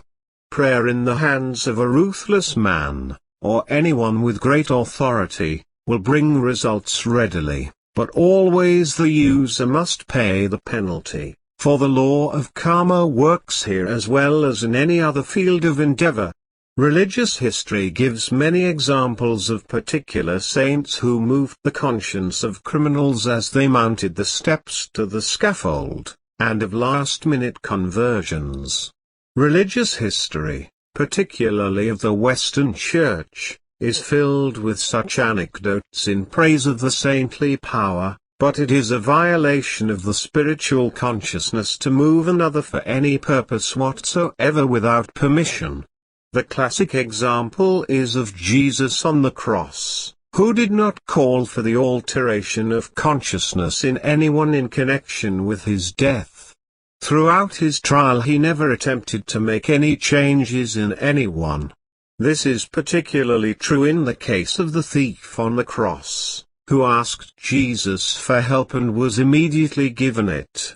Jesus did not solicit him for the changing of his consciousness, 239, although he could have with a spoken word, but asked for help at this particular time. He gave it, although dying and in great pain. More harm is done in praying to change another person's conscience, because he does not come up to our expectations, than any other form of occultism. But it is a common practice among us to attempt to change the conscience of the nonconformist so he cannot damage our cause, or that of any institution, especially a church or religious group. We even pray for victory over our enemies, and yet on the other hand, the enemy is doing the same against us. This would only mean that the one with the strongest force would win, regardless of guns and other war weapons. Every man has his right to freedom without interference from anyone else. This was discussed in the chapter on psychic space and beingness.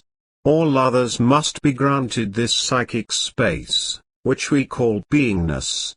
When one interferes with this freedom of another person or crowds his space, nature will exact a severe penalty. Nobody has the power to judge what is good for another person's conscience. This is the individual's own superior right in the kingdom of God. Everyone must have his own freedom of will and thought, and the opportunity to exercise this freedom. Some religions would never think of trying to persuade men who are non-believers of their faith to be followers. But others throw their energies into winning converts and changing the conscience of their congregations, in both social and political arenas. We know from chemistry, as well as holy writings, that God made this lower universe and left it to struggle along 240 by itself. But it knows what goes on in it, from the chirp of the cricket to the movement of the planet in its circle around the sun. Yet it does not interfere with the freedom of man's individual consciousness. As this is true, then man does not have the right to interfere with another person's thoughts. Therefore, we find that initiation is not the ultimate path for any neophyte, as so many of the mystics claim. It is mainly to give us that great change in consciousness so that we can be put in the right direction.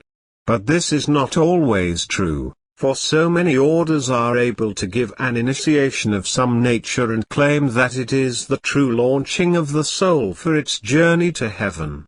There is what we call the opening of the consciousness, so that spirit will have a greater and more effortless flow into the external. Seldom will there be an initiation as we think of it in the senses that received from various mystical or religious groups.